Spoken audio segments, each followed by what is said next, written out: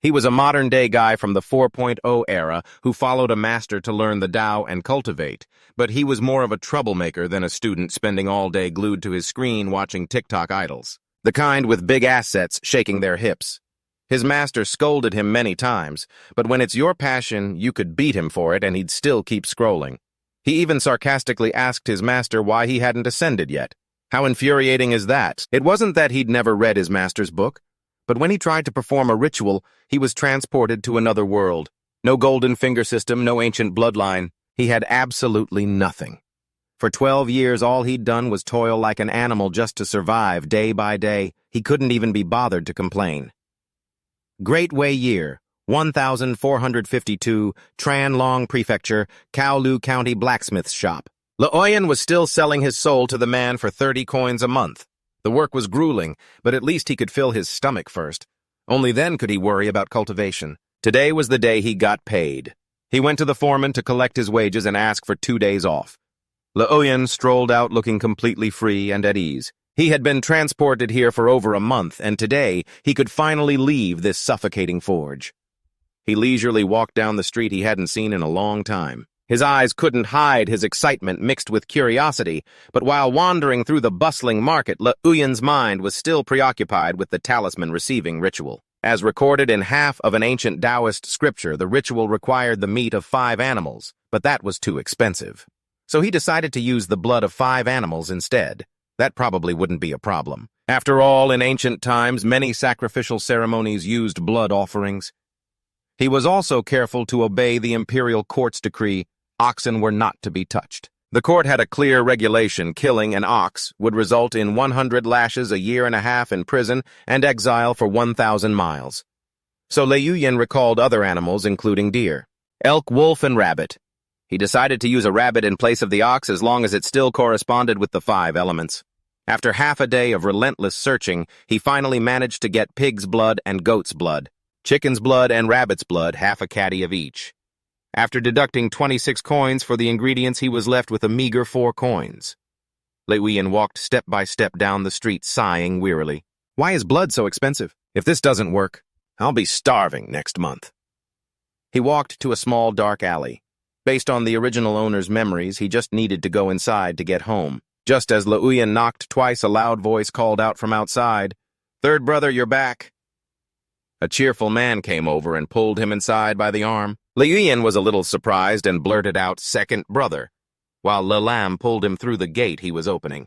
"Come on, let's talk inside." He bent over slightly, rolled up his sleeves, and asked caringly, "Have you eaten yet?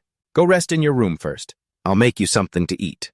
Your sister-in-law is out working. She won't be back for a little while." Leoyan watched Lelam's retreating figure. He was secretly relieved that his brother didn't pull him aside to reminisce about old times. Now, alone in the small courtyard, Leoyan looked around to assess the situation. This is the place. After making sure no one was around, he began to pour the tubes of animal blood onto the ground in a predetermined pattern, muttering, 4 directions, 5 beasts. After a moment, a complete yin-yang formation drawn in blood was at his feet. He had recently memorized the structure of the formation countless times, so drawing it was quite easy. Can't delay any longer. Let's do this now. Leoyan solemnly clasped his hands and began to pray. The disciple Leoyan, after reading the Thongba Kin and thoroughly understanding how to enlighten the minds of all realms, with the aspiration to save the people and help the world, vowing to spread the classics like the sages of old. He chanted with utmost sincerity, "The disciple Leoyan beseeches the heavens to bestow a talisman," but no matter how many times he repeated it, and nothing changed. Leoyan was so tired that his face was covered in sweat with droplets rolling down. It's not working. Could it be that the ancestral masters know I haven't fully understood the Thongba Kin? Or maybe. He had expected this all along, so it wasn't much of a surprise. As I thought, there's no such thing as receiving a talisman and ascending to immortality. In his mind, Leoyan was completely crushed. My money. Suddenly, a strange ear-piercing sound rang out, enveloping the entire space around him. The sound was so loud and dizzying that Leoyan felt he couldn't bear it. He was forced to his knees. From within the hazy mist behind him, he could feel a pair of blood-red eyes staring intently at him, filled with danger and death. Liuyan hugged his arms tightly and mumbled in pain. "I can't hear clearly. I really can't hear." Surrounding him now were floating magical chains, and behind him a pitch-black shadow was closing in. Liuyan looked like his soul had been drained. His eyes rolled back white. His entire body was enveloped by an invisible pressure, unable to move or resist. Soon after, he could no longer take it and collapsed to the ground, completely losing consciousness. It wasn't until a faint, hazy light startled him that Liuyan slowly opened his eyes again. The sound of crashing waves echoed in his ears as ethereal waves surged before his eyes. Liuyan was lifted into the air by those waves. Suddenly, darkness enveloped his surroundings. He tilted his head to look, and his pupils instantly constricted in utter shock. The waves from before had transformed into an ancient calligraphy scroll. Liuyan quickly recognized it as the talisman he had been desperately seeking. Countless streaks of black ink hovered and flew towards him. They surrounded him as he floated in mid-air. Simultaneously, they rushed towards Liuyan, as if trying to invade deep into his body. But the very next second, Liuyan suddenly fell into an endless black pit. Bottomless. In the middle of the blood-splattered yin-yang formation, his body seemed to have every joint broken, almost completely twisted into an unrecognizable shape. A transparent system panel unexpectedly appeared before his eyes, displaying the words, "First, talisman bestowal in progress." The scene abruptly shifted to the courtyard of Lalam's home. A terrifyingly silent atmosphere fell as he realized Liuyan was lying motionless on the ground, without a single sign of life. An overwhelming fear washed over him, causing the chopsticks in Lalam's hand to clatter to the stone floor. Overcome with panic, he rushed forward, his heart pounding in his chest. He hurriedly lifted Liuyan and shook him, calling out in a trembling voice, Third brother, what's wrong with you? Wake up." At the same time, Lalam's wife also ran out in a panic, her eyes filled with worry. "What's wrong with third brother?" Just as the two of them were plunged into absolute bewilderment, Liuyan slowly opened his eyes. Seeing the worried expressions on his brother and sister-in-law's faces, he immediately reassured them. "Brother, sister-in-law, your little brother's fine." The confirmation that Liuyan was still safe made Lalam breathe a sigh of relief. A weight had just been lifted. As long as he's okay, that's what matters. "You scared me to death." Suddenly a thought flashed through Liuyan's mind. He quickly announced his decision. "I need to go back to the forge." Seeing how exhausted he looked, Lalam advised him in a concerned tone. "Go home and rest for a few days. You must be exhausted." But Liuyan remained firm. "I'm fine." And just then, a sudden notification from the system appeared before his eyes, capturing all his attention. "What is this?" On the screen, unfamiliar lines of information appeared. First enchantment, Weapon Master 6, Rank 1. Weapon Master Liuyan, Wielded Weapons 1. This sight startled him, his eyes widening in surprise. The Ancestor system. It really is ahead of its time. In the moment Liuyan was still trying to process it, he was transported to another vast space. Countless pieces of information suddenly flooded his mind like knowledge that had been deeply embedded in his subconscious for a long time. An unprecedented intense urge suddenly arose, compelling him to swing a saber to wield a sword. The system continued to display a notification. Rank 1. Weapon Master, offering 1,000 catties, 100 taels of silver iron, 1 tael of gold, and you can ascend to Rank 2 Weapon Master. This made Liuyan ponder thoughtfully. All right, the Ancestor sure knows how to make a profit, huh? Can't waste any more time. He quickly walked out. "You two just carry on with your work. I'll be back in a few days." Although he still felt incredibly tired, he told himself, "I've got to make some money." Lalam continued to watch him with a perpetually worried gaze. "Are you really okay?" But Liuyan seemed unconcerned with his own physical condition as he continued to stride outside. "It's nothing, really. A few days ago, Guard Tan taught me a new technique, so I might have overdone it with the practice. No need to see me out. I'm fine now." In his mind, a plan had already formed. Before I spend any money, I have to see what the Ancestor's hack can actually do. The scene quickly shifted to the central courtyard. Looking at the iron hammers lying silently on the ground, Liuyan couldn't help but be surprised, thinking to himself, "An iron hammer is still iron, right?" From behind, a clamor arose, drawing his attention. He noticed all the students were gathering there. Liuyan guessed that another class was about to begin. At that very moment, Tan Hung stood at the front, loudly and clearly reciting each word of the lesson. The white ape's ceiling peak stance has only two parts, inner and outer. The inner is the core, the outer is the form. The inner has 3 harmonies, and the outer has 3 harmonies. If all 6 harmonies, both inner and outer, are connected, that is grand mastery. His movements were incredibly swift. He could move nimbly from one side to the other, with just a single touch from him, and Gu Kui cried out in pain. Witnessing the boy's weakness, Tan Hung lectured sternly, "If your stance is unstable, your strikes will be weak." With that, he continued to correct. Various stances for the student.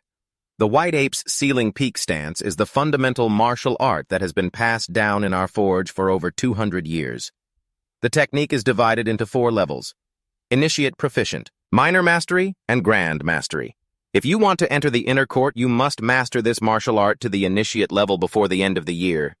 Although Ngu Kui looked like he was about to cry from the pain, Liuyan, witnessing this scene, also had to shudder. "Man, that looks painful," Tan Hung's powerful voice continued to echo. "Raise your hammers and hold your stance." Unfortunately, at that moment, Liuyan accidentally bumped into another student. Suddenly, a system notification appeared right before his eyes. Practice Hammer 8. Caddies, not yet initiated. This is the practice weapon of the martial apprentices. For practicing the white ape's ceiling peak stance at the forge, it is soaked in the blood and tears of hundreds of apprentices. Mastery of wielding required none. After mastering the weapon, it will disappear. Following the system's guidance, a satisfied smile finally appeared on the corner of Liuyan's mouth. No wonder the old man was so obsessed with enchanting. "I haven't even really held a weapon yet, and I can already feel the difference." He calmed himself. "Easy now, with this many people around. One missing hammer won't be a big deal, right?" But on the other side, Tan Hung continued to demonstrate his masterful skill for the students to admire. Power originates from the ground, rooted in the feet, channeled through the waist.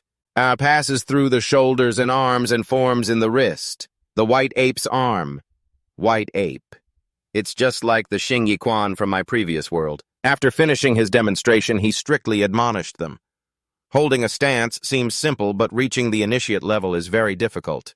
Remember what you learned today. It will be enough for you. Some people have good aptitude, but it's a pity their foundation is too weak, so they can't practice it. At the same time, Fatty, with a fawning and despicable expression, walked over holding a cup of tea. "Brother Tan, who were you saying has good aptitude?" Tan Hung just replied coldly, "A few of the kids who've fallen on hard times." Hearing this, Fatty cheerfully offered Brother Tan, "Let me see you out." Then he turned and relentlessly bellowed at the students below. "You all train hard for me. Don't you dare be lazy. If you dare slack off, I won't be so polite." Only when he saw Tan Hung nod in satisfaction did a goofy smile spread across Fatty's face.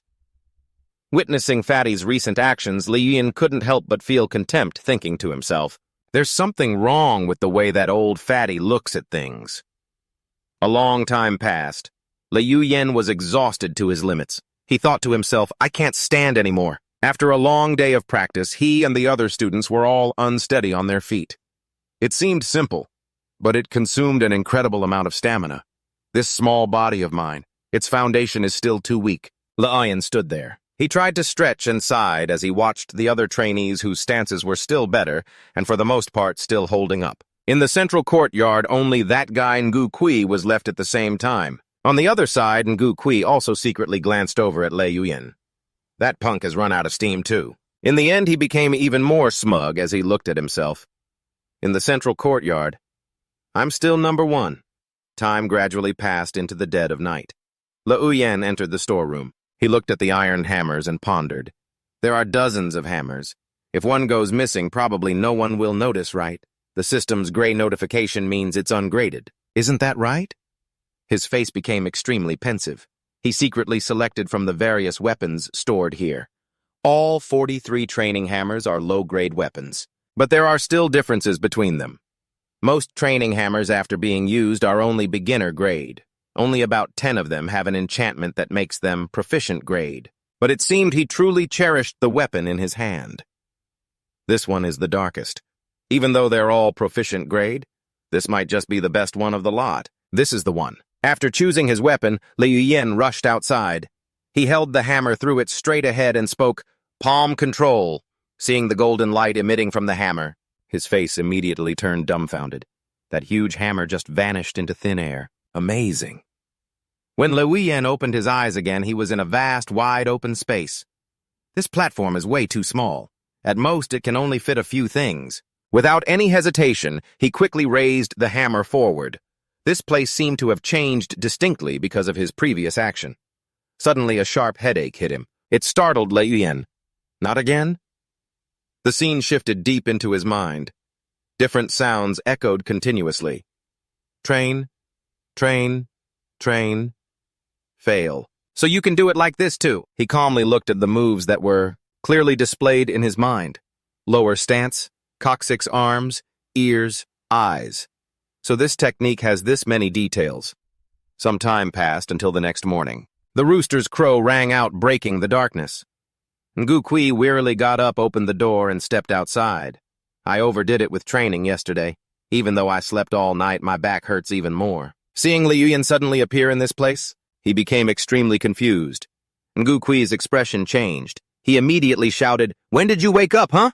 This punk. Don't tell me he snuck out here in the middle of the night to train." Seeing his harsh reaction, Liu laughed and explained clearly, "I just woke up." Ngu Kui quickly moved closer to Liu, questioning him further. Just woke up, huh? The more he thought, the more it felt wrong. This kid is full of energy. He doesn't look like someone who stayed up all night training. I knew it. This skinny monkey wouldn't dare to train in secret. Liu stood right beside him, flashing a bright smile and nodding in agreement. Trying to sound me out, in your dreams. Time passed quickly and the sky turned to midday. The warm sunlight shone down everywhere. Liu and the others were still working diligently, but as usual, he quickly stacked the firewood in the warehouse and then continued his daily work. Although he had exhausted his energy all night, controlling his internal power was no longer as difficult as before.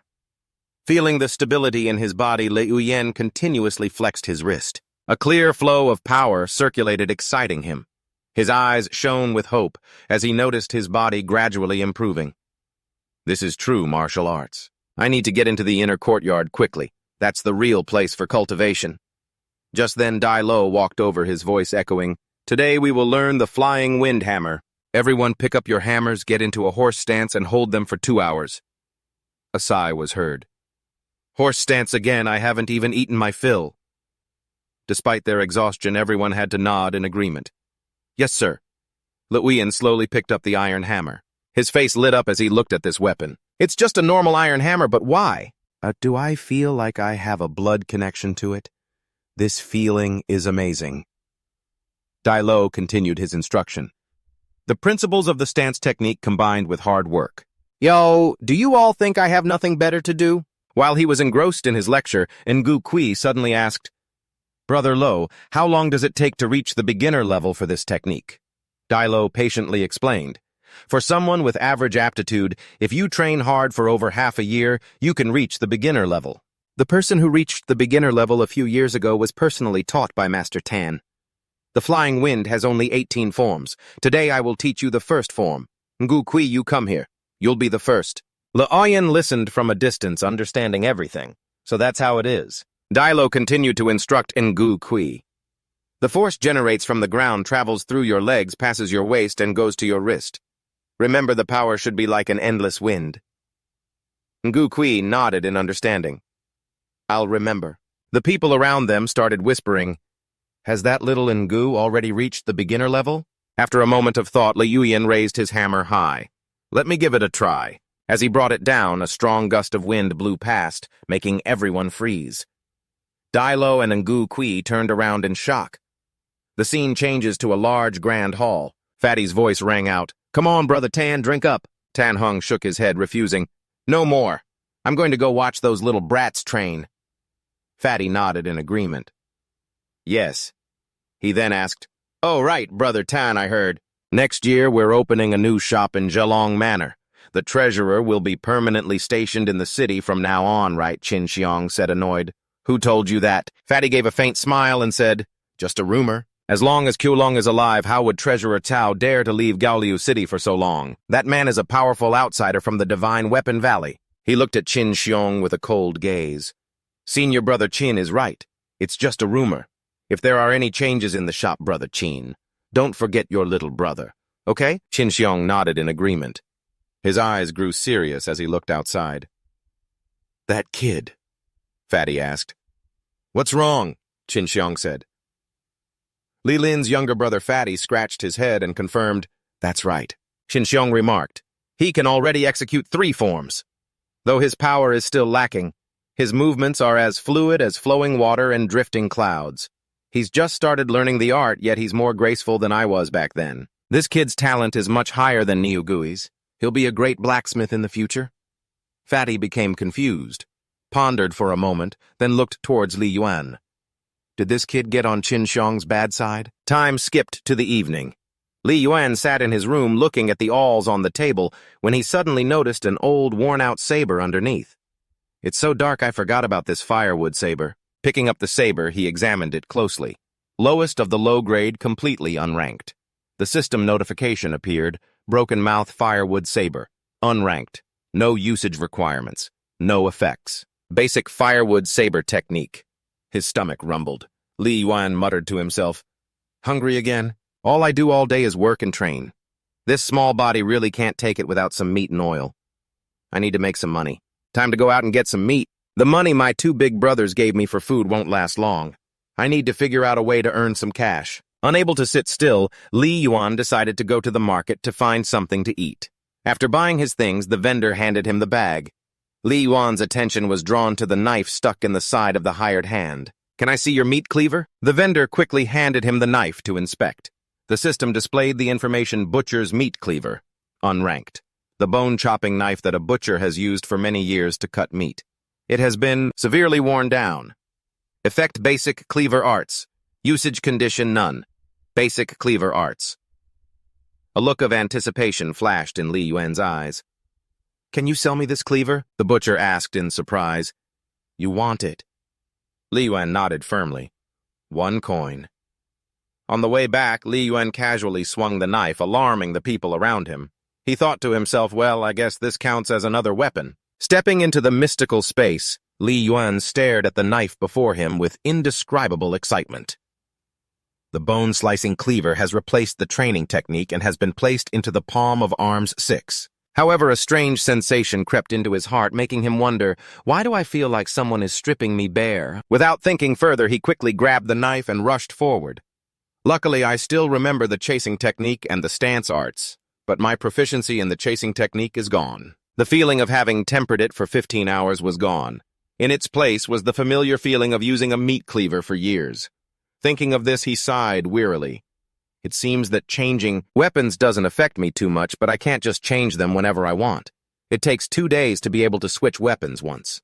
With so many things to worry about, Li Yuan felt helpless. He grabbed his head and cried out.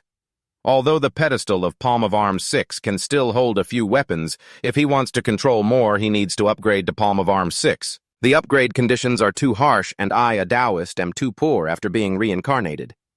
Time gradually turned to late night. At this moment, Fatty was still relaxing in the hot tub. Noticing Li Yuan was still outside, he called out loudly, Come over here and add more hot water for me. Although he didn't want to, Li Yuan could only nod and agree. Yes, sir. After adding the hot water, Fatty smiled and praised, I heard your finger technique isn't bad. What a pity. Such a pity. Hearing this, Li Yuan became curious. Chef son, what's a pity? Fatty took a long breath and explained, There's something I just found out. That Qin Xiong guy is good at martial arts and he enjoys his wine and meat, but what he's best at is women. Hearing this, Li Yuan seemed to understand something. He's telling me this means... Fatty's voice became full of insinuation. I heard he's keeping a girl with the surname Niu in the Chayu district. She has a slender figure and is very beautiful. But Li Yuan's face was full of suspicion. Surname Niu. The more I think about it, the more it feels wrong. Is she related to Niu Gui? While he was still pondering, Fatty leaned back and sighed. My damn forge has a renowned 200-year-old process for cultivating apprentices, but logically, it shouldn't be Qin Xiong who's teaching you all martial arts. Li Yuan nodded in understanding, picking up the bucket of hot water. So that's how it is. Fatty's voice came from inside the room. This time, each department only has 1 spot for the inner courtyard, so Niu Gui entered the middle courtyard over a month ago. Do you understand now? Li Yuan had somewhat grasped what he was saying. Thank you for your guidance, elder son. Seeing him so obedient, he burst out laughing and shared more of his experience. Aren't you disappointed? You clearly had the most outstanding performance yet. You didn't get into the inner courtyard. Don't you feel any resentment in your heart? Li Yuan replied. I'm a little disappointed, but not much. As for resentment, this opportunity was never mine to begin with, so why should I be resentful? At least I learned some martial arts. It's also been somewhat interesting. But you're still wrong. Although the white ape's wind-riding finger technique isn't the best martial art in the forge, how could I have easily passed it on to you guys? These words made him freeze for a moment. Not pass it on. Fatty sighed and continued. The techniques, of course, were all passed on, but just the stance arts alone. Even with the highest grade root bone, it would take at least 3 years to master the basics. But while Li Yuan was distracted, Fatty quickly turned and splashed hot water on him. He hurriedly wiped the water from his face, still not understanding what had happened when Fatty gently placed a hand on his shoulder. Your root bone is of the medium-low type. His yang energy is a bit weak. Understanding his meaning, Liu Yan bowed his head. Esteemed elder, this disciple wishes to learn your cooking skills. Inside, he was incredibly surprised, never expecting this fat man to be so skilled in martial arts. To think he's skilled enough to be the head chef at the forge? Truly unbelievable. Seeing his obedience, Fatty burst out laughing and added, You kid, you really know how to aim high. Figured that meals are hard to come by in the central courtyard, so you want to get a little something from my place, huh? Liu Yan's eyes lit up and he admitted openly, You are absolutely right, sir. I know how to cook and my blade skills are quite good. Please take me in. This made the fat man find the situation more and more interesting. For real, or are you just faking it? Liu Yan nodded firmly. To demonstrate for Fatty, Liu Yan took a meat cleaver, went to the garden, and pulled up a handful of scallions. His movements were swift, showcasing his practiced skill. Fatty watched in admiration. Not bad. Kid, how many years have you been practicing your blade skills? Liu Yan answered sheepishly. Reporting to the elder, I've been practicing for a few years. Though he was silently thinking, in my past life I served an old man, so blade work and cooking were never an issue for me. Now, with the addition of a butcher's bone chopping skills, my techniques are even more proficient. After his demonstration, Liu Yan bowed his head. This disciple only asks for food. For everything else, I await the elder's command. Finding him amusing, the man chuckled with satisfaction. Suddenly, he picked up the mace from the corner of the room. He looked at him and said cryptically, You haven't wasted the silver from your 2 brothers and you've put in the effort yourself. Fine. I do happen to need an assistant. Liu Yan was still confused. 2 brothers? My brothers gave this fatty money. Well. If I hadn't taken the initiative, I bet that money would have been completely wasted. Fatty turned, walked away, and tossed the mace to him. Catch this. Raise it and get into a horse stance. Those 18 mace techniques you learned aren't fake. You're just missing a few things. Today I'll teach you the white ape breathing method. I'll demonstrate it for you once. Hearing this, Liu Yan's eyes lit up. He eagerly ran after him, saying, Thank you, elder. Several months passed. The weather grew colder. The scene shifts to a bustling city street. Liu Yan walked along the road carrying a bag. It was clear he had improved a great deal over time. Ever since Fatty Ton taught me the white ape breathing method, not only has the food gotten better, but I've also managed to maintain the breathing technique while holding the hammer in a horse stance. At this rate, I should master the basics in just a few more days. It was all going according to his plan. Because he had accidentally revealed his knack for calculations earlier, all of the purchasing for the central courtyard had fallen to him. On his way back, Liu Yan suddenly noticed an item. Hey, there's even a shoe here. A single shoe sat on the table. He was confused. Boss, you can actually sell a single torn shoe like this. The owner sighed and explained, It belonged to Baldy Lou from the back street. I don't know where he found it, but he was dead set on selling it to me. And there's only one. You tell me, what kind of nonsense is that? Liu Yan picked up the shoe to examine it. Let me have a look. Looking at the information displayed on the system, he was stunned. A Tier 1 shoe. Since I started in the kitchen, I've been out 7 or 8 times visiting places like the Prosperous District and the Fish Market. I've found plenty of unranked weapons, but this is the first time I've ever seen a tiered item. Seeing his interest in the shoe, the seller's face lit up. It's a good shoe, but there's only one, and it's torn up like this. Only that dog Baldy Liu would have the nerve to ask for a silver coin for it. If you want it, you can take it for 1 silver coin. Liu Yan sighed and tossed the shoe aside. 1 silver coin for a single shoe, isn't that a bit steep? Seeing this, the seller quickly lowered the price. 1 silver coin is for anyone else. but for you, brother, Le40 cash will do. Of course, he still feigned disinterest and began to walk away. At that price, you might as well keep it for yourself. The customer started to leave. The man quickly called out, wait, we can negotiate. After a moment of thought, Le Yuyan looked around and said, how about this? Master Tan sent me to buy some spices. I was originally planning to head to the prosperous district, but the spices at your stall seem decent enough. The seller proposed, Brother Lee, you have a keen eye. The spices at my stall are top grade.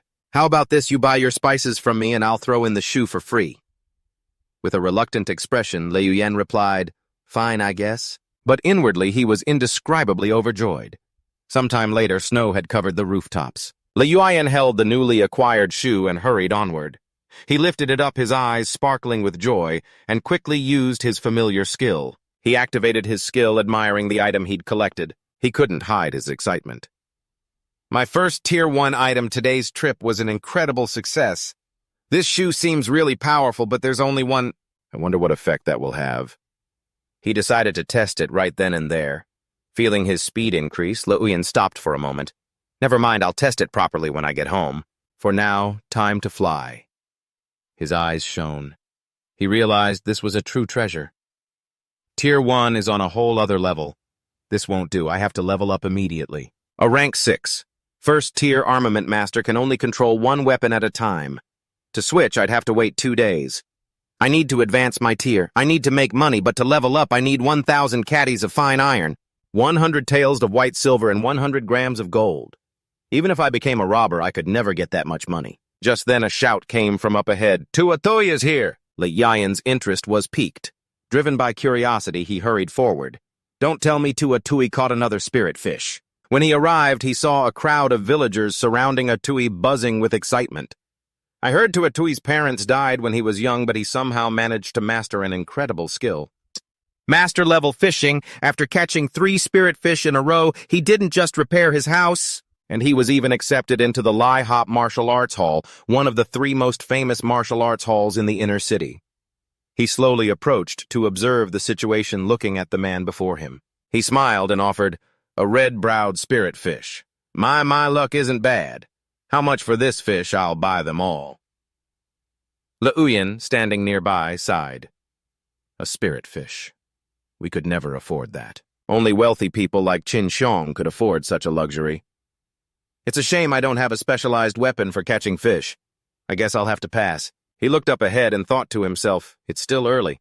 I'll head home for a bit. The snow was falling thicker and thicker. Le Lam was still diligently shoveling snow when he saw Le Yuyan's familiar figure appear. He called out joyfully, Ah, Yuyan, you're back. Le Yuyan presented the food he had just bought and announced, Brother, I picked up these 2 carp on the way and got them for you. Le Lam praised him happily.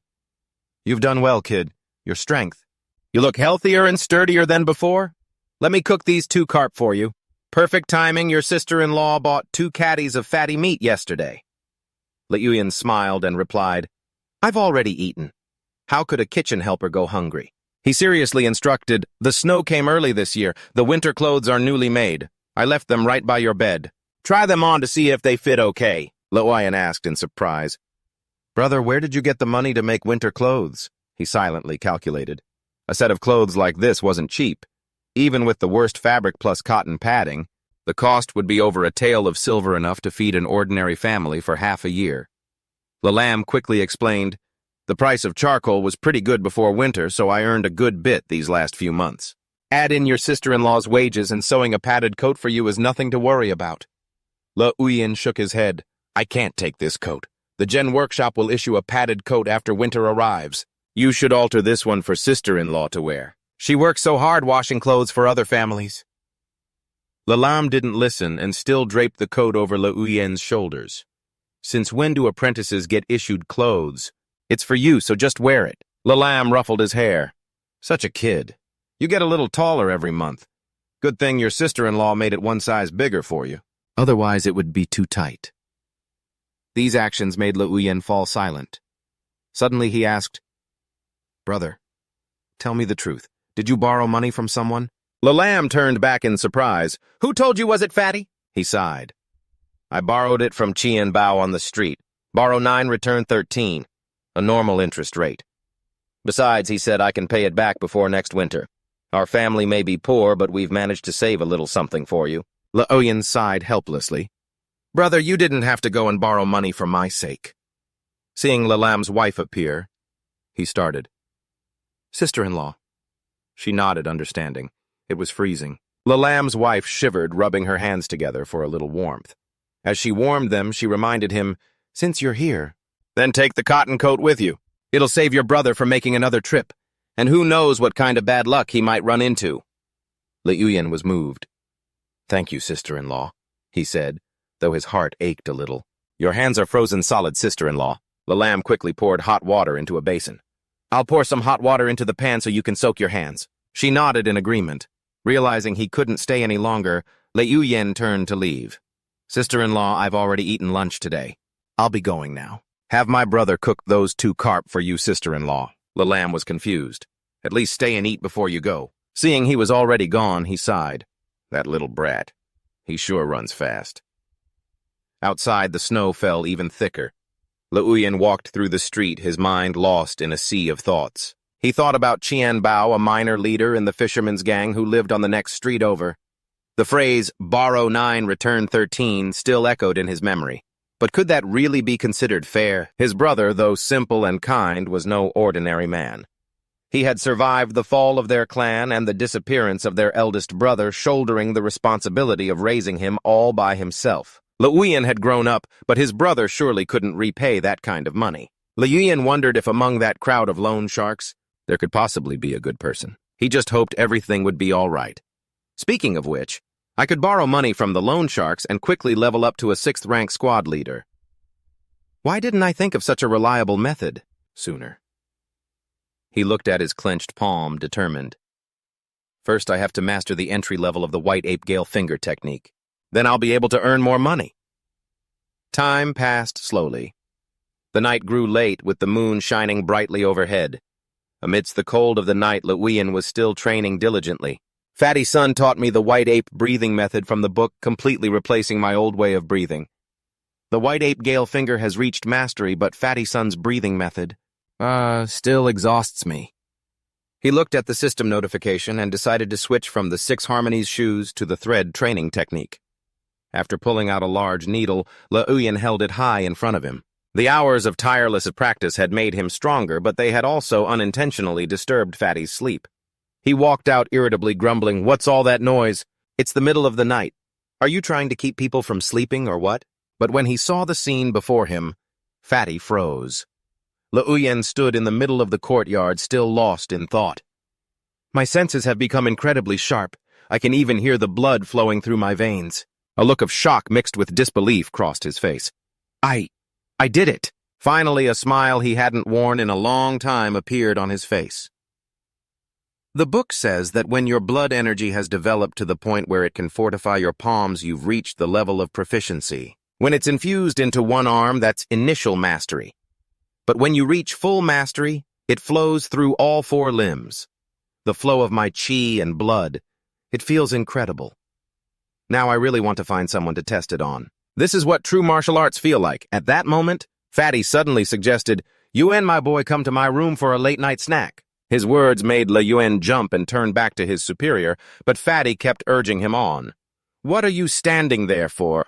Leoyen felt that something was not right. Yuen, my boy. Did I hear him right? After they entered the room, Fatty quickly poured some wine and said, Now that you've achieved the first stage of chi and blood, you must have a drink of this wine of mine. Leoyen looked at the 8 cups of wine before him, his heart full of suspicion. Sir, this is, Fatty said decisively, just drink. After Leoyen finished drinking, Fatty's eyes were filled with anticipation.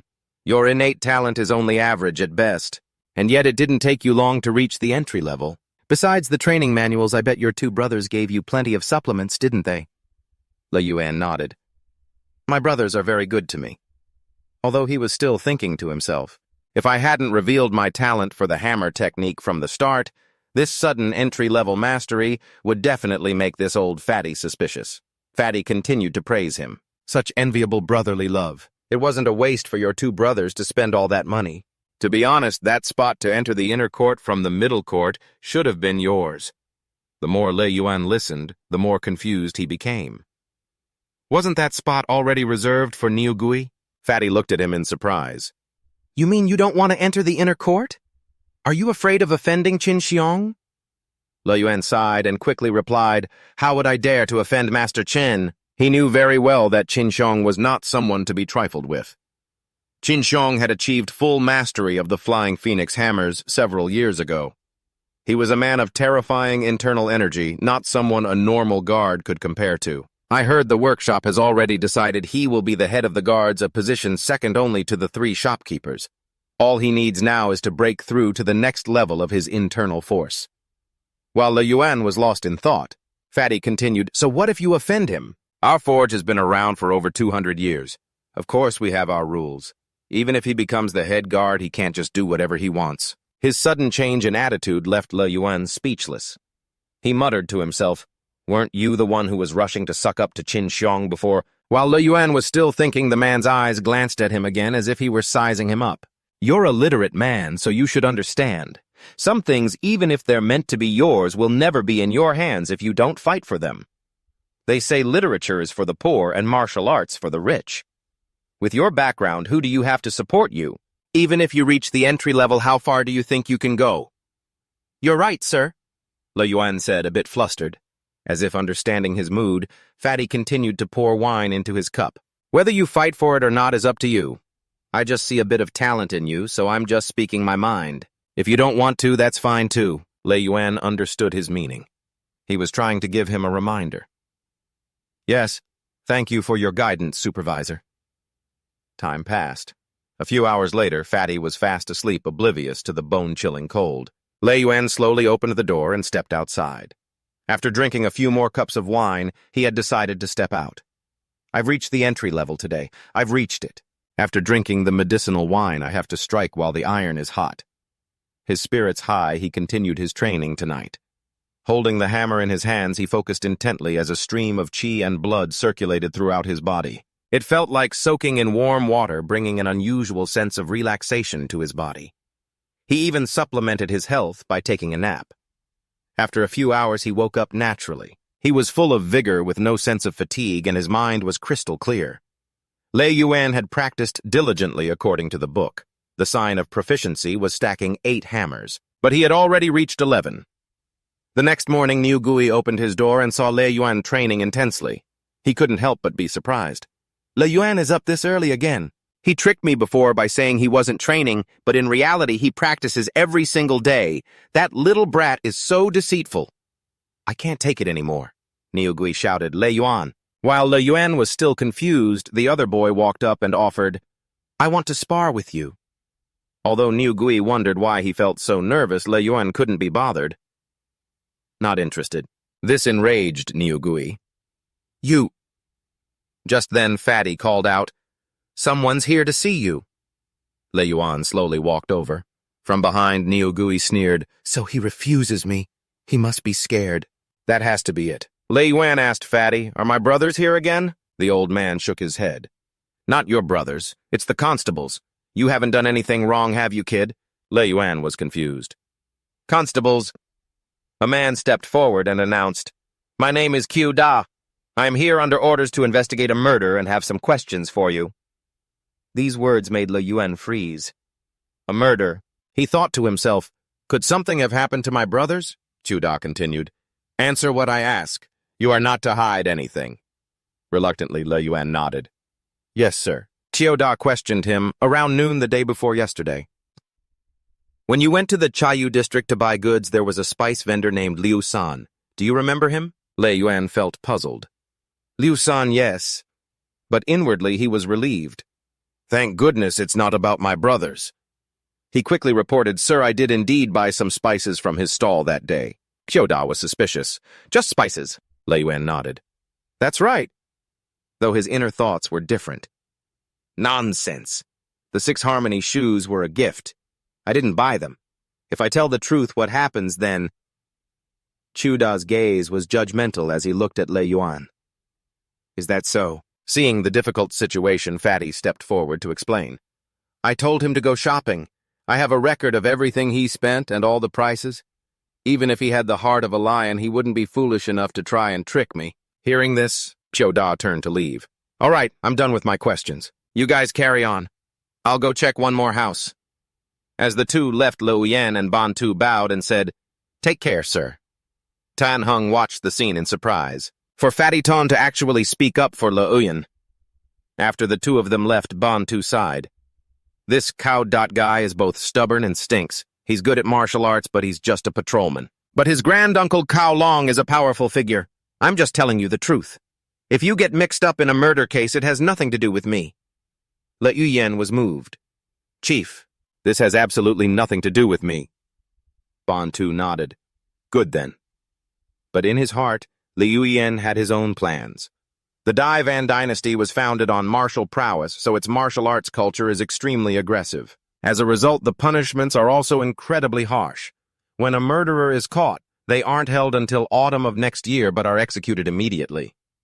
Meanwhile, Bantu was still muttering to himself. Liu Jito's family of 6, along with 5 of his neighbors, were all killed, and the culprit was the same person. I suspect the one who killed Liu Jito is Sua Shui. But why would he also kill the street vendor? Hearing that number, he turned around, startled. More than 10 people killed. Is this a serial murder case? But Sua Shui doesn't seem like the kind of person who could do something like that. Bantu continued to recount what he knew. Aside from the usual gang fights, Gaoliu County hadn't seen such a brutal massacre of civilians in years.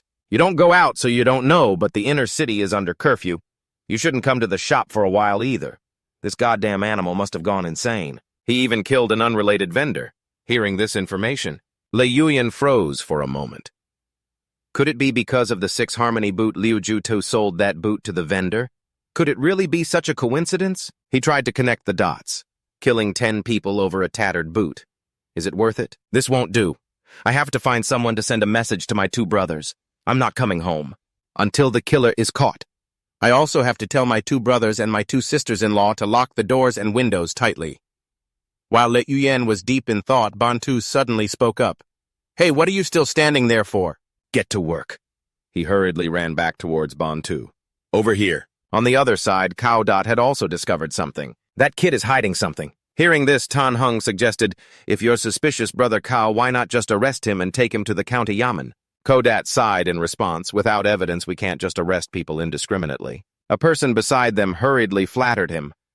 Brother Cao, you are so righteous.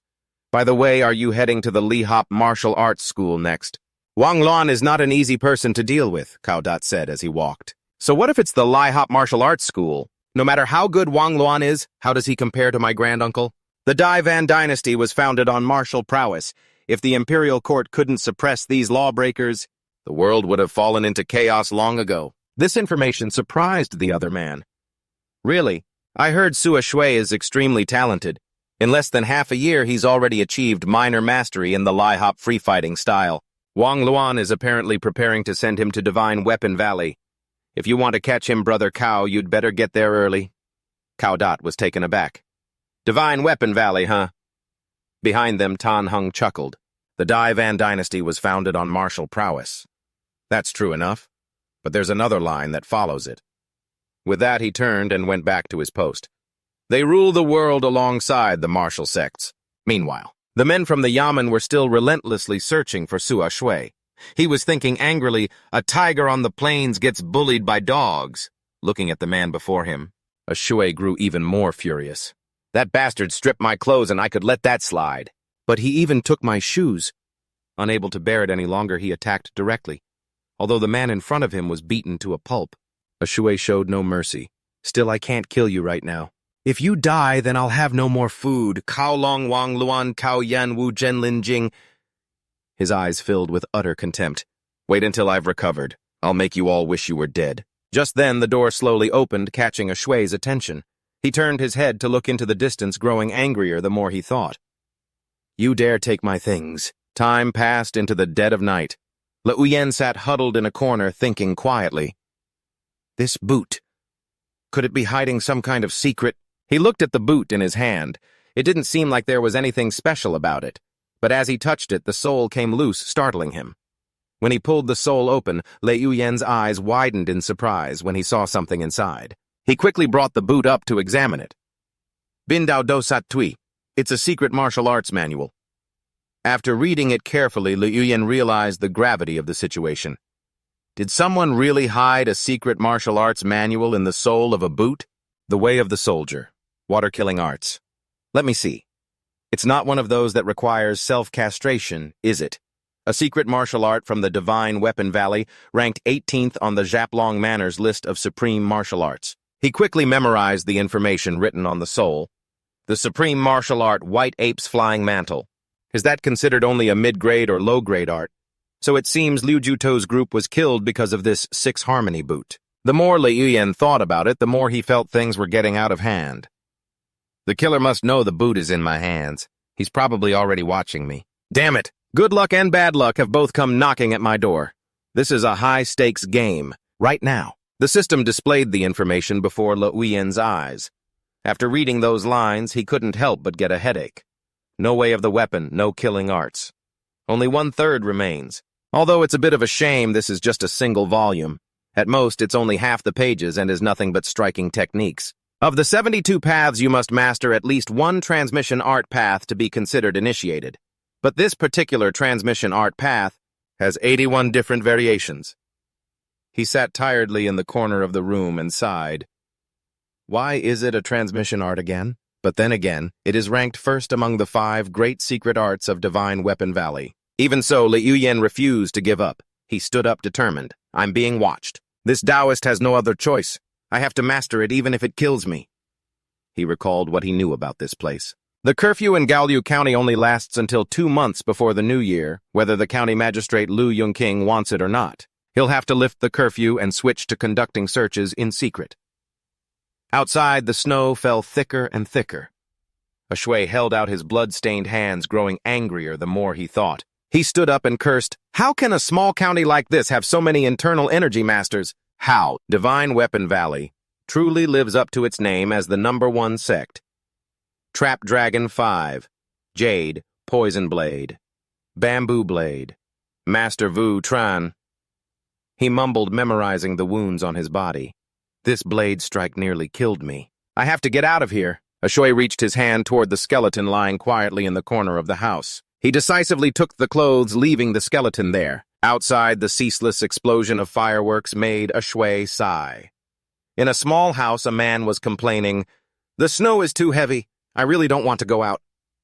A cold gust of wind blew past, making him shiver. He hugged himself tightly, thinking about having to wake up early in this weather. He felt exhausted. He never stops training even when it's freezing cold. Truly admirable. Niugui was still training relentlessly in the yard. After a while, he slowly put the mace on the ground. His eyes were full of anticipation. I'm initiated. These words caused everyone around to start talking. Brother Niu, you've been initiated. Brother Niu is amazing. When will I ever get initiated? I'm so jealous. Praises were constantly heaped upon Niugui. Niugui will definitely enter the inner sect by then. Don't forget about us. Of course not. Niugui is not someone that type of person can compare to. Despite the praise, he wasn't very happy. He's been living out here for over 2 months now. Don't tell me he's been initiated too. Probably not.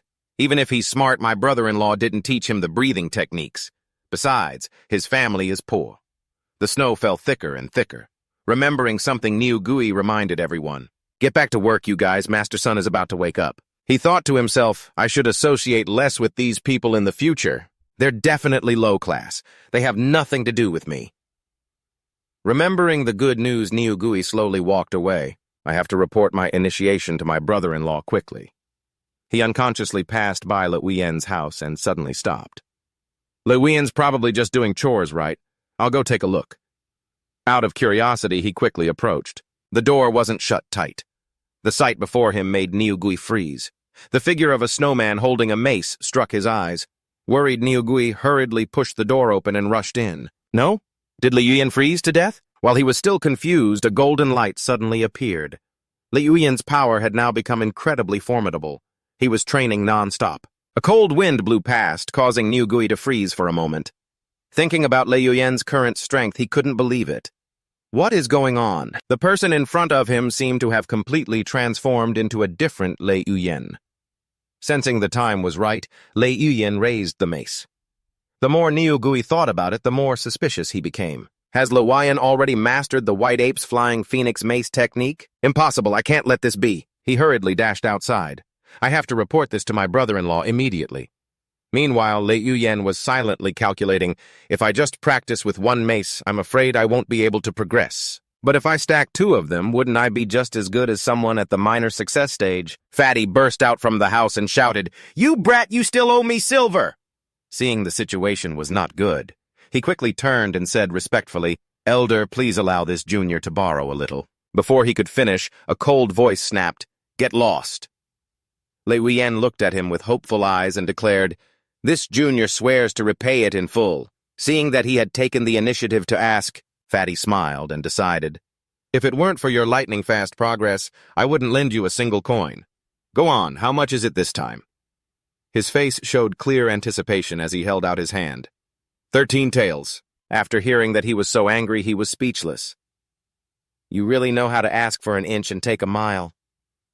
Then he suddenly remembered something. Liuyan quickly picked up a cup of hot water and walked towards Fatty. "Oh, right, Elder. Have you heard any news about the commotion in town these past few days? Rumor has it there was a big brawl." Fatty then recounted what he knew. The night before last, the head steward held a banquet for Wang Luan, the master of the Lihe Martial Arts Hall. When the wine had taken effect, someone suddenly burst in from the shop and frantically attacked innkeeper Wang, nearly killing him. The head steward was furious, captured the assailant, and threw him into the great prison. Upon hearing this, Liuyan was startled and asked, "The head steward has already caught the culprit." Fatty nodded and added, "Luckily the head steward acted in time, so innkeeper Wang is fine. But unfortunately his disciple was seriously injured." As the two were talking, Qin Xiong walked in and ordered, "Liuyan, follow me for a moment." "Yes," Liuyan replied obediently. He immediately nodded in agreement. Observing Qin Xiong's demeanor, he thought to himself, Qin Xiong looks much more muscular than he did 3 months ago. It's as if he's grown to be 2 meters tall. After the two met in the private space, Qin Xiong spoke up. "Do you know why I called you here? You must have guessed already, haven't you?" Liuyan nodded. This disciple understands. Qin Xiong praised him endlessly. "Your white ape-holding arm posture is perfect, and your qi and blood circulate throughout your entire body. Your innate talent is truly impressive." Liuyan quickly replied, "It is thanks to Master Qin's excellent teaching." This statement surprised Qin Xiong slightly. "Excellent teaching. Although your aptitude isn't as good as Niu Gui's, you are extremely well suited for the white ape's flying mantle hold. At this rate, the slot for the central courtyard is definitely yours. But I have promised someone else that this time Niu Gui must be the one to enter the inner courtyard. Do you have any objections?" Liuyan quickly bowed his head. This disciple wouldn't dare. Qin Xiong looked at him with a judgmental gaze. "Wouldn't dare, but that doesn't mean you have no objections." After a moment of silence, he continued, "In the past, the entrance examination for the inner courtyard was held only once every 3 years, but now it has been changed to once a year. At your pace, you will surely be able to enter the central courtyard next year. Go." After hearing this, Liuyan could only obey yes. Stepping outside, Liuyan thought wearily, "Next year I have connections this year, but who knows what will happen next year." In another corner, Niu Gui said sadly, "Brother-in-law, I'll wait another year to enter the inner. Liuyan, he's stronger than me." Qin Xiong glanced at him. "Wait another year. You came to the central courtyard from the servants' courtyard in the front courtyard, and there's the rear courtyard. People are scrambling for spots in all the other courtyards. Do you know why? It's because you must enter the inner courtyard this year. If you wait another year, it will be too late." Niu Gui still didn't quite understand. Qin Xiong continued to explain, "Next spring, the Divine Weapon Valley will open its immortal gate. The shop has spent a great deal of money to secure this opportunity. At the latest by this time next year, the inner disciples will have to set out for Coiling Dragon Mansion. If you wait another year, the immortal gate of the Divine Weapon Valley will close." His face grew serious as he took an object from his robes. When the Divine Weapon Valley recruits disciples, the most important thing is aptitude. Liuyan's aptitude is only mid to low tier. He wouldn't even pass the first hurdle. Your talent is mid to high tier and you progress quickly. If you can join the Divine Weapon Valley, it will be the greatest opportunity of your life." After speaking, Qin Xiong tossed the item he was holding to Niu Gui. Niu Gui asked, trembling, "The Divine Weapon Valley? Can I really get in?" Qin Xiong reminded him, "Train diligently. Do not disappoint my expectations." Niu Gui hurriedly nodded, "Yes, yes, yes." After leaving the house, Li Yuan walked along, muttering his thoughts. Perhaps Qin Xiong has had a breakthrough with his inner strength. If that's the case, he will surely become the next leader of the guard team. I wonder if Fatty Sun can handle that. Looking at the bag in his hand, he told himself, Fatty Sun has treated me well. I absolutely cannot let him down.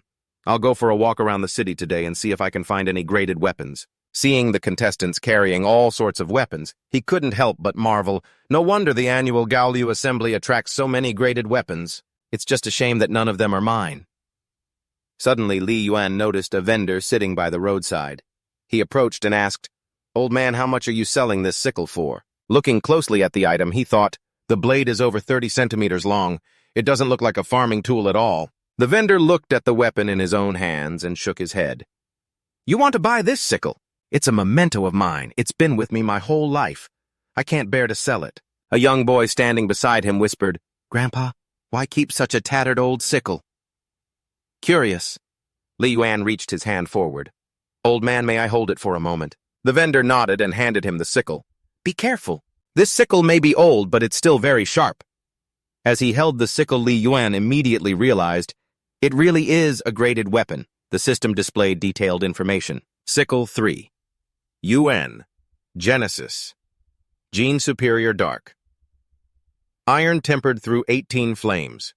Its previous owner used it to drink the blood of enemies and harvest crops for 100 years. The sickle is worn, but it has developed a spiritual property. Requirement: mastery of any stance training technique. Effect: mastery of the horse-saving saber sickle art, proficiency in long weapons. Li Yuan's eyes lit up. This is so much better than the Six Harmonies shoes. Not only does it have the mastery-level saber sickle art, but also... While he was marveling, the system continued its notification. Proficiency in long weapons. The long-handled saber sickle is extremely difficult to learn. Even with talent, it is not easy. It was only through the original owner's effort and dedication that the spiritual property was born. Li Yuan couldn't hide his joy. "I've struck it rich." He quickly made an offer. "I want to buy this sickle. I'll pay 3 taels." The vendor was surprised. 3 taels? That's so much. Li Yuan nodded. "That's right. It caught my eye." After buying the sickle, Li Yuan went into a small alley. He held up the sickle and said, "Use." Looking at the items he had collected, he calculated. "I've already mastered the flying mantle finger, so just practicing the technique won't have a great effect anymore. This sickle is the perfect replacement." He raised the sickle high and bolts of lightning struck the ground. The sight was an eye-opener for Li Yuan. However, when he returned to reality, he suddenly collapsed, his nose bleeding uncontrollably. Looking at the item, he thought, "This thing is insane. I've really hit the jackpot." The 13 forms of the horse-saving scythe blade technique. To master it from nothing is truly the absolute peak. Clenching his fist, Li Yuan's eyes filled with determination. Flying Phoenix finger proficiency level. Mastery level of the scythe blade technique, a part of the way of the weapon. Plus proficiency with long weapons. I wonder if I can defeat Tan Hung. Inside the fatty's spacious home, endless arguing could be heard. "I'm breaking my back earning money to pay off your debts, and yet you go and borrow even more. Sooner or later, you two brothers are going to be thrown into Jade Water Lake to feed the turtles. I just don't understand why Tin Bao is demanding payment right now. But it's clearly not due yet." Le Uyen stepped outside, a staff in his hand.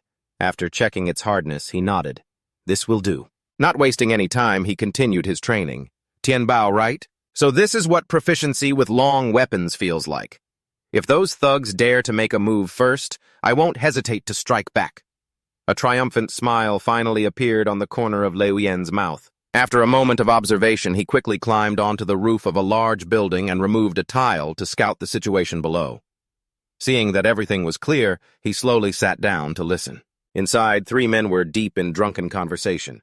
"She's just old Chao Huang's woman. I don't get what the boss is thinking. If he wants her, he should just tie her up and have some fun. You think that coward Lam would dare report it to the authorities? You don't know the story. Before the boss struck it rich, his whole family were servants for the Li family. Back then, all he could do was watch her marry someone else. Enough of that. That woman, even though she's feisty, is still quite a beauty. Why would Tian Bao..." A hired hand for my family dares to lay his eyes on my sister-in-law. It was so hard for me, the young master, to finally get leave to come home. And you had to go and ruin everything. Tell me, don't you deserve to die? After eating and drinking their fill, they hastily stood up, preparing to handle their important business. No, I can't hold it anymore. I have to go outside and take care of this. I'll go with you. Despite the freezing weather, both of them unbuttoned their clothes, ready for action. Seeing this sight, Le Uyen could only shake his head. How disgusting. An eyesore. Without hesitating, he grabbed his staff and charged straight at the two men. With a single blow, both of them collapsed. Thinking about what they'd done, Le Uyen felt nauseous. He pinched his nose. These two scumbags took a hit from my staff. They've definitely got a serious concussion. Another man rushed out from the house. Old Ninth Wang Yao, where are you two? Did you fall into the cesspit? Le Uyen didn't hesitate, swinging his staff and knocking the man down. Go eat shit. Hearing the noise outside, the remaining men rushed out. Who's there? What's going on? Seeing the scene before them, they fell silent. They drew their weapons and faced Le Uyen. You dare come here looking for trouble? He wasn't afraid of this group. With just a few basic moves, all of them were down. Looking at the weaklings sprawled on the cold ground, Le Uyen scoffed. I haven't even taken out my key yet. And you're already down after one hit from a staff. With such pathetic skills, you dare to be gangsters. The leader, furious, grit his teeth and turned to curse at him. Who are you to dare ambush me? Seeing him still conscious, Le Uyen raised his staff high and without hesitation struck him hard. The man cried out in pain and finally collapsed to the ground. Damn it! The more Le Uyen thought about it, the more irritated he became. He repeatedly struck the man's body. You bastard, your big fat greasy ass is disgusting. Just die. Feeling that wasn't enough, he even kicked the man, sending him flying. He lay there pitifully, as if his soul had left his body. Recalling the kick, Le Uyen felt a sense of pride. My leg strength isn't half bad, but now is not the time to be smug. I have to get to the main task. He quickly rushed inside, searching every nook and cranny.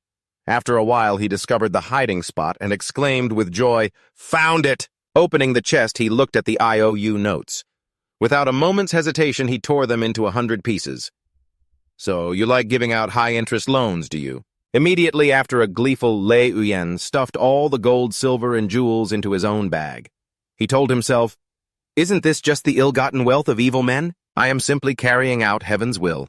Reluctantly accepting it, of course. Without any hesitation, he quickly stashed the valuables away. Then he walked out casually. As he recalled what just happened, his expression grew pensive. I didn't say a word and my face was covered. I certainly didn't leave any traces. But my actions were merely in self-defense. It's their own fault for provoking me. He turned his head to look at the group, his voice cold. I'm warning you. The only reason I'm not killing you this time is because I still have a conscience. Don't let me see you ever again. The leader lay motionless, trembling in fear. He had lost all his assets and been beaten to a pulp. Le Uyen smiled. For the next 6 months at least, this damn fatty won't dare to cause any more trouble. It feels so damn good to be a good person. Suddenly a snowflake fell and touched his nose. Le Uyen looked up at the sky, a gentle smile gracing the corners of his mouth. He believed that good things were on their way. Heavy snow predicts a bountiful harvest. It seems this Taoist master is about to ascend. He returned to his residence and once again Le Uyen trained tirelessly. He thought to himself, martial arts are easy to learn but difficult to master.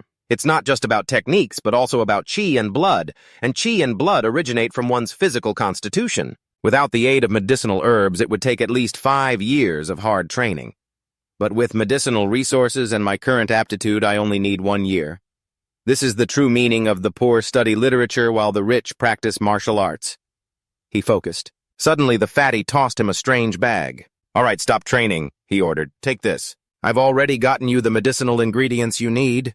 This is my money, kid. Don't disappoint me. Le Uyen, filled with hope, replied, Sir, your money. I'll definitely pay it back very soon. The fatty sighed. Bullshit. Going from proficient to lesser mastery and then achieving a superior grade foundation even with medicinal aid would take at least a year. You won't make it in time. Before he could finish, Le Uyen declared resolutely, I will definitely be faster. Hearing that, the fatty felt somewhat reassured. He turned to go back inside, but didn't forget to add a threat. The new year is coming up and you have 2 days off, but you'd best stay here at the shop. I heard Chai district is in chaos. A group of thugs got seriously beaten by someone. If you must go home, remember to be back by the morning of the second day of the new year. If you miss the inner court exam, that money of mine, I'm afraid I'll have to sell you to get it back. Liuyan smiled enthusiastically and nodded. Right, I've got it. Sorry about that. He thought to himself, I was the one who beat them. But when he returned to Lalam, Liuyan asked his older brother, did our parents get us this job through some old connection? His brother shook his head and explained, no, it was Qin Xiong. He has a good relationship with our family. He was the one who told me the weapon forge was recruiting apprentices. Liuyan was surprised. Qin Xiong, he quickly put a piece of food in his mouth. So he's the one targeting my big brother and sister-in-law. In that case, this inner court exam is something I absolutely cannot miss. Too many things had happened, leaving him exhausted. He drained the cup of wine in his hand and slammed it down on the table. This inner court. I've got it in the bag. Upon entering the mysterious space and looking at the items he had collected, Liuyan thought to himself, 58 more transformations until I master the soldier's path battle slaughter mace technique. Now that I have money, I have to find a way to get refined iron and gold to upgrade to a level 6 long weapon. By then, controlling 2 weapons to kill Qin Xiong will no longer be a problem. Qin Xiong stood stunned by the scene before him, his heart filled with astonishment. Niu Gui hurried over to report everything. Brother-in-law Constable Q said they're still investigating the culprit. Also, rumor has it that after a few days of recovery, Su Shui has left the Li He Martial Arts Hall. The more Qin Xiong thought about it, the more something felt wrong. No one has seen him for days and his wounds haven't healed yet. Could he be the culprit? Hu Bi Shui was frozen solid, and he was injured and alone. How could he have recovered properly? To suddenly disappear. What did he go fishing? I can't believe this. Remembering something more important, Qin Xiong turned and reminded Niu Gui. 2 months ago, I taught you several of the inner court examination tests. I hope you won't disappoint me. Niu Gui's voice trembled. Brother-in-law, I definitely won't let you down. The next morning, Dongjin village was bustling with people. Liuyan was surprised to see the lavishly dressed man in front of him. Could it be Wang Gong, the third son of the third shopkeeper, is also here for the test? The fatty beside him placed a hand on his shoulder and reminded him, Wang Gong Xiaoming, the youngest daughter of Chief Zhao, and a few others will temporarily join the inner-city families. They won't take your spots, so rest assured. Liuyan was startled. Special treatment, huh? The fatty continued. What you need to worry about is the third event of this year's inner court examination. It has become a difficult challenge. Knowing the road ahead for Liuyan would be very hard. The fatty grew even more worried. In previous years, the 3 events were horse stance pursuit techniques and physical strength. But this year it's been changed to foundation. And your foundation is a bit troublesome. Liuyan was lost in thought.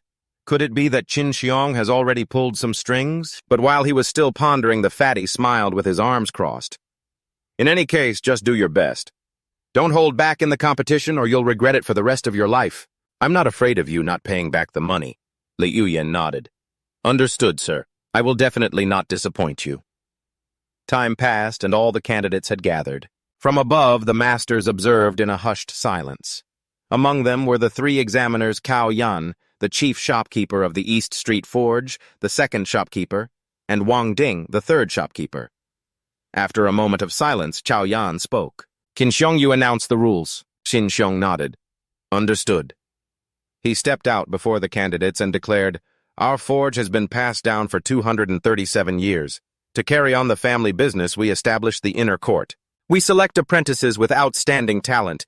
Every month you will receive a sum of silver, be exempt from chores, and have the opportunity to learn martial arts from the masters.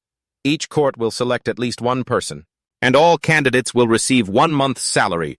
Remember the grace of the family head. The candidates nodded in unison. Understood. Qin Xiong's voice rang out clearly. Anyone with the white ape's soaring phoenix mace step forward. When he saw Liuyan step forward, Qin Xiong was slightly startled. I made it clear to him, so how does he still dare to show up? Having no other choice, he continued, You're not qualified yet. First, we test your foundation. Only those with a good foundation may proceed. Since you've stepped out, you must be tested. If your foundation is poor, you will not be allowed to enter. Immediately, heavy iron blocks were brought out. Young men with bulging muscles set them on the ground. Qin Xiong announced, "One for each of you. Use the mace to strike the iron block to demonstrate your skills for the shopkeepers." Luoyan silently picked up the mace. He readied himself. Luoyan raised the mace in his hand high into the air. Without any hesitation, he used all his strength to slam the weapon down. That powerful strike left Qin Xiong and the examiners momentarily stunned. They couldn't help but exclaim, "Could it be?" His white ape's soaring phoenix mace has already reached the realm of lesser insight. Cao Yan's face showed clear satisfaction with Lei Yuyen's outstanding performance. After the demonstration was complete, the East Street shopkeeper couldn't sit still, jumping to his feet and slamming his hand on the table. His face filled with astonishment, he asked, "Lesser mastery?" Cao Yan, sitting beside him, added, "It's not just lesser mastery. Even though his qi and blood are insufficient, his technique has already reached that realm. Furthermore, he has comprehended the 3 external harmonies." Seeing Qin Xiong blocking his view, Wang Ding shouted loudly, "Qin Xiong, get out of the way! Don't stand there blocking the view!" Hearing this, Qin Xiong was startled and reluctantly shuffled to the side, trembling, thinking to himself, "Impossible. I checked his bones before. They were below average. To reach lesser mastery in just 4 months. Even someone with a superior grade foundation would find that difficult."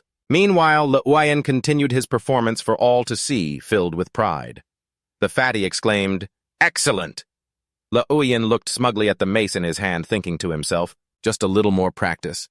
My white ape's flying mace technique will definitely reach initial mastery." And right at that moment, the mace in his hand suddenly slipped from his control, flying straight towards Ngu Kui. Luoyan cried out in alarm, "This is bad!" In that critical instant, Tan Hung lunged forward as fast as lightning, decisively grabbing the mace handle just in time to prevent the accident. Everyone was left in awe by Tan Hung's incredible display of power. Luoyan smiled smugly, looking at Tan Hung and thinking to himself, "You didn't expect this, did you, Tan Hung? I, a master of the Tao, am not to be trifled with." As he observed the entire situation from above, Duongdong stepped forward and asked, "After more than 4 months of martial arts training, you've not only grasped the outer 3 harmonies, but have nearly mastered the breathing technique. Very good. What's your name, kid?" Before Luoyan could answer, Fatty quickly jumped in. "Luoyan. His name is Luoyan. I'm the one who taught him that breathing method." After a moment of thought, he continued his praise. "Head manager, this boy's talent is exceptional, and his foundation is not bad either. He might just be the best in this round of assessments." Curious about the praise, Tao Diem asked, "What do the 3 managers think?" After a moment of silence, Wang Din spoke up. "Indeed, his talent is astonishing, but the inner court is crowded and it's hard for the 2 managers to split their attention. Guard Tan, you will be in charge of his training." Hearing this, Tan Hung quickly replied, "I will obey the manager's orders. That old man is no good." Lei Yuyen thought, his heart filled with unease. To be with Tan Hung right from the start? I don't understand the relationship between them. While he was hesitating, Tao Diem asked directly, "And what about you? Do you want to become Guard Tan's disciple? Or enter the inner court?" Luoyan hurriedly bowed his head and replied, "I wish to enter the inner court, sir." After some deliberation, Duongdong made his decision. "I will have senior brother Nak bring the cultivation manual to your residence. 7 days from now, I will personally test you." Luoyan bowed his head obediently. "Thank you, master." Realizing they were short on time, Duongdong quickly turned and ordered, "All right, this won't do. The rest of you continue the assessment. Lei Yuyen, you go and have your aptitude tested first." Standing behind Luoyan nodded and replied, "Understood." As Duongdong left, Tan Hung slowly raised his head, a strange look in his eyes as he watched his departing figure. Time passed and evening fell. In the forge, muscular blacksmiths were still hard at work forging weapons. After examining Liu Yen's hands, the elder smiled and praised, "Not bad." Below average, Liu Yen thought to himself. This old man's strength is truly impressive. Hearing the praise about Liu Yen's ability, Ngu Kui breathed a sigh of relief. "Good, it's just lower mid-tier." Curious, Liu Yen asked, "Sir, how is this aptitude assessed? What's considered good and what's considered bad?" The elder picked up his teacup and explained slowly, "A person's constitution, much like a horse's build, is judged based on our ancestors' experience and observation." After a moment of thought, the elder proposed, "Kid, do you want to join our forge? The white ape gallops, the phoenix soars, you'll only improve quickly by striking the iron." Luoyan chuckled and replied, "I'd like to visit the warehouse first before I decide if that's all right." He thought to himself, "Soldier Head 6 is ringing. The warehouse must have something good. If I join the forge, buying materials will also be cheaper.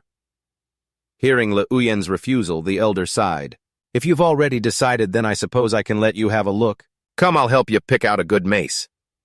But when he saw the elder and Le Uyen leaving, Ngu Kui trembled with anger. So what if you're number one? Your aptitude is still no match for mine. As long as I train hard, I will definitely surpass you. The elder walked up to the guards, who were surprised. Old Zhang, he ordered, take this kid to pick a good mace. Register him under the name Le Uyen.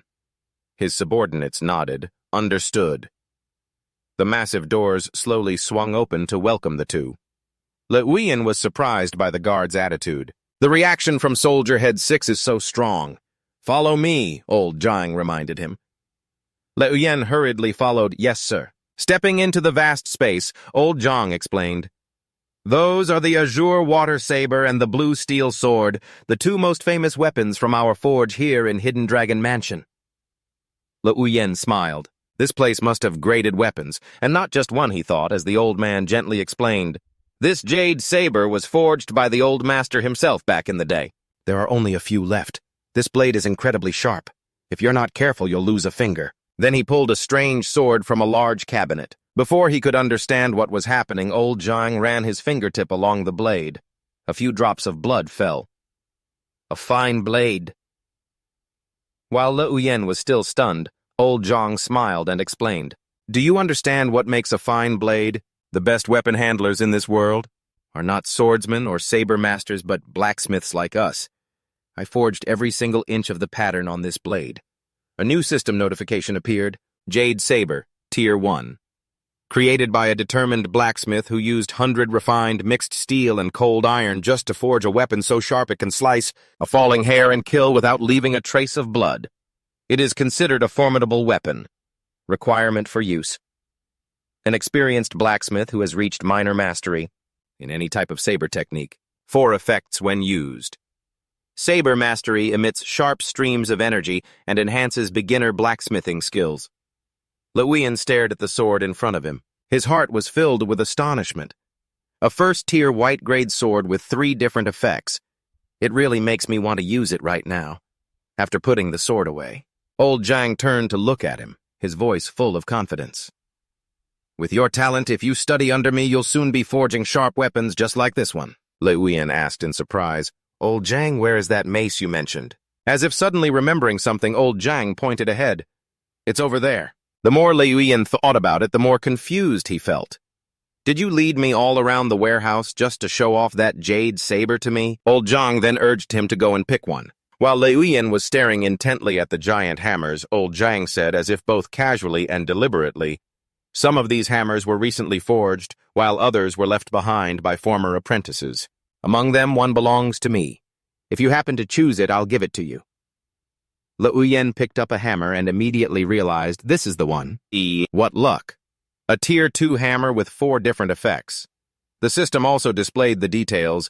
Tier 2 grandmaster's hammer tempered by fire for many years has struck 10,000 types of iron. It was originally just ordinary iron, but it gradually developed a spiritual nature. Requirement for use. Minor mastery in the forging technique. It has 4 effects when using the White Ape's Flying Phoenix hammer technique at the perfection level. Proficient with 100 types of weapons, forging technique at the grand perfection level, and a natural affinity for weapons. But while Le Uyen was celebrating, old Zhang's gaze grew suspicious. How did you manage to choose that one? Le Uyen, flustered, explained. I just felt that it suited me. After weighing it, it felt right in my hand, so I picked it. Could it be? This is really your hammer, sir? What a coincidence. Old Zhang burst out laughing. Yes, what a coincidence. Perhaps there's some fate between us. Out of so many hammers, you picked this exact one. Our fateful connection must not be a shallow one. Seizing the opportunity, Le Uyen quickly bowed. If we are so fated. If you wouldn't mind, sir, this young man is willing to learn the art of forging from you. Old Zhang looked pleased. You're a smart kid. So what do you plan on calling me from now on? Le Uyen's eyes lit up. You agree, sir? Old Zhang was also having his own thoughts. Looking at this hammer, one could see that old Zhang's craftsmanship was likely the best in this smithy. Becoming his disciple will help me advance quickly. Old Zhang turned to leave, not forgetting to add, since we are so fated. Teaching you a thing or two is nothing. This old man has lived for many years. It would be a waste not to pass on my skills. The more he thought about it, the more old Zhang felt that Liuyan was a potential student with good talent and a quick mind. To meet a good seed like you at my age is truly fortunate. Liuyan nodded, his heart filled with joy. Thank you for your high praise, sir. Old Zhang gently helped Liuyan up, smiling warmly as he said, Rise, my excellent disciple. After following his master into the armory, Liuyan kept his head bowed respectfully and replied, Yes, master. The two continued their tour of the armory. Old Zhang walked ahead, explaining as he went, Starting this year, the smithy will be expanded. Liuyan asked in surprise. Expanded? Old Zhang then asked, Do you know of Divine Weapon Valley? Liuyan's eyes widened as he replied, Yes, I have heard of it. He thought to himself, Not only have I heard of it, I even learned the great army-crushing hammer, one of their 5 great secret arts. Old Zhang slowly explained, Divine Weapon Valley is the great sect of Zhejiang Prefecture with a heritage of over 1,000 years. Here they are, literally, the sky. Liuyan couldn't help but be astonished. Doesn't the imperial court manage them? Old Zhang replied. The generals of more than 10 counties in Zhejiang Prefecture all come from Divine Weapon Valley. Even the imperial court cannot control them. All of the shop's recent activities are related to Divine Weapon Valley. Liuyan's jaw dropped. He wondered to himself, is this even a sect anymore? Even emperors and marquises can't be this domineering. Old Zhang paused for a moment, turned around, and continued. Next spring, Divine Weapon Valley will open its mountain gates to welcome everyone regardless of their background. Do you understand what I'm saying, my boy? It wasn't until late at night that Liuyan left the armory, lost in thought as he walked. Tan Xiong must have known about this long ago, which is why he brought Niu Gui into the inner court. If I had delayed entering the inner court back then, I might have missed this opportunity. Therefore, before the mountain gates open, I must upgrade my level 6 weapon mastery. Just then he ran into Fatty Sun. With a wild boar's head in one hand and a large rooster in the other, he said loudly, Little Uyan, you're back! Tonight I'll show you my skills. Liuyan bowed slightly with a bright smile and replied, Thank you for your generosity, head chef. He felt happy inside. This was the first time the head chef had been so kind to him. Fatty Sun sighed, looked at Liuyan with a squinty smile and said, Don't call me head chef anymore, call me Sun Hao. If you're willing, just call me Brother Sun. Liuyan immediately ran after him enthusiastically, saying, Okay, Brother Sun, let me give you a hand.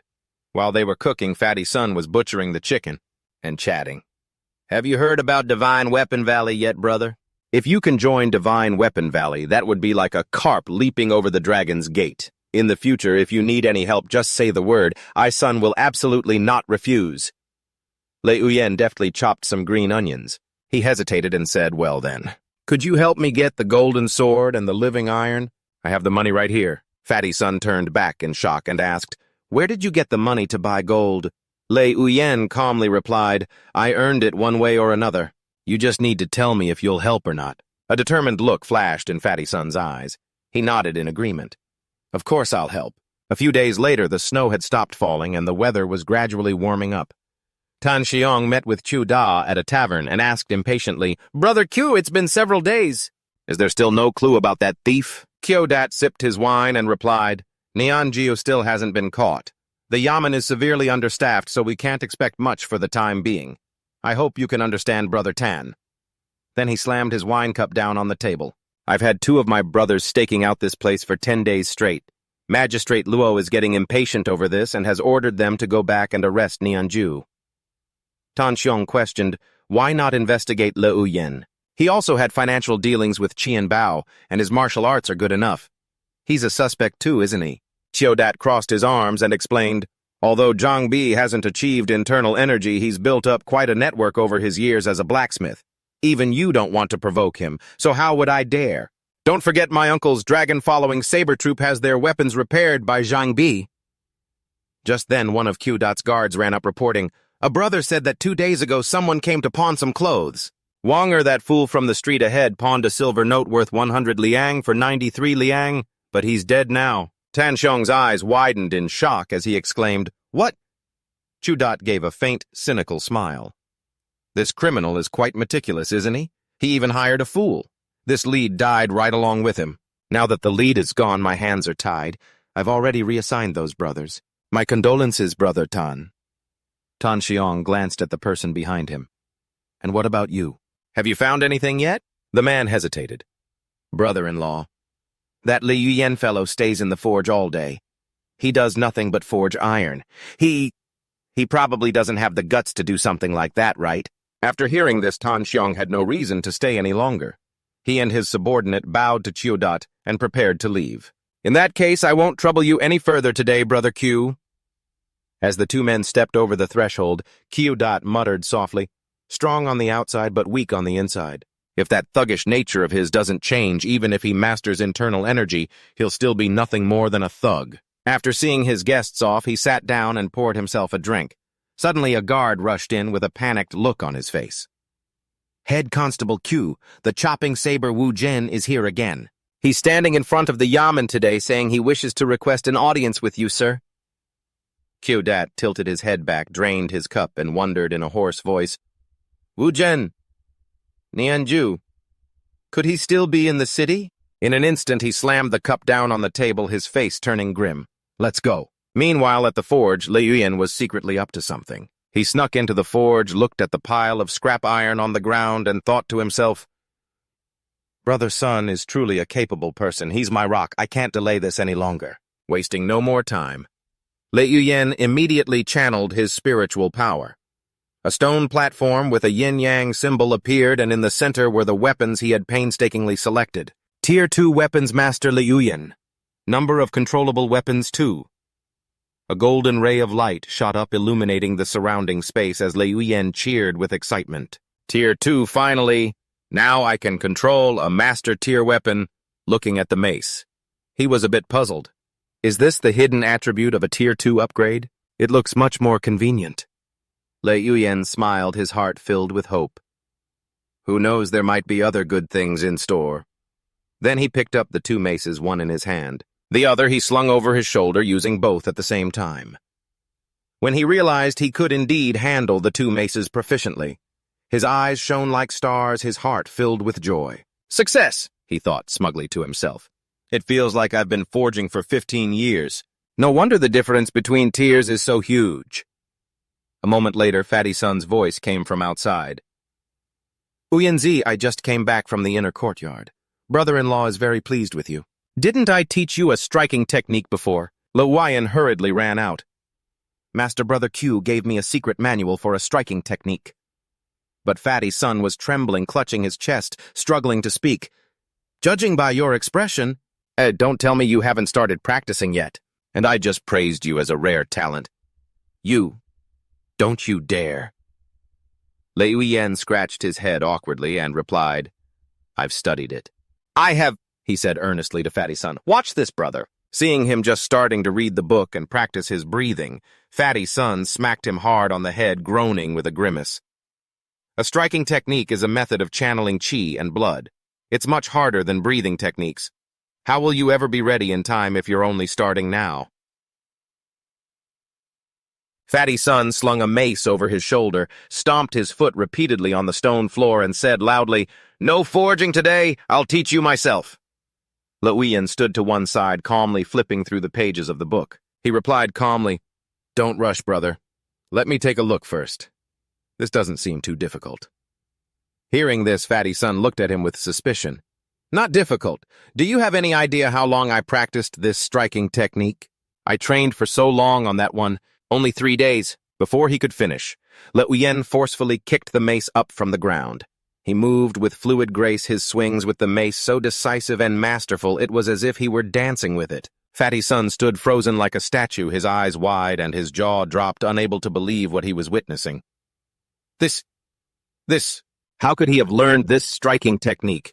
It took me 3 whole years back then. His hand went limp, and his mace fell to the ground with a loud clang, while he himself just stared dumbly as Li Yuyen performed the technique. Fatty Sun was completely rigid, sweat pouring down his face. He couldn't help but praise Li Yuyen in his heart. I've met many disciples with good aptitude and high talent, but this kid's talent is just too exceptional. At this thought, he felt a wave of inferiority and mumbled, My 35 years of hard training can't even compare to a few of your months. You and I both have below-average aptitude. So why is the gap in our talent so vast? Yen walked over to his side, patted him lightly on the shoulder, and said in a cheerful voice, "Although I've mastered the outer three harmonies, I still need the master's guidance for the inner three harmonies." Hearing this, Fatty Sun looked annoyed, moved closer, and asked, You've already reached the inner three harmonies. A freak is a freak." Yen quickly avoided his scrutinizing gaze, covering his mouth and whispering, "I think I might have said too much." At that very moment, Tan Hung suddenly spoke up, his voice cold. "Yen, come here for a moment." Hearing that tone, Yen knew immediately that something was wrong. Fatty Tan saw him still standing there and urged, "Go on, go." Yen could only pout and answer yes before following Tan Hung. The two of them walked deeper into the courtyard. As soon as he entered the yard, Yen saw a group of men holding heavy weapons. They were struggling to hold their stances, each of them panting and trembling. He glanced over to a corner where two men, one standing respectfully and the other sitting on a wooden chair, were talking. Seeing the unfamiliar figure, Yen couldn't help but wonder, who's that talking to the two foremen? The white-haired man standing respectfully was the Skull Reaper Vu Chan. Tan Hung walked up and bowed reverently. The two foremen beside him did the same, but their expressions were a little displeased. "This old geezer never shows his face in the inner courtyard. Why did we have to run into him today?" Duongdong turned to look at Vu Chan, unable to hold back. He asked, "Shouldn't the Skull Reaper be out catching criminals for the court? What are you doing at my forge?" The two across from him heard this title. They both flinched. The Skull Reaper. The legendary bounty hunter. Vu Chan gave a small, honest smile and replied, "I came here only to ask this young brother a few questions." Yen glanced over, guessing to himself, "Looking for me? Then this must be about the 6 union shoes."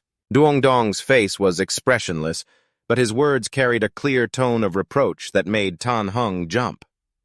"The Skull Reaper is not an official of the court, yet you barge in here? Like this. Do you have any respect for our forge at all?" The north wind blew across the snow-covered courtyard roof. Vu Chan looked at Yen, a meaningful smile still lingering on his lips. He clasped his hands in a formal bow, his attitude now more solemn. "Brother Duong, you misunderstand. I had no such intention. I merely ran into Guard Tan at the gate, and it was only at his suggestion that I had him lead me here." Tan Hung, standing beside him, also bowed slightly and added, "Brother Vu is here tracking a murderer. Since my weapon forge is in this city, we should all help each other out. I hope old Master Duong will not blame us." After hearing this, Duongdong flatly uttered one sentence, "So that's how it is." He turned to Yen and asked, "Did you hear that clearly?" Yen answered politely, "I understand." Yen then turned, clasped his hands respectfully, and asked, "May I ask what the great hero wishes to inquire about?" Vu Chan smiled lightly and stated his purpose directly. "I dare not accept the title of Great Hero. Half a year ago, I posted a notice in Trap Dragon Prefecture for the capture of the lone bandit Neon Ju. After chasing him to Gao Liu, I lost his trail. For the 3 months before the new year, I scoured all the neighboring towns and villages, so I'm certain he is still hiding in Gao Liu County. If he didn't flee to Fachiel Mountain or Jade Water Lake after the murder, he should still be in the city now." When he mentioned the man's name, Vu Chan's voice became cold and menacing. "Neon Ju was born in the Heavenly Army Grotto, a heretic. He is now wandering around here. He has even put the Masters of Divine Weapon Valley on alert. If we don't capture him, I fear he will cause even more disasters. Young brother, from what I know, you were the last person to see Neon Ju's victim. Did you buy anything from his stall?" Yen recalled the person Vu Chan mentioned and answered honestly without hiding anything. "Liu San reporting to the young hero the day before Liu San was killed, I did indeed buy spices from his stall. But it was only spices." Seeing Yen bow with every other word, Vu Chan quickly reached out to stop him. "Young brother, there's no need to be so polite." As Vu Chan touched him, Yen suddenly felt dizzy. His whole body swayed unsteadily. "This is hypnosis!" At that moment, Yen's face became vacant. But inside his mind was screaming, "This man looks kind, but his heart is dark." I'm afraid he made his move before even asking the first question. "How dangerous?" Vu Chan began his interrogation. "Is that so? You only bought spices?" Yen scratched his head and answered honestly, I also bought half a catty of pork." Seeing this, Duongdong immediately frowned in anger and shouted, "Vu Chan! Wuchan instantly stopped the hypnosis. Li Yuyan came to his senses and asked in a daze, "Huh? What just happened to me?" Duongdong suddenly charged at Wuchan with his spear. Wuchan quickly retreated to dodge the blow, then swung his blade in a counterattack. A ear-piercing clash of metal rang out. Wuchan was pushed back. He had to pour strength into his legs to keep his balance. Realizing he was at a disadvantage, Wuchan clasped his fist and bowed his head in defeat. What a fine spear, what fine technique. Le Uyen looked toward him wondering. Is that internal energy? Wuchan looked up and exclaimed in admiration, "The green snake. Spear is truly magnificent." Duongdong calmly replied, "The 5 venoms. Jade Blade lives up to its name. I was truly rude. I apologize. Capturing the murderer is a matter of great importance. Please forgive me, Brother Duong."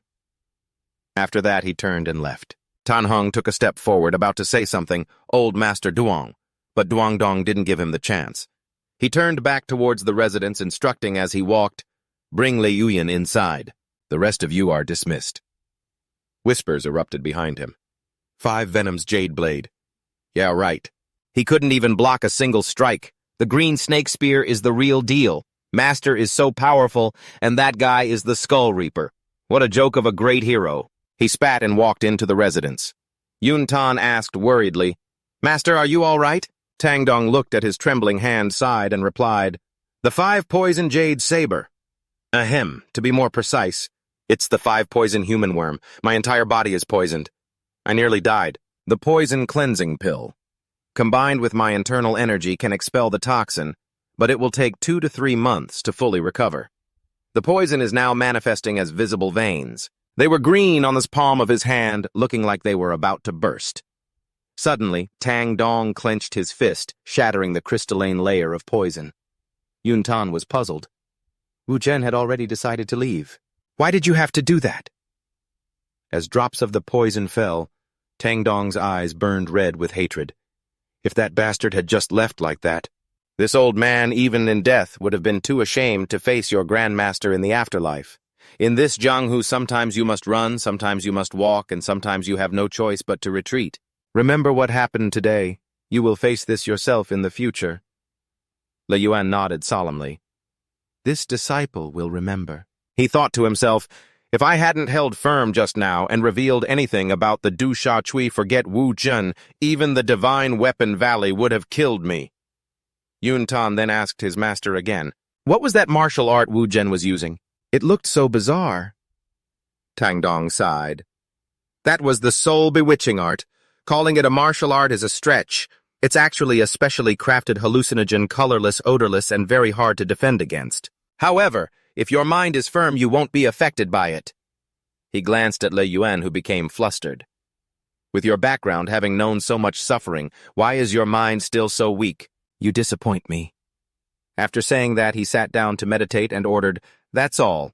You two can go rest now. At the forge, old Zhang picked up the sword Le Yuan had made to inspect it. Not bad at all. It's got 30% of the edge of a spirit weapon. The only difference is the material. He chuckled to himself. It was worth it sending Tan Heng away. Meanwhile, Lei Yuan and Sun Banzi were training with hammers. Lei Yuan said in surprise, Tan Heng was reassigned to the punishment mountain. Sun Banzi laughed. Yep, the head manager returned yesterday and heard about what happened with Wu Zhen. He gave Tan Heng a huge lecture and then sent him packing. He hefted his hammer, hopping around. If it had been anyone else he'd chased off, he wouldn't have gotten away with just a reassignment.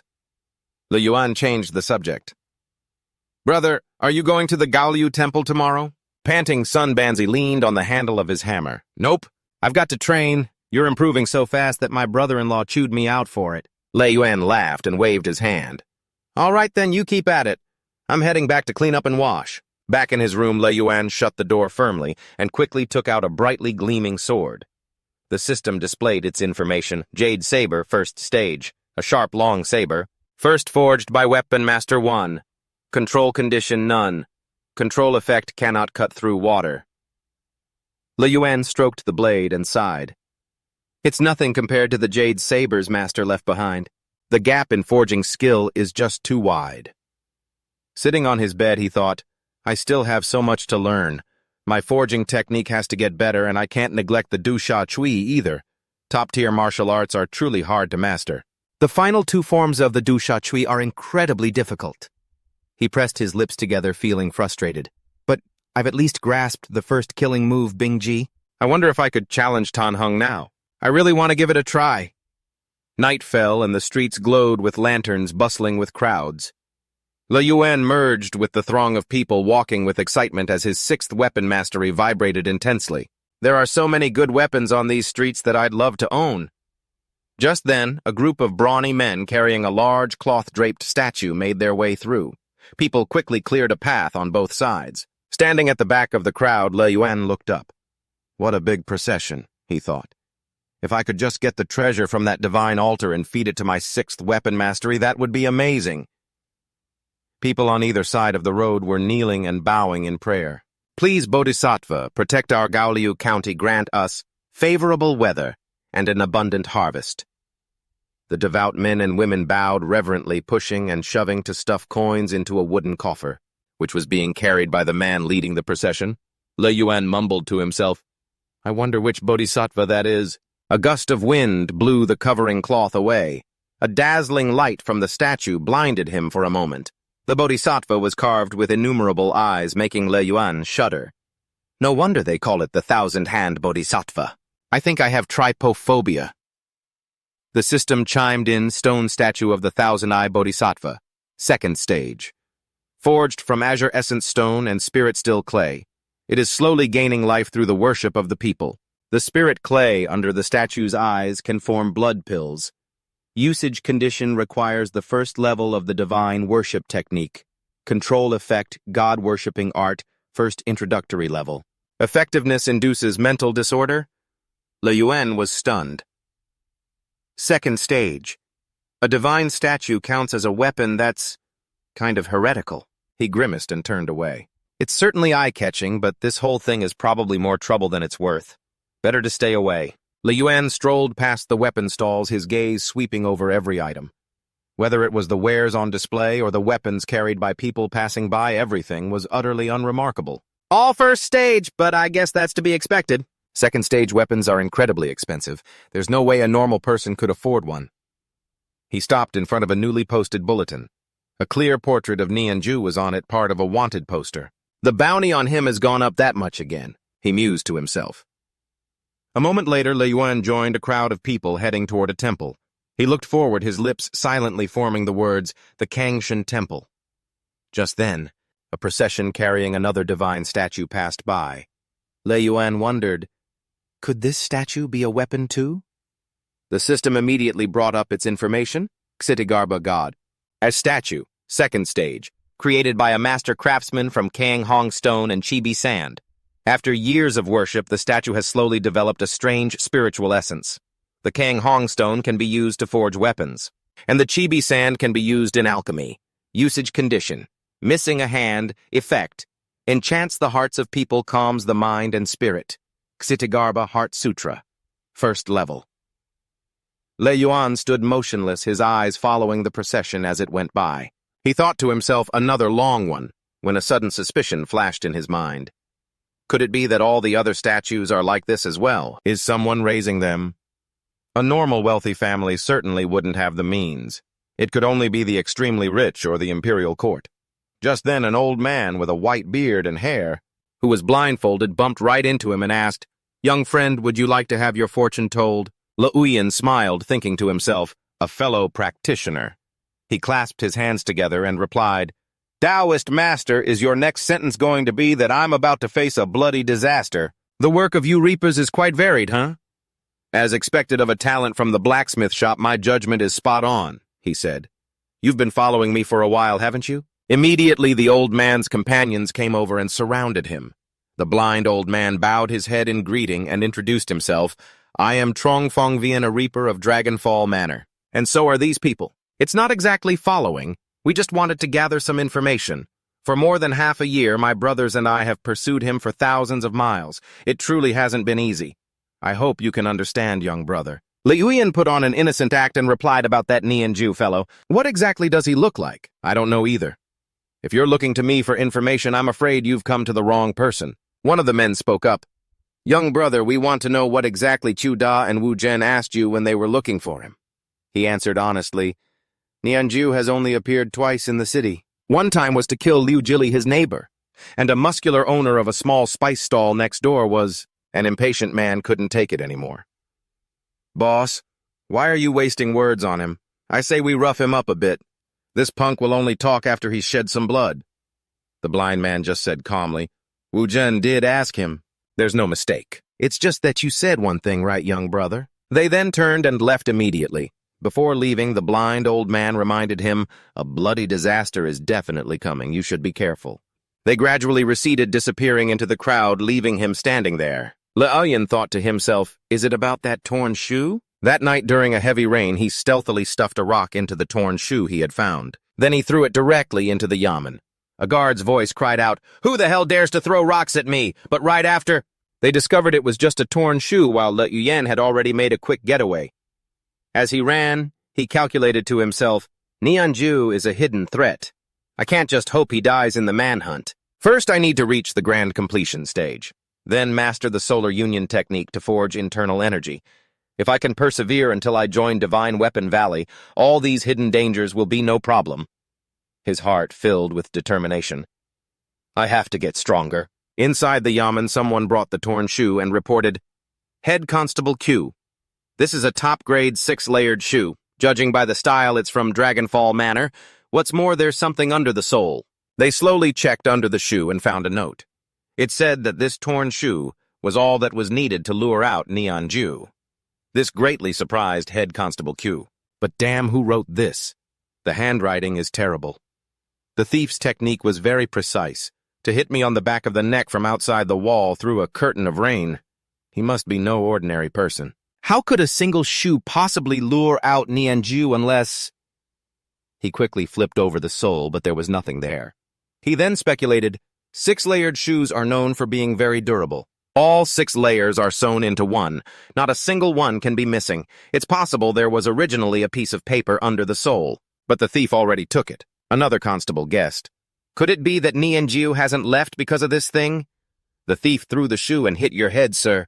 Could he be trying to use us to get rid of a menace? However, once we catch Nianju, do you think we'll have any trouble finding out who this thief is? I'm going to personally bash his head in to avenge this humiliation. The next day in the bustling market, people were whispering amongst themselves.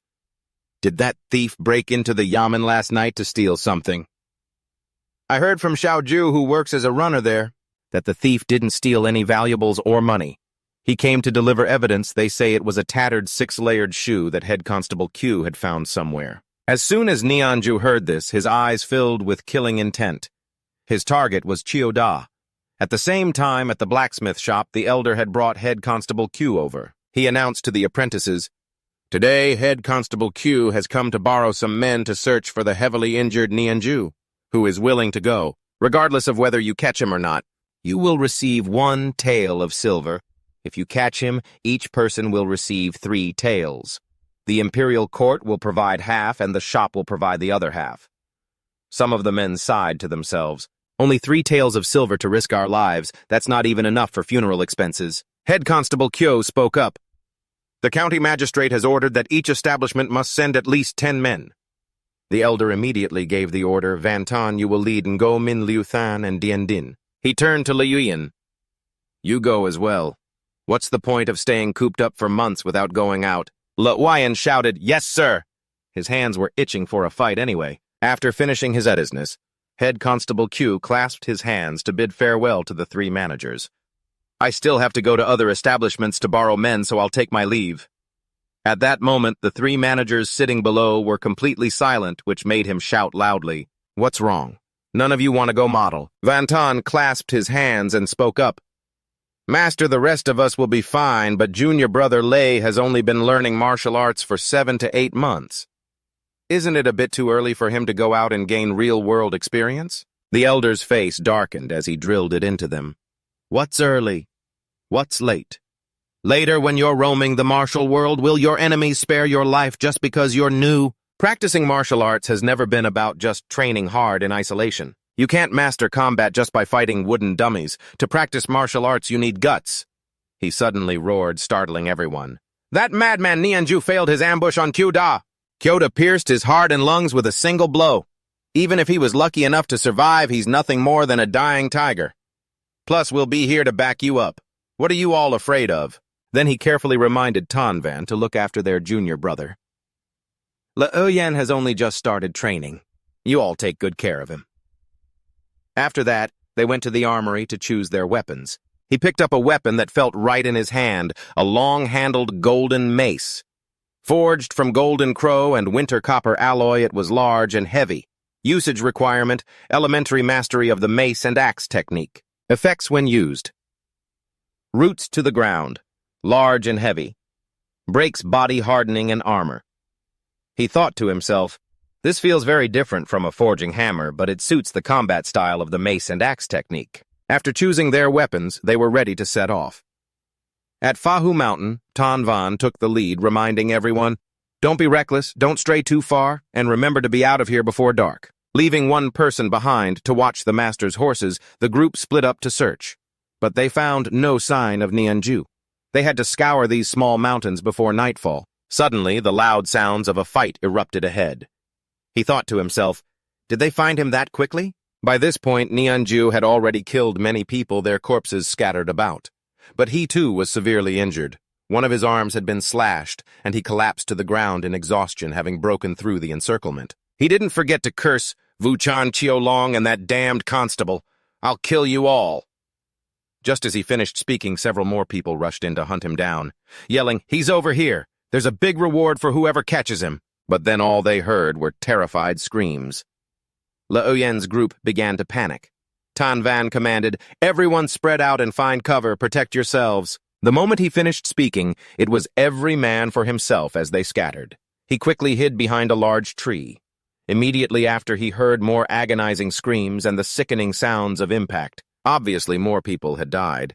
He thought to himself, knowing Nianju's methods, these guys still had time to send a signal. It seems he really is seriously injured. Maybe, but still it's best to be cautious. Leoyen carefully crept into a dense bush. Right in front of him was a corpse. He suddenly dropped to the ground face down when he noticed someone approaching. It turned out to be a guy taking the opportunity to loot money from the body. But before the looter could do anything, a fat old man rushed in and punched him square in the face. He immediately recognized him. Isn't that Taoist Zhuo the guy I met a few days ago?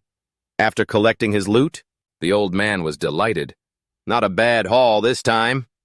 Suddenly he charged straight towards him as if he'd sensed him there, only to get a mace straight to the face from Leoyen, sending him crashing to the ground to eat dirt. He quickly snatched the man's money pouch, stomped a foot hard on his head, and then dashed away. Before the guy could even realize who his opponent was, the man could only clutch his head and scream in pain.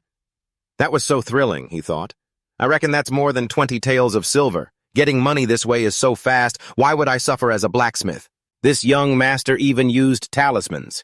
With the power of the great elephant hammer and the scythe blade, I was confident I could take him down even in a head-on fight if the first strike didn't work. If that didn't work, then there's no justice in this world. Last time you threatened me with your blade. Today, this young master considers it revenge? He quickly put the money pouch away. Now it's time to deal with Nianju. By now, his whole body was covered in wounds, but he was still talking tough. I won't accept this.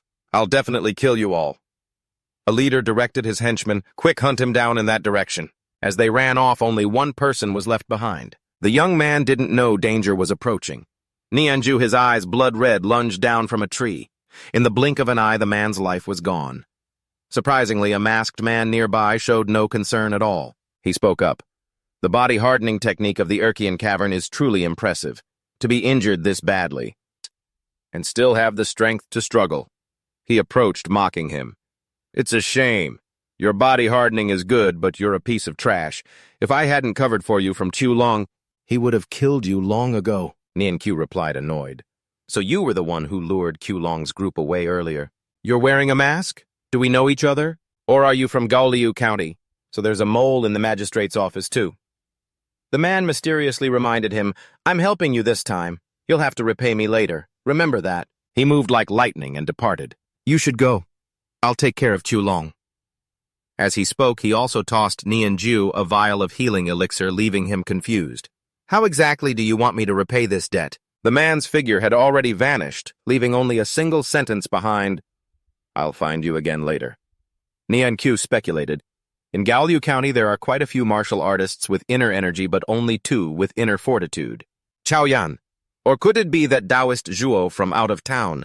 When he opened the vial of elixir, he found it was a high-grade origin replenishing pill. At that moment, killing intent surged within him. He no longer wanted to leave. He wanted to kill everyone who had hunted him. A moment later, the anguished cries of a group of people being sent flying could be heard. Ah, he's here! Even the blind Taoist Zhuo was sent flying into a tree trunk, spitting up fresh blood as he lay sprawled on the ground. Nianju slowly approached.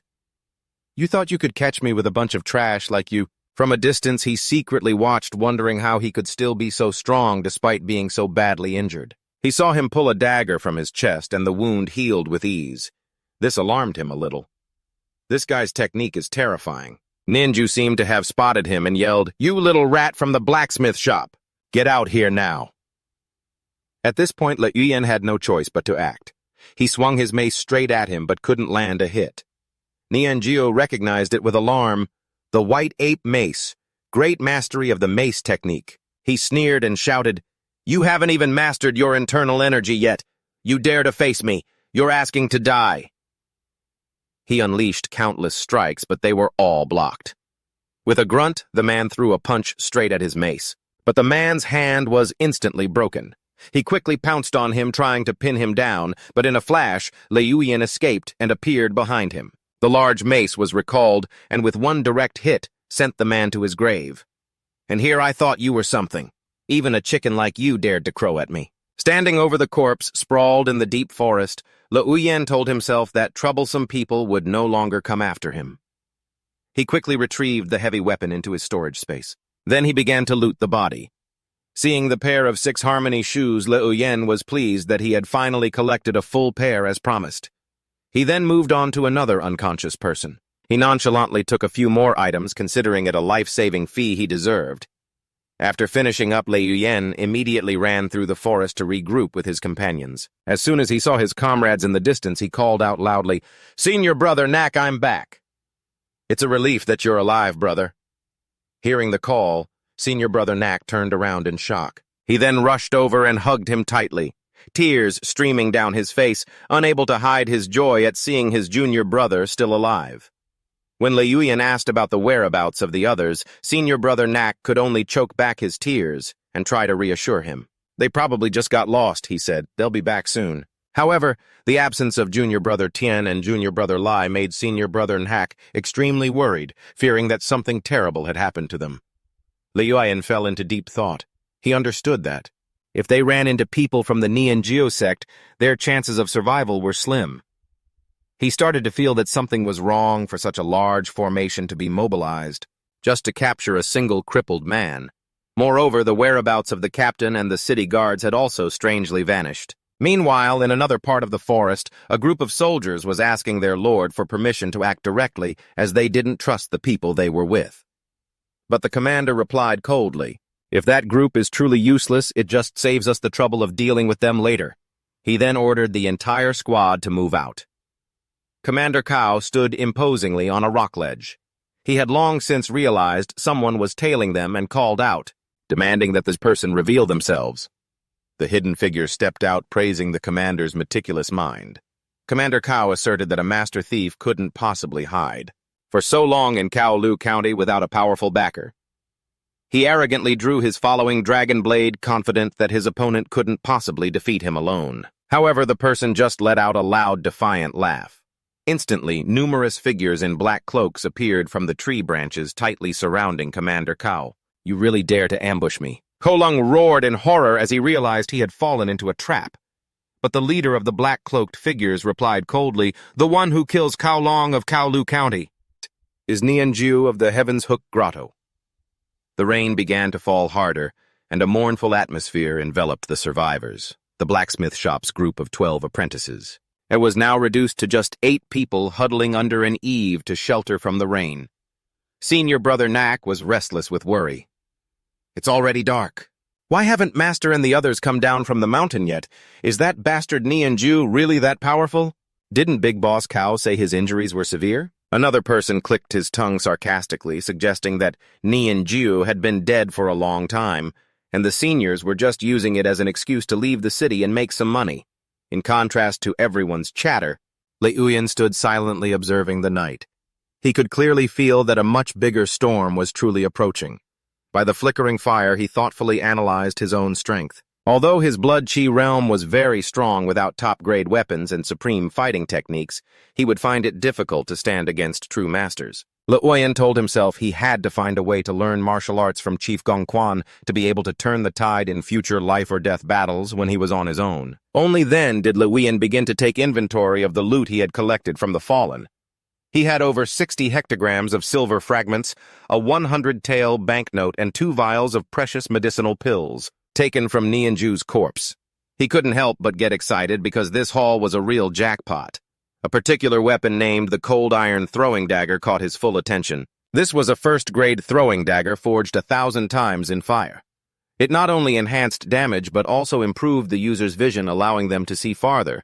But that wasn't all. Lei Uyan also discovered a carefully hidden secret manual, something Nianju would rather die than part with. The book recorded the stake art cultivation method and its unpredictable killing moves. Although he regretted the lack of a corresponding breathing method with 81 powerful types of stake arts, he believed his cultivation progress would advance by leaps and bounds. Le Uyan looked out the window. He thought to himself with satisfaction, this was a huge score, totally worth all the trouble. As soon as he saw Lei Uyan return, Fatty Sun ran over in a panic to ask about the situation with his brother-in-law, head manager Qin Xiong, after hearing the news that Cao Long had been killed. Lei Uyan calmly reassured him that the 2 managers were still in the mountains and would surely be safe, adding that the others were only seriously injured. Hearing this, Fatty Sun finally breathed a sigh of relief. But he still didn't forget to ask if Lei Uyan had actually encountered Nianju. On the surface, Lei Uyan denied it, saying, if I'd really run into him, I probably wouldn't be sitting here right now. But in his heart, he was certain that he had been the one to finish him off before leaving. Fatty Sun didn't forget to remind Lei Uyan about the upcoming initiation day for Divine Weapon Valley and asked about the medicine he had asked him to buy. Feeling his throat was parched after the long journey, Lei Uyan walked quickly into the kitchen, scooped up a large ladle of water, and drank it all down to quench his thirst. He then confirmed that he would deliver the medicine to his brother later. Night fell under the dim, hazy moonlight. Lei Uyan went alone to the base of a large ancient tree and took out the precious medicinal pill to use it. He could clearly feel the medicinal power taking effect extremely quickly. Although it was expensive and put him deeper in debt, the results were completely worth it. In a steady stake art stance, a stream of azure energy began to envelop his body, filling Lei Uyan with hope for a breakthrough in his cultivation realm that very night. Just as he was at his peak concentration, frantic knocking on the door and the panicked shouts of a senior brother startled him. The person announced that Master had returned but was in a very critical condition and wanted to see him and Fatty Sun immediately. Without a moment's thought, Lei Uyan rushed off into the night. Entering the room, he was stunned to see Elder Tang slumped in a chair, his face pale, his clothes soaked with dark stains. "He's severely injured." Fatty Sun burst into the room in a panic, his face a mask of shock as he saw his master's condition. "Brother-in-law, Master, this wound, what happened to you?" Van Ton also dropped to his knees, pleading urgently, "Master, please, you must get your wound treated immediately." But Master Tang only whispered weakly, "I nearly lost my life. It's too late to save me now." He tremblingly opened his robe, revealing a ghastly deep slash. Witnessing the horrifying sight, Lei Uyan couldn't help but shudder in astonishment. He thought to himself, even Tier 2 inner armor, I couldn't block that fatal strike. Fatty Sun gritted his teeth and asked, "Brother-in-law, who on earth did this to you?" Master Tang's answer stunned them all. "It was Ko Long." The 3 of them exclaimed in unison, utterly bewildered. "Ko Long, but isn't he dead?" Master Tang waved his hand wearily. "Who did it doesn't matter anymore. The 3 of you listen to me. Among the inner court disciples, many have achieved mastery of blood chi with the axe arts, but very few have any real hope of an internal strength breakthrough." He looked directly at Lei Uyan and instructed him. "Lei Uyan, you're good. You're a bit weak, but your talent is exceptional. You have a chance to achieve an internal strength breakthrough and join the Divine Weapon Valley." Seeing his master still forcing himself to speak, Lei Uyan said with anguish, "Master, don't say any more. You need to treat your wounds first. Ignoring the advice, Master Tang shakily pulled out an old goatskin scroll on which were drawn a white ape and a green snake. The moment Van Ton saw it, he exclaimed, "This is the foundational diagram." Lei Yuyan immediately recognized it as the treasure that recorded the white ape strength and the green snake strength. He suddenly understood. This goatskin scroll was also considered a type of weapon, for it contained the ultimate killing essence of the white ape soaring axe arts. Master Tang explained, "This is the foundational diagram of internal strength, a treasure that only a martial artist who has cultivated to the great perfection stage can create. Without it, unless you spend 200 years cultivating, don't even dream of breaking through to internal strength."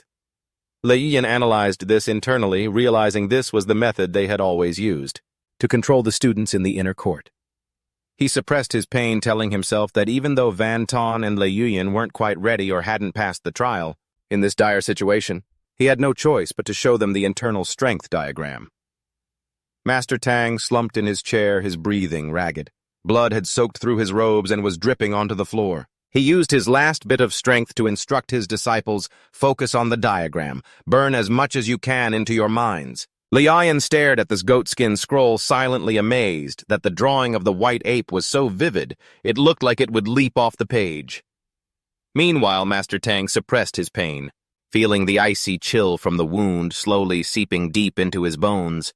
Seeing his master struggle to get up, Fatty Sun asked with alarm, but he only replied coldly, "I'm fine." Then he silently left to meet the stewards in the main courtyard.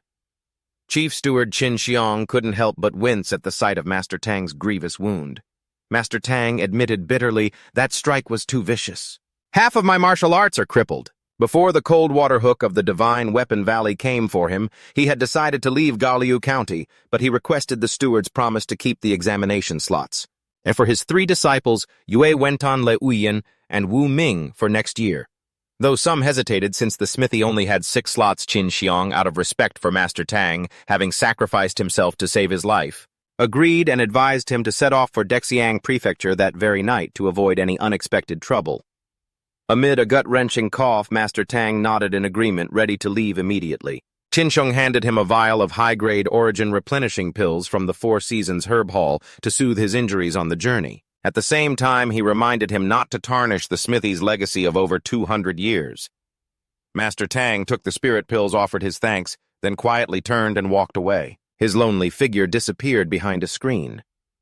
Watching him go, Qin Xiong mused on their ancestral legacy and how Ko Long's pressure had forced them into a position where they had to fight back to survive.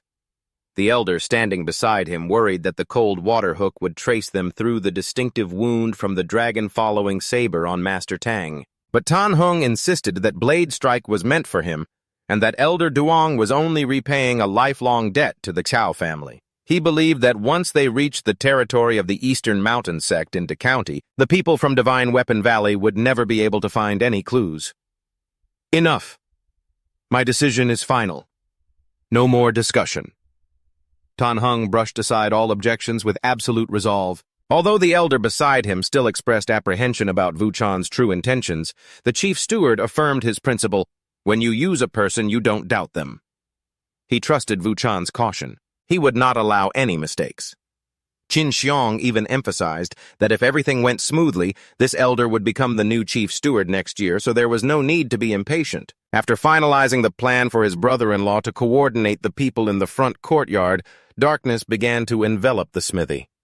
At that moment, Lei Yuyan was still quietly studying the diagram in his hands, preparing for his own plans. Suddenly, Master Tang's voice shattered the silent atmosphere. He coldly ordered all the disciples to get out immediately, leaving only Sun Hao Lei Yuyan and Yue Wentan. Though they had many questions, they could only bow their heads in obedience and withdraw. In the dark room, Master Tang looked at his brother-in-law and gave a decisive order. "Pack your things. We're leaving for Dexiang Prefecture tonight." Fatty Sun was stunned, his face etched with reluctance. "Are we really leaving?" "You mean we have to run right now?" Master Tang snapped. "What else you want to stay here?" As he spoke, he shakily took out the spirit pill and used it, trying to fight against his worsening injuries. Seeing Fatty Sun still dawdling, Master Tang repeatedly rushed him, "Hurry up and pack." Fatty Sun hesitantly suggested, "How about we take Lei Yuyan with us? We can order him around." He seems like a decent guy. But he was immediately silenced by Master Tang's sharp rebuke. He was still worried about their financial situation. Just then, Lei Yuyen pushed the door open, forcing Fatty Sun to quickly explain his and his brother-in-law's sudden long journey. Without a moment's hesitation, Lei Yuyen took out a heavy coin pouch and handed it to his brother. "Here's your 56 taels. Consider the rest a small gift for good luck." Fatty Sun was astounded, never expecting he could have earned so much money in such a short time. Although Fatty Sun only wanted to take back his initial investment, Lei Yuyen firmly insisted he take the full 73 taels, both principal and interest, for protection on the road. Moved by his brother's righteousness, Fatty Sun pulled Lei Yuyen into a tight hug, sobbing uncontrollably, promising that when they met again he would definitely have become a true master so as not to disappoint his hopes. Fatty Sun patted his shoulder, telling Lei Yuyen to take care of himself and promising he wouldn't slack off either so he could keep up with him. Lei Yuyen smiled reassuringly. "All right, I'll be waiting. Go on, go."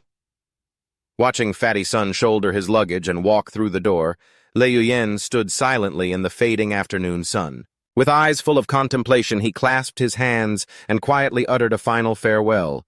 "Brother Tun, until we meet again." Fatty Sun walked away with reluctance, his figure gradually disappearing down the corridor, leaving Lei Yuyen standing alone in the deserted courtyard. As he swung his hammer, Lei Yuyen thought grimly, "For the two managers to leave in the middle of the night like this, it feels like they're fleeing for their lives. In that case, that foundational diagram, they must have taken it with them, right? If it were me, I'd be suspicious too."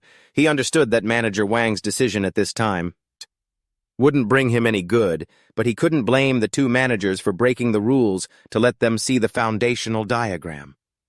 A loud clang from the hammer echoed throughout the room. Sparks flew with each decisive strike from Lei Yuyen.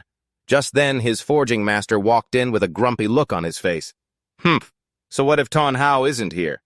Does that mean this old man isn't here either? It's just a courtyard for you to live in, what's the big deal?" Lei Yuyen hurriedly scratched his head and tried to explain.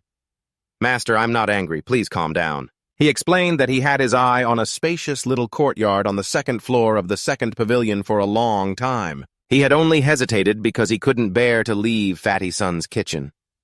Now that he was gone, moving there was a good thing. Sitting over a cup of tea, the forging master sighed, remarking on Nin Nine's murder. If it weren't for the wounds they inflicted, Elder Tang would have had a hard time solving the case. He reassured Lei Yuyen that he had a blessed destiny, so he would surely be safe under the protection of the two managers. Hearing the mention of the Divine Weapon Valley assessment next spring, Lei Yuyen still couldn't help but worry, but his master firmly asserted that he would be fine. Lei Yuyen respectfully offered tea. "Thank you, master." The old master laughed heartily, admitting that it took him 25 years to reach the level of forging that Lei Yuyen had now. He promised that it wouldn't be long before he could forge top-grade blades, and for each one he made he would be rewarded with 7 taels of silver. Lei Yuyen's eyes widened in astonishment. 7 taels! His eyes instantly lit up like lanterns. Seeing his disciple's reaction, the master snapped gently. "You think that's too little. 7 taels is a lot. The forge is investing in you. You want even more." Finally, he allowed him to go to the warehouse and pick one item as a reward for achieving mastery in his forging technique. Lei Yuyen cheered excitedly. "Oh, that's more than enough. Thank you, master, I'm off to claim my prize." In the distance, Gong Kani watched Lei Yuyen's departing figure with a cold gaze, scoffing internally that great talent was useless when one's innate constitution was only mid to low level. A red-haired woman approached and asked if they should invite him to the young Mrs. party in a few days, but he flatly refused. He reasoned that without Elder Tang's backing, Lei Yuyen might not even keep his position in the Divine Weapon Valley, so there was no need to bother with him. At that moment, Lei Yuyen was with Wang Hu, the warehouse manager, heading towards the armory. Wang Hu kindly reminded him not to take the sabers his master left behind years ago, as they would easily attract attention and trouble. Lei Yuyen nodded gratefully. "Thank you for the reminder, Brother Hu." With a clicking sound, the heavy warehouse door swung open, causing Lei Yuyen to gasp in amazement at the sight. The grandeur within was overwhelming. Before him were rows upon rows of second-grade weapons, all radiating powerful spiritual energy from the refined steel wind tiger halberd and 100-forged, wind-breaking polearm to the cold light jade, saber, and the whispering azure serene silver sword. Wang Hu explained, There are 293 items in here. It's enough to make your head spin. 48 of them are first grade and the rest are swords, sabers, and polearms. He emphasized that only the 3 managers and the master had the authority to enter this place. The fact that Le Uyen was given the special privilege to choose an item made even Wang Hu feel a little envious. Le Uyen held a heavy polearm in his hand, marveling to himself that it was truly a masterpiece from his master. It was just a shame that it was too heavy for an ordinary person. His gaze was suddenly drawn to a set of armor that emanated a chilling aura named the Dark Silver Iron God Soft Armor. This was an extremely rare second-grade armor, not only flexible, but also capable of resisting internal energy and the most vicious stabs and slashes. The moment he saw Le Uyen about to touch the armor, Wang Hu cried out in alarm, "Junior brother, that armor is incredibly expensive. If you touch it, it'll break our master's wallet." Le Uyen laughed and waved his hand, reassuring him that he was just looking. He had no intention of taking such a pricey item. He decisively made his final choice. "Brother Hu, please help me register this. I want the Azure Star Pike." Walking down the street with a string of fresh fish in his hand, Le Uyen suddenly stopped in his tracks when he saw a familiar figure approaching him. "Oh, Qin Xiong." He was secretly surprised that right after the 2 managers left, his so-called brother-in-law, Qin Xiong, had been immediately transferred back to take over. It was a perfect example of out with the old, in with the new. Faced with a hateful glare and a cold, contemptuous snort, Le Uyen remained calm and walked past him as if he were a stranger. That night, under the bright, clear moonlight by the window, Le Uyen focused all his spirit to achieve a breakthrough in his cultivation technique. Suddenly his eyes flew open, shining brightly. "I've done it." He could clearly feel the power in his body gathering at a single point before erupting violently, as if a solid inner membrane had formed under his skin. His defensive power had taken a great leap forward. Now he was just a single step away from the realm of internal energy.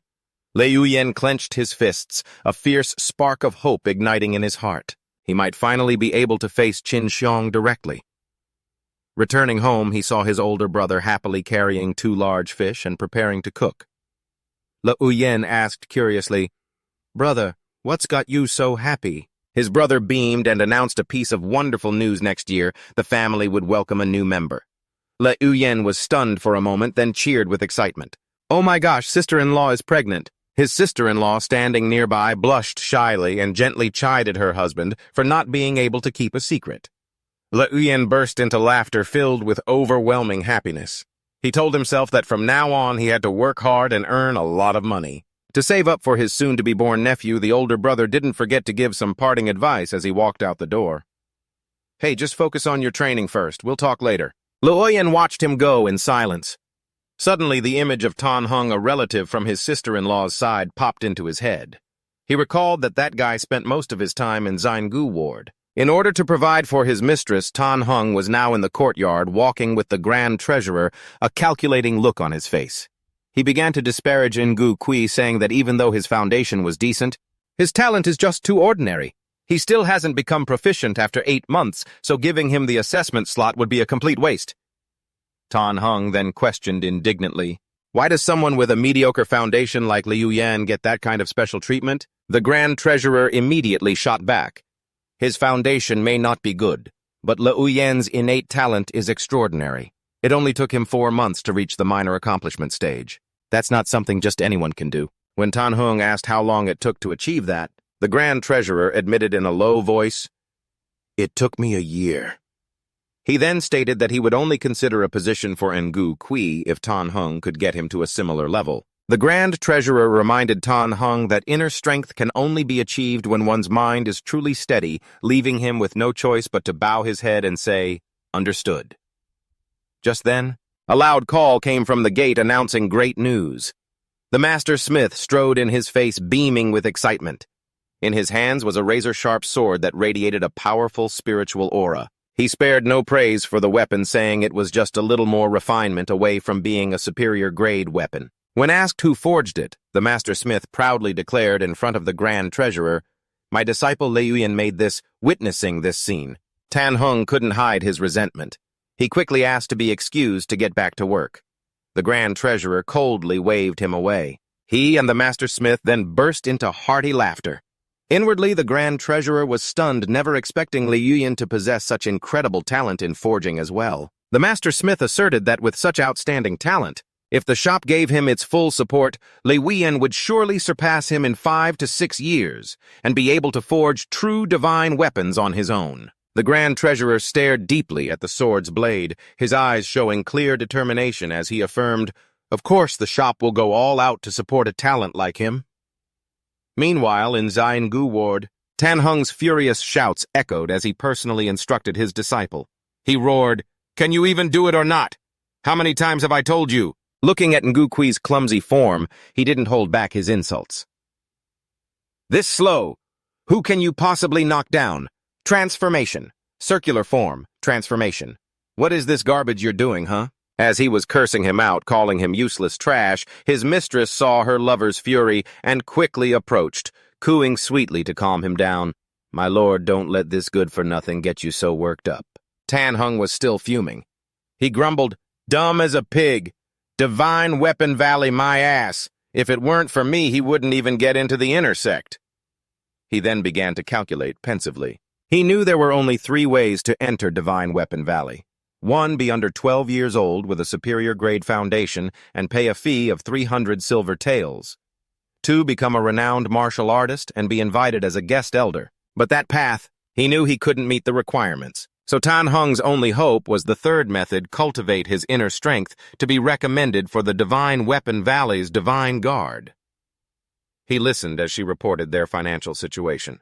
She reported that the ancient power yellow soldiers had just brought some silver, but the total was still less than 100 tiles. Tan Heng clicked his tongue in worry. This amount was nowhere near enough for him to cultivate his inner strength as planned. Just then, a subordinate ran in breathlessly to report, "Master Tan, he's here." The man began to recount every detail of Li Yuyan's activities for Tan Heng, explaining that aside from the time he went to save his junior brother, Li Yuyan rarely left the shop. He was always forging, practicing martial arts, or reading. He even listed a breakdown of expenses that shocked Tan Heng. Renting the courtyard cost 4 taels. Buying necessities cost 6 or 7 taels, and on top of that he used medicinal herbs for cultivation every day, and took a medicinal bath every 50 days, costing 8 taels over 4 months. And that wasn't all. Li Yuyan also splurged on warm blood pills from the 4 seasons, herb haul, and many other miscellaneous items estimated to cost several tens of silver taels. Hearing this, Tan Heng was so enraged he slammed his hand down on his chair. A disastrous misunderstanding formed in his mind. He ground his teeth.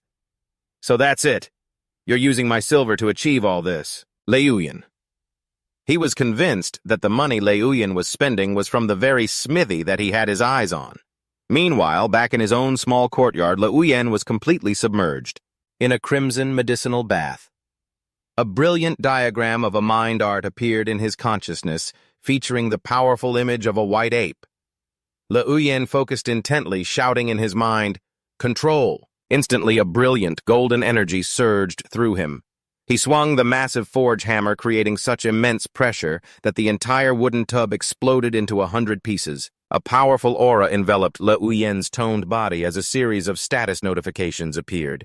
He had achieved the strength of 1,000 jin, something only those with a superior grade foundation and extraordinary talent could possess. Thanks to years of hammer training, his every movement now carried great momentum and heavy force. Most notably, his armor-breaking horizontal training ability allowed him to shatter any armor and defensive techniques of his opponents. Li Yuyan clenched his fists, feeling the absolute peak of his power. Great accomplishment in chi and blood, perfected pursuit technique. Grandmastery in forging, strength of 1,000, jin, great momentum, heavy force, and even armor-breaking. There's only one word for it. Powerful. Let's go, boys. This is insane. Li Yuyan decided he had to test his new strength immediately. Looking at the giant water vat in front of him, he thought to himself, this vat with the water inside must weigh at least 1,000 jin. A few months ago, I could barely lift one corner, but now... He channeled his energy into his hands, gripped the edge of the vat firmly, and roared, "Up!" The strength of 1,000 jin erupted. The heavy vat began to lift off the ground, but he didn't stop there. Li Yuyan continued to pour his strength into it, shouting, "More!" His feet planted firmly on the ground, veins and muscles bulging as he hoisted the entire giant water vat over his head. Luoyan was stunned, marveling at his own power. Yep, that's 1,000 jin all right. The hegemon king of Chu lifted a cauldron in the legends, but I bet that cauldron wasn't as heavy as this water vat. I feel like I still have strength to spare, but I'm afraid if I unleash it, I'll strain my muscles. He gently placed the vat back down. Watching the water ripple inside, he made up his mind. Now all I'm missing is a martial arts technique. I must get into Divine Weapon Valley. The next day at the forge, the resounding clang of hammer on anvil filled the air. The master blacksmith stood at a distance watching Luoyan work with a look of great satisfaction. He thought to himself, this kid, has his forging technique already reached the grand completion stage? He's just like me. He walked closer with a gentle smile and announced some amazing news. My apprentice, would you like to try forging a high-grade weapon? The manager has already said so. If you can make one, he'll give you 8 taels. Hearing the number 8 taels, Luoyan was stunned, his eyes lighting up with joy. 8 whole taels. Thank you, master. This is an amazing opportunity. The master blacksmith even generously allowed him to use any of the precious materials in the storehouse. However, he didn't forget to remind him about heat control. Your grasp of heat control is still not quite perfect. Practice your heat control for a few more days. If the heat is off by just a little, the price will drop by a factor of 10. I'm not kidding. After a long day of hard work, Luoyan wiped away his sweat, feeling exhilarated by his remarkable progress. On his way back, a senior brother named Q approached him to chat. Junior brother Lei, in 4 days, there's a small gathering in the inner city. Do you want to come along? Luoyan curiously asked if this was the gathering of Miss Lu's group that his master had once mentioned. Senior Brother Q explained that next year, our academy only has 6 spots for the examination to enter Divine Weapon Valley, a 1,000-year-old great sect that the entire county holds in awe. Since Divine Weapon Valley hasn't opened its gates for many years, this is a once-in-a-lifetime opportunity that can't be missed. Luoyan clasped his hands in gratitude. Many thanks for the invitation, Senior Brother Q. The senior brother smiled and said it was the master's idea. He wanted me to look out for you, Luoyan. He then quickly left to check on the other junior brothers. At that moment, Luoyan suddenly noticed 2 disciples standing nearby. They looked extremely awkward and fearful when they saw him, and they hastily turned away. He squinted his eyes, suspicious of those 2. They're definitely up to no good. Standing silently in the hallway, Luoyan thoughtfully observed his surroundings and mused, it seems Qin Xiong has already set his sights on me. Yeezy Restaurant. The tallest building in the inner city was brightly lit against a night of thunder and lightning. Inside, a lavish banquet was underway, but Luoyan couldn't care less about the formalities. He was focused only on devouring the chicken leg. As he took a delicious bite, he glanced over at the noble faces like 4th young master Liu Yunwu, 3rd young master Wen Qida, and Miss Wang of the Wang family, and Luoyan felt a sense of distance. It seems like this inner city crowd has no intention of associating with outsiders like him. Just then, Lu Bailing walked into a warm welcome from everyone amidst respectful greetings of "Greetings, Miss Lu." Outside, it began to pour. The conversation turned to the peerless, heavenly sword technique, a superior martial art that even in Divine Weapon Valley only the most elite disciples were taught a portion of. People began to discuss how the gates of Divine Weapon Valley would open in March of next year, and a fierce competition was about to begin, and the various powers will need to help each other out. Hearing this, Luoyan just ate and drank quietly, telling himself, the people they're talking about definitely aren't me. Feeling full, he stood up. I'm full, heading out now. However, right behind him, disdainful whispers arose about his mid to low aptitude. They thought it was unlikely he'd even get a spot to participate, and that senior brother Yue should have brought Niu Gui instead, who had mid to high aptitude, which would be better. Ignoring the gossip, Luoyan walked straight out into the white sheet of rain. He thought to himself, I've been waiting for a rain like this for a long time. Standing in front of a house that still had its lights on, he wondered if Qin Xiong was inside. Dressed in black with his face covered, Luoyan quietly observed from the rooftop. Seeing another figure flitting through the night, he mused, on a rainy night like this. There are still so many people working just like me. At the same time, Qin Xiong was also frantically rushing through the rain, his heart filled with surging hatred. He gritted his teeth and thought, 3 generations of the Li family have suppressed 2 generations of mine.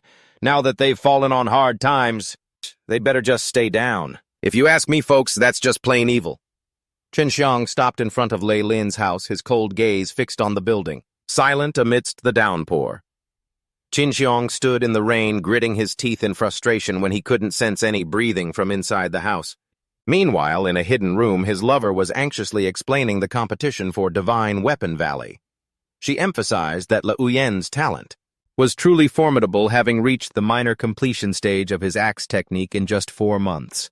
Hiding on the roof, Le Uyen heard every single word as she mentioned that woman's younger brother-in-law. He immediately realized she was referring to him through his relationship with his 2 sisters-in-law. With a flash of lightning that tore the sky apart, Le Uyen, clad in his black masked outfit, suddenly kicked the door open and charged in. He struck like lightning, taking down anyone in his path with vicious blows. Quick as a flash, he blew out the candle, plunging the room into silent darkness. Then he silently moved deeper inside. Le Uyen entered the study. He froze when he saw portraits of his own 2 sisters-in-law hanging prominently, silently scorning that scoundrel Qin Xiang for daring to covet another man's wives. Discovering a secret compartment behind the painting, he found a treasure box filled with gold and silver, and most importantly, the basic diagrams for the white ape flying dragon axe technique. He couldn't hide his excitement. This haul was a real jackpot. The night's work was definitely not in vain.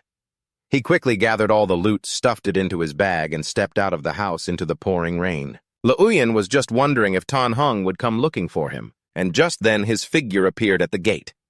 Le Uyen tightened his grip on his heavy axe, ready for a fight, thinking to himself, "You came back at the perfect time.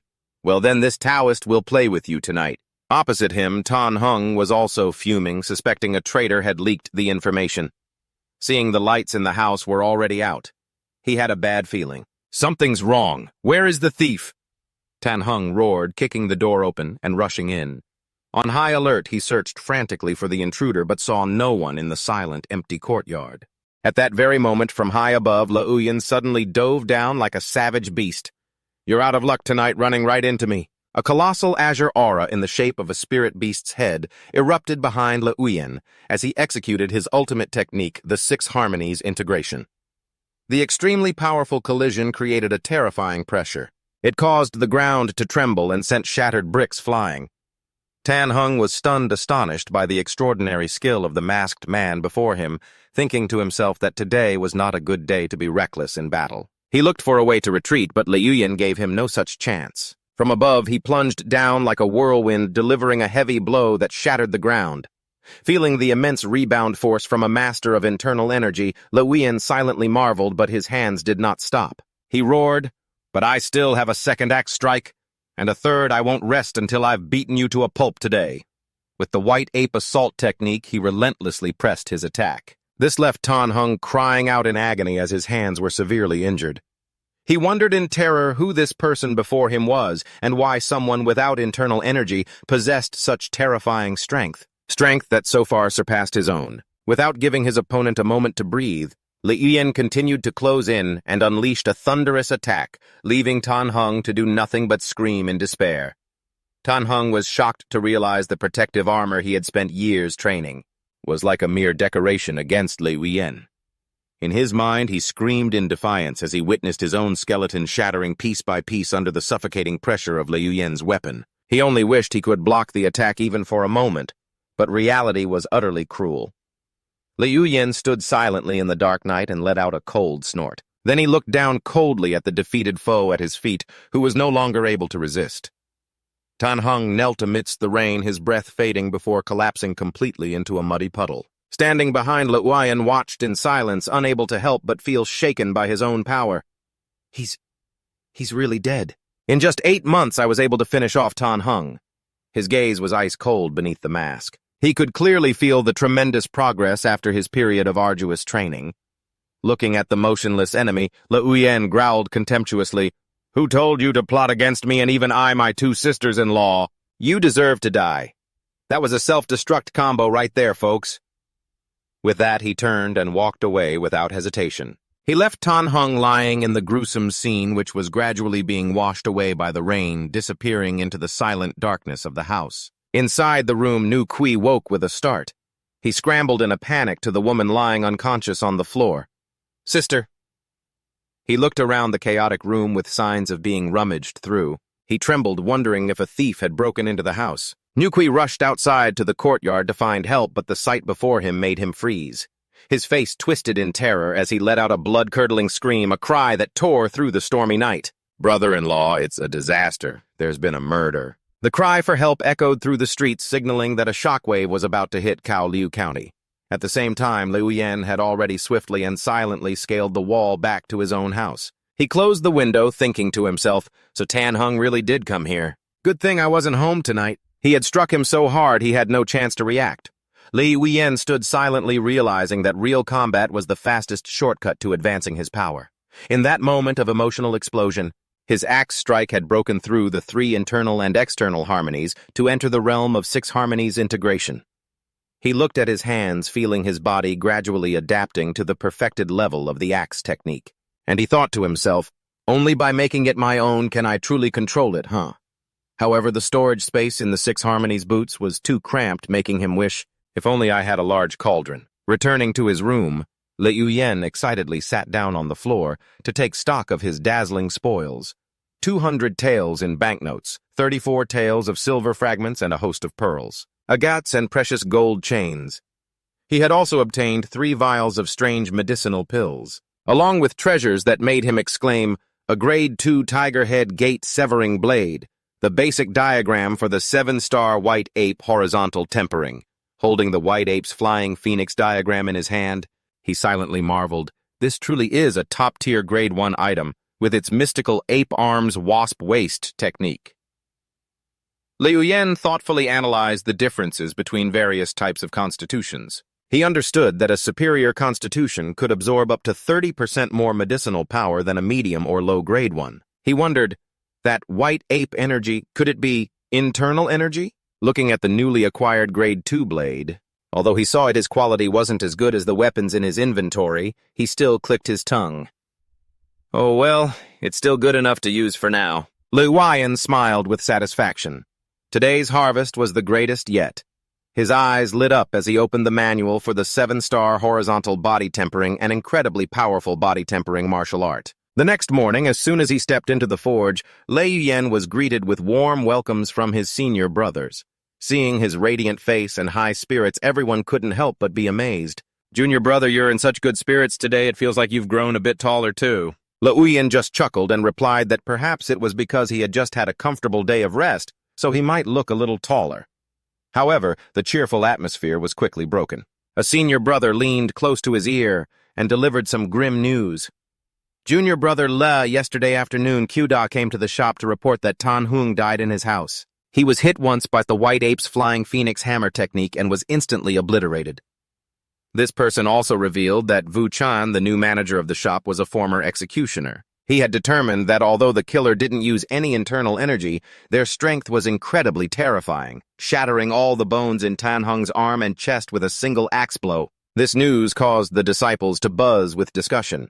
Another person wondered if it could have been the work of Lian Ju, but that was immediately dismissed because there was no way that criminal could have known. With the sect's hammer technique, even the Grand Treasurer fell under suspicion, but everyone understood he would never cut off his own capable right hand so decisively. Hearing the gossip, Liu Yan maintained a calm expression, like a master actor thinking to himself, now that Kowloon is dead and Tan Hung is also dead, I'm afraid the forge will be in big trouble when Han Tui Quan arrives. Not wanting to get dragged deeper into the gossip, Liu Yan waved goodbye to his senior brothers.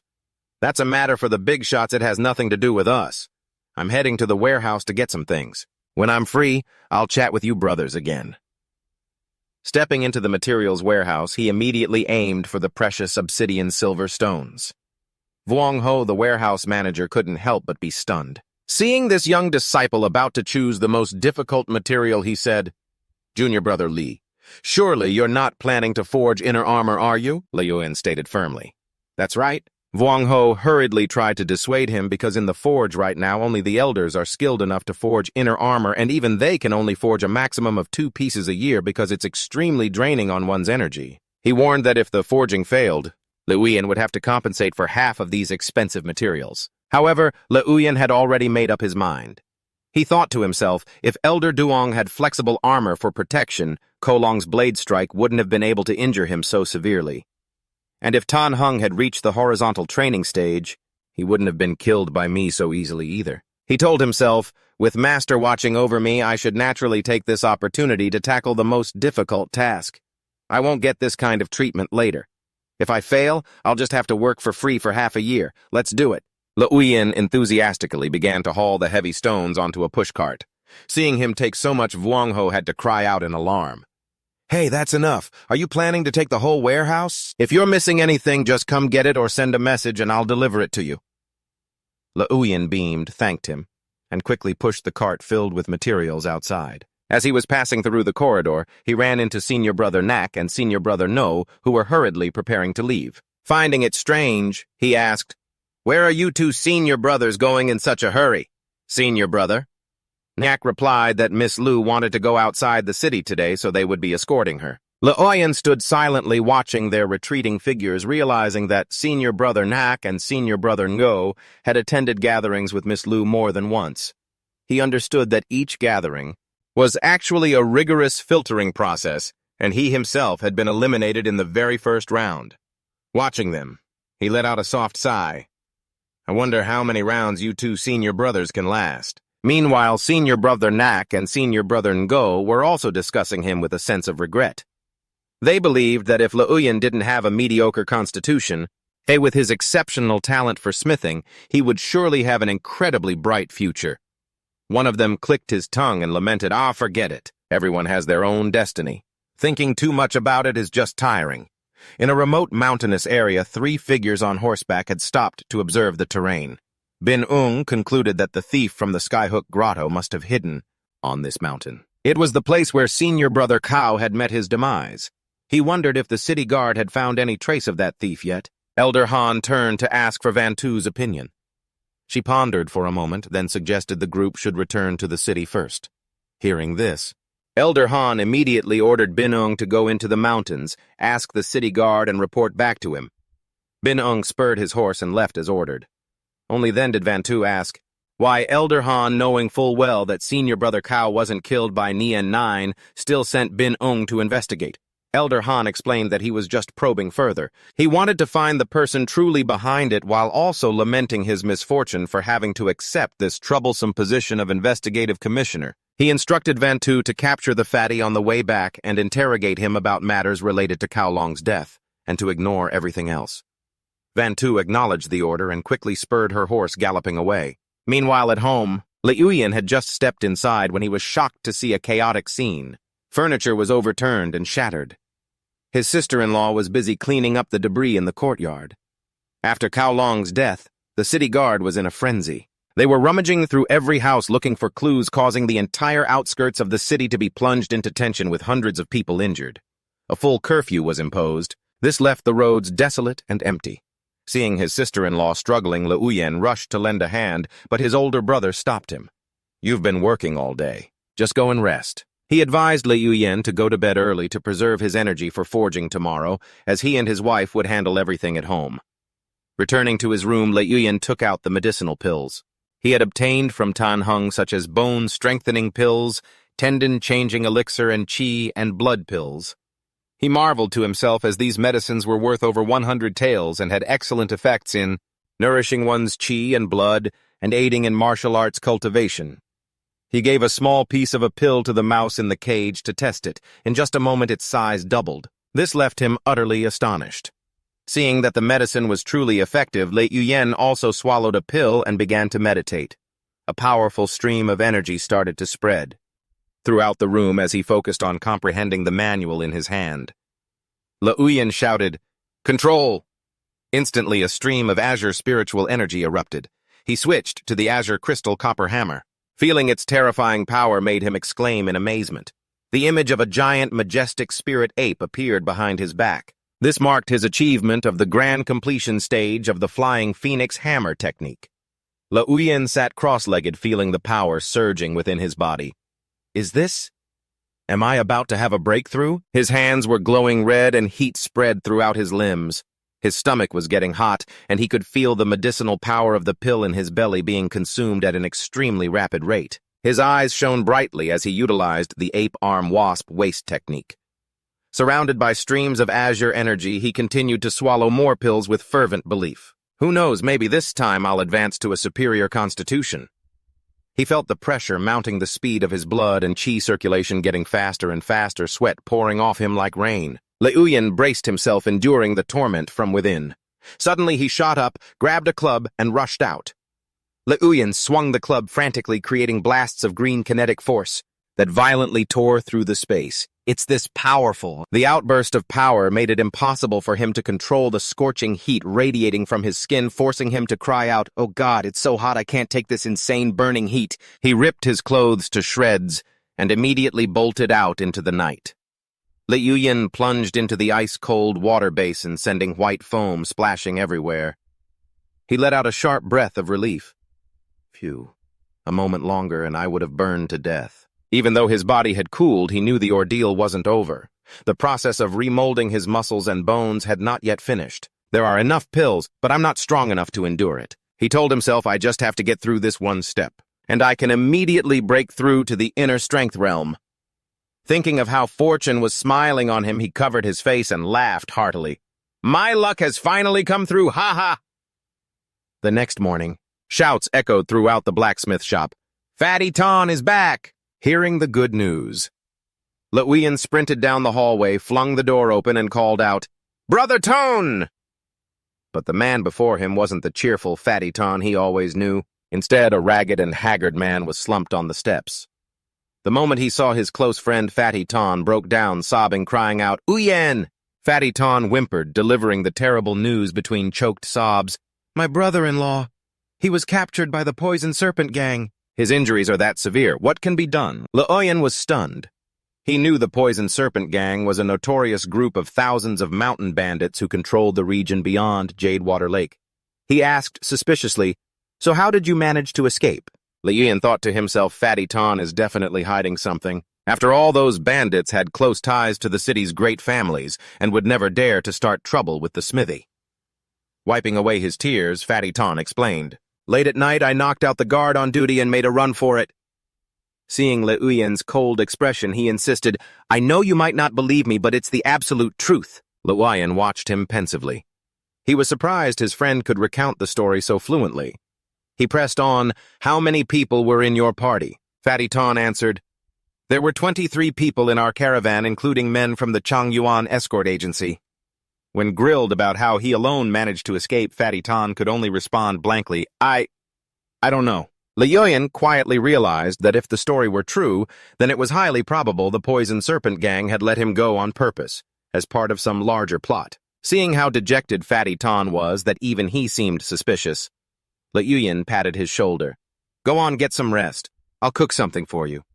Look at you. You're nothing but skin and bones. After ensuring Fatty Ton was fed and sound asleep, Liuyan went back to his forge. Suddenly, a commanding voice spoke up from right behind him, startling him. Liuyan, I've heard your forging skills have reached mastery. Are you certain you can forge a superior-grade weapon? Liuyan was dumbfounded. He hadn't sensed the Great Elder's approach or even his presence in the slightest. He bowed his head respectfully and answered, Great Elder, this is my first time attempting such a thing, so I am not truly confident.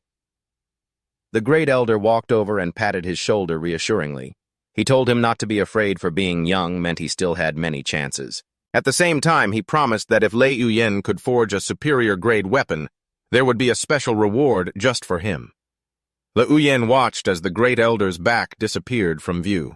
Liuyan couldn't help but wonder, did he really come all this way just to tell me that, and not to check on Fatty Ton? He silently gauged the man's strength, concluding that the Great Elder's martial arts were at least 2 realms higher than Qin Xiong's. Those parting words were full of hidden meaning. The man's words forced him to think. What did he mean, I'll have plenty of opportunities later, huh? The way he said it, it sounds like he doesn't want me to get into Divine Weapon Valley. Putting those worries aside for now, a cheerful Liu Yan headed home carrying a basket brimming with food. The moment his family saw him, they cried out, "Uyen, you're back. Second brother, I took the day off to buy some meat and eggs. We need to make sure our sisters-in-law are well nourished." Seeing his little brother spend so freely, his older brother felt a twinge of worry and urged him to be more frugal. But Liu Yan was firm. "They are carrying the children of our family brother. We can't treat them poorly." His second brother was touched watching the younger sibling who worked so hard all day long, yet still worried so much about the family. He mentioned that his disciple had bought so much food they couldn't possibly finish it all and told him to get some rest. Liu Yan smiled and turned to his sister-in-law. "You should be enjoying yourself too, sister. The money I spent is just a small thing. Wait until my nephew is born, I'm going to buy him the very best of everything." Hearing that his sister-in-law suggested that since they had the day off, the whole family should go for a stroll downtown to buy some cloth, buy some herbs to ensure a safe pregnancy, and then visit the Bodhisattva temple. His second brother agreed, adding that the city streets had been very bustling these past few days and that his little brother deserved a day to relax. But at the mention of the Bodhisattva temple, Liu Yan's expression suddenly grew serious. His eyes filled with contemplation as if he were scheming. He repeated the words in his head. "Bodhisattva temple. Something about that sounds fishy." And yet in the very next moment, his expression changed completely. He broke into a radiant smile and agreed with his family. "All right, it's a plan the whole family is going." Even under the effects of the lockdown, the pace of life in the inner city remained incredibly vibrant, a stark contrast to the desolation of the outer districts. The gap between the rich and poor was evident in the powers that ruled each territory. While the outer city was the domain of the Crab Gang, the Fish Gang, and the Three Rivers Gang, the inner city was home to the Changyuan Escort Agency, the Yeezy Inn, and various martial arts schools and lavish pleasure houses. Standing in the middle of the bustling streets, Liu Yan felt a wave of wistful sadness. He remembered the Lei family's golden era before their fall from grace, and before Qin Xiong sold their small courtyard here to keep a mistress. He thought to himself with a sigh, the atmosphere in the inner city really is so much better. The family's destination was the Bodhisattva temple. It was an ancient, imposing structure with a steady stream of pilgrims coming and going. As soon as he stepped into the crowded temple courtyard, Liu Yan's eyes were immediately drawn to a massive incense burner smoke billowing from it in thick plumes. His own eyes lit up with excitement. He thought to himself, "This is a true masterpiece. If I could just get it into the space of Weapon 06, it could hold so many things, and I could study it whenever I wanted." I told my 4 companions to go offer incense first while I took a walk around. Approaching the incense burner, Liu Yan respectfully lit a stick, but his mind was completely focused on the information appearing before his eyes. This was a 2-tiered incense burner cast from an iron-copper alloy that had existed for 1,000 years without changing color, carrying within it the faith and aspirations of countless people. It had the effect of calming the mind, soothing one's energy, and adding a little bit of luck. I couldn't help but exclaim, "This thing is amazing, you can tell it's top-tier stuff." Liu Yan determined that this censer weighing over 1,000 pounds was even more valuable than the deity statue in the main hall. The effort to cast it alone had cost hundreds of taels of silver, not to mention its 1,000-year-old legacy. However, I also felt a pang of regret. This temple's worship was too prosperous. They definitely weren't short on money, so they would never sell this treasure to me. Liu Yan began to calculate. Among the 9 temples in Kaioliu, the Bodhisattva temple and the Withered God temple were the most prominent. As for the few temples in the outskirts, it seemed their flow of worshippers was about to be cut off. I thought to myself that when I had the chance, I'd go try my luck at those places. Who knows, I might just gain something. Lost in thought, I suddenly froze when I saw a familiar figure in the distance. It was Lu Bailing, and with her was not only her father, but also a high-ranking monk and 2 other men. I realized this was undoubtedly a top-tier master. I sighed inwardly that in the inner city the chances of encountering high-caliber figures like this were much higher than in the outskirts. You can't even take a step around here without running into a boss. But the moment of leisure didn't last long. Liu Yan was immediately forced to return to his harsh reality. At the forge, the master smith with a solemn expression announced that the head manager had contacted over 10 factions in the inner city to venture out together and hunt down the poisonous snake gang. He looked at Liu Yan and gave a firm order. "Next, no days off for 10 days. You must forge the inner armor." understanding the importance of the mission. Liuyan answered loudly, "This disciple understands." He immediately threw himself into the work with intense focus. The resounding clang of the hammer echoed, mingling with the blazing fire as he began the process of forging the protective treasured armor. Liuyan toiled by the furnace, sweat soaking his clothes. As the first rays of the new day began to creep through the eaves of the smithy, Liuyan hurriedly reported, "Master, the black-silver threads are prepared. We can begin casting the armor now." Crafting soft armor was many times more arduous than forging sabers or swords, because the black silver had to undergo countless rounds of forging, tempering, and melting before being cast and drawn into fine threads. Only at this stage did the creation of the treasured armor truly begin. The old master nodded in satisfaction, a look of approval clear in his eyes. Excellent. That's how it should be. Just as the work was getting into full swing, a figure with a sharp, cold aura suddenly appeared at the doorway of the forge. It was Wu Chen, the new manager of the shop and a veteran former blade catcher. He spoke coldly, demanding, "Masters, please stop your work for a moment. I'm sure you all know why I'm here." His opening line already spelled trouble. The master smith immediately frowned in protest. He argued that the forge only had 32 people, and they were already overwhelmed with their daily tasks. If they were to send more men away, the number of weapons delivered to the city government would surely fall short.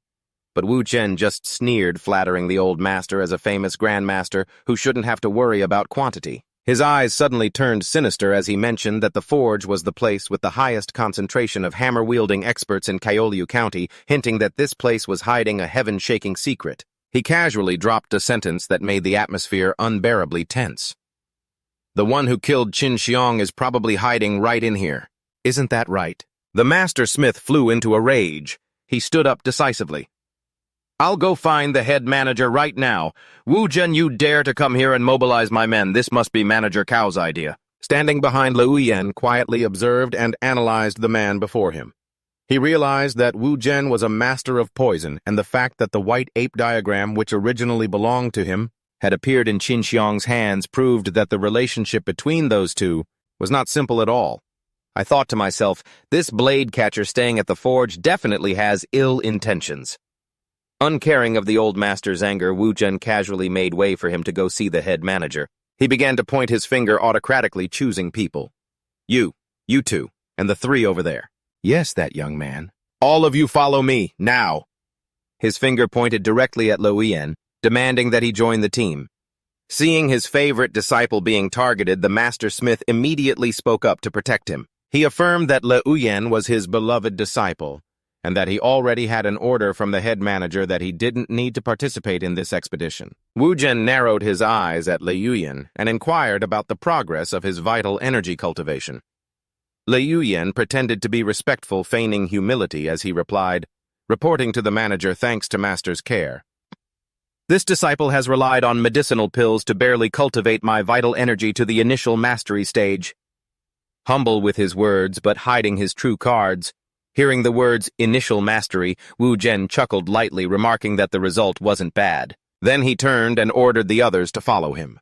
Watching Wu Zhen's back disappear through the door, the old master gritted his teeth in fury.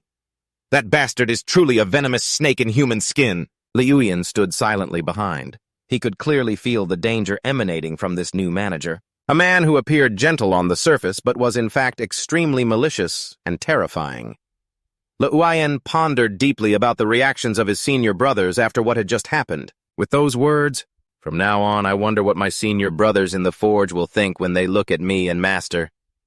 Behind him, the old master was still seething with anger, shouting nonstop. Detestable, detestable at the same time. The forces of the Changyuan escort agency began to depart from the city in a grand procession.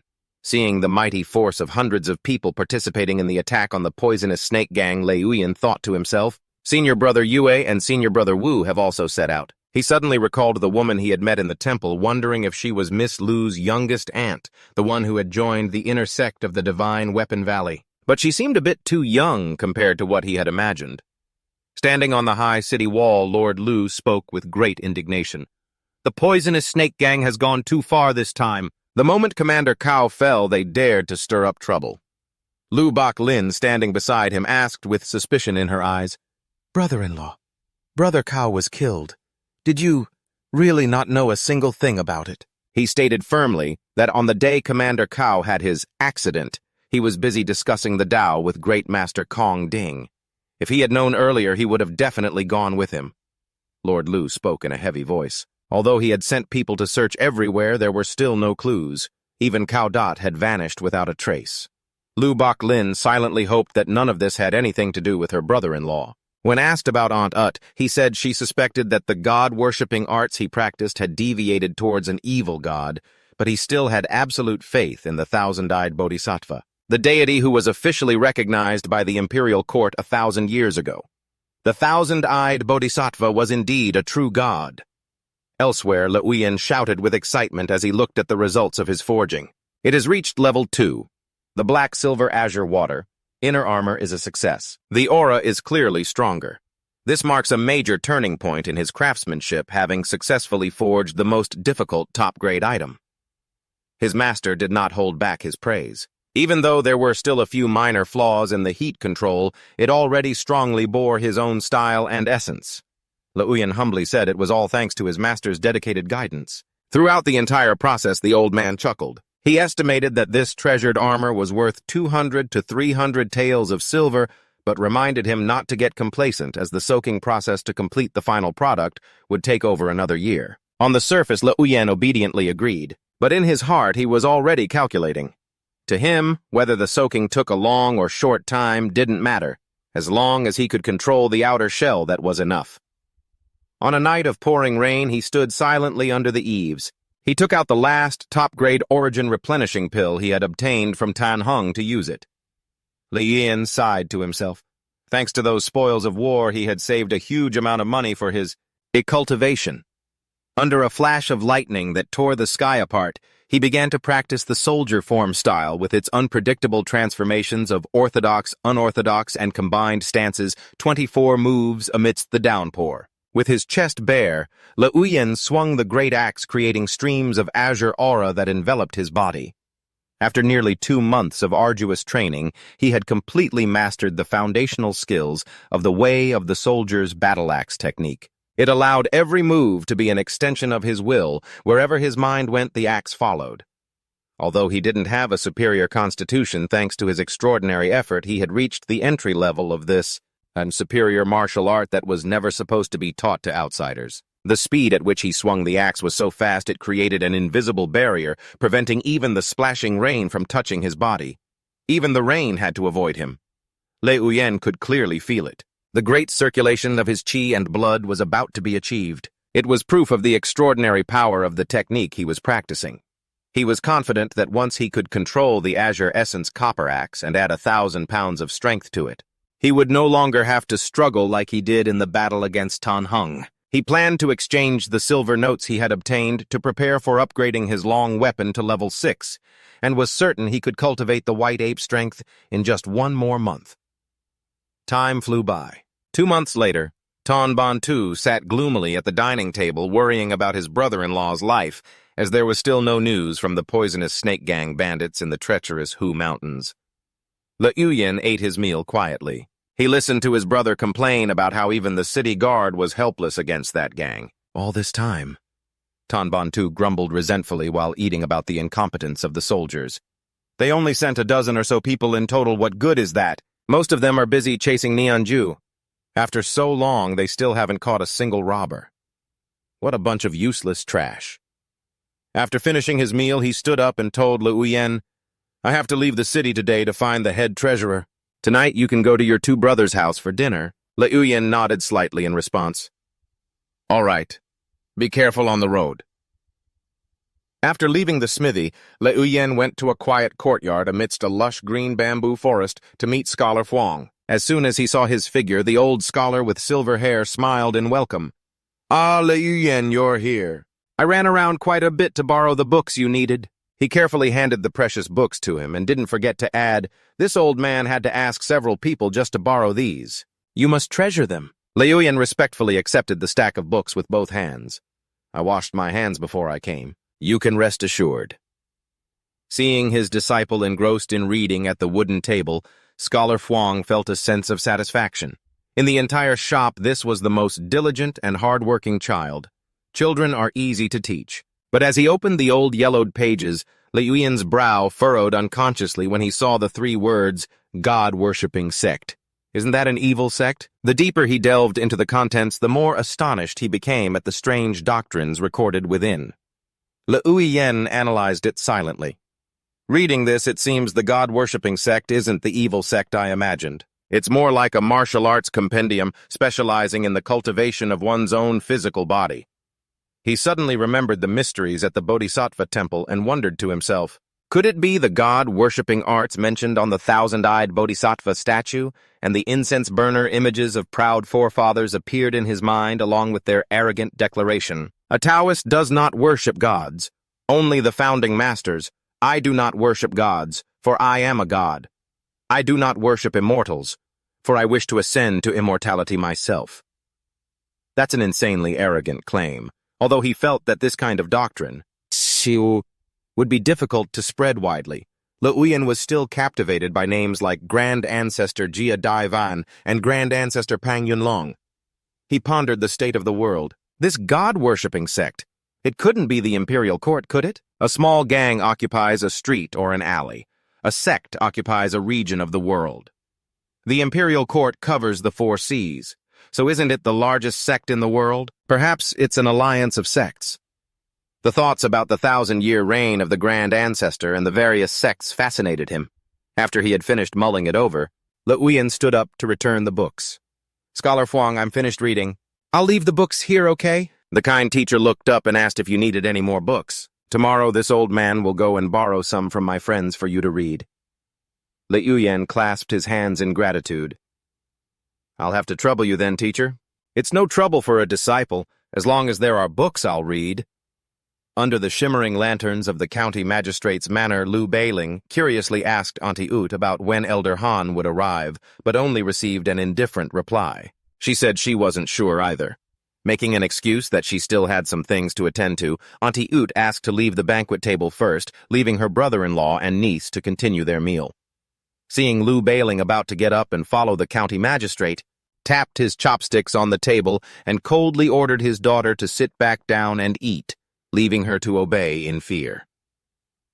Late at night, Wuchan made a surprise visit to the county manor. Seeing the distinguished guest arrive, the county magistrate hurriedly scolded his servants for their delay, then ordered the guard to go receive his punishment for not knowing how to welcome an honored guest. Wuchan got straight to the point, saying that Treasurer Cao wanted to ask what the next step of their plan should be. He reckoned that searching for the Vipers gang in the vast, mountainous lake region was not something that could be rushed.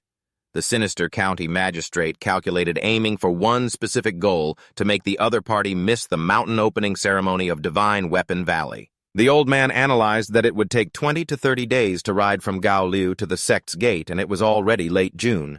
Time was running out. The magistrate asserted that with the winter winds and snow, that small window of time would certainly not be enough to make it for the mountain opening day. Understanding the old man's intentions, Wuchan expressed his desire to borrow a group of yamen runners to serve his own plans. The county magistrate generously agreed, telling him to just coordinate with the head steward. After Wuchan left, the county magistrate thoughtfully mentioned the name Ghostface Ba Nya Han Tui Quan with a worried expression. Suddenly, a subordinate rushed into the room to report, causing the old man to snap at him for the abrupt intrusion. The soldier trembled as he reported that although the brothers had worked hard to intercept that fellow named Ku, unexpectedly, just when things were going well, someone hiding in the shadows jumped out and snatched the person away. Hearing the bad news, the county magistrate's eyes widened in disbelief, unable to believe. His plan had been foiled so unexpectedly. In the silence of the night, the man who had just been rescued from the city guards was weakly crawling on the wooden floor. He trembled as he asked, "Who's there?" from the darkness.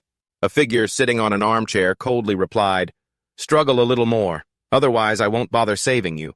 I'll just dig a hole and bury you to keep things neat," the injured man asked in shock for his savior's identity. But the only answer he received was a fatal kick to the head that knocked him unconscious. Immediately, Yun Shu stepped out, looked at the unconscious body, and gently chided her master for being too rough with someone who was already severely injured. At that moment, the senior's true identity was finally revealed. Beneath the terrifying ghost mask was Elder Han, the inspector envoy, that Yun Shu had been anxiously waiting for over 2 months. The two walked together under the night sky.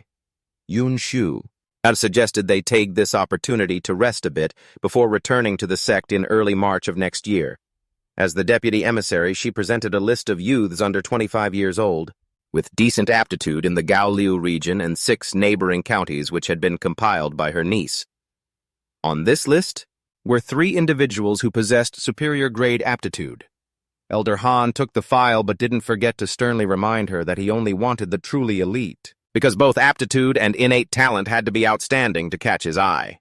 The next morning, Lei Yuyan ambled through the bustling streets of the inner city. His eyes suddenly landed on an old weapon called the Iron Blood Army Model 3 Trident Halberd. Despite its rusty and dilapidated appearance, its first-tier attribute and the ability to predict an enemy's intentions made him extremely curious about its origin.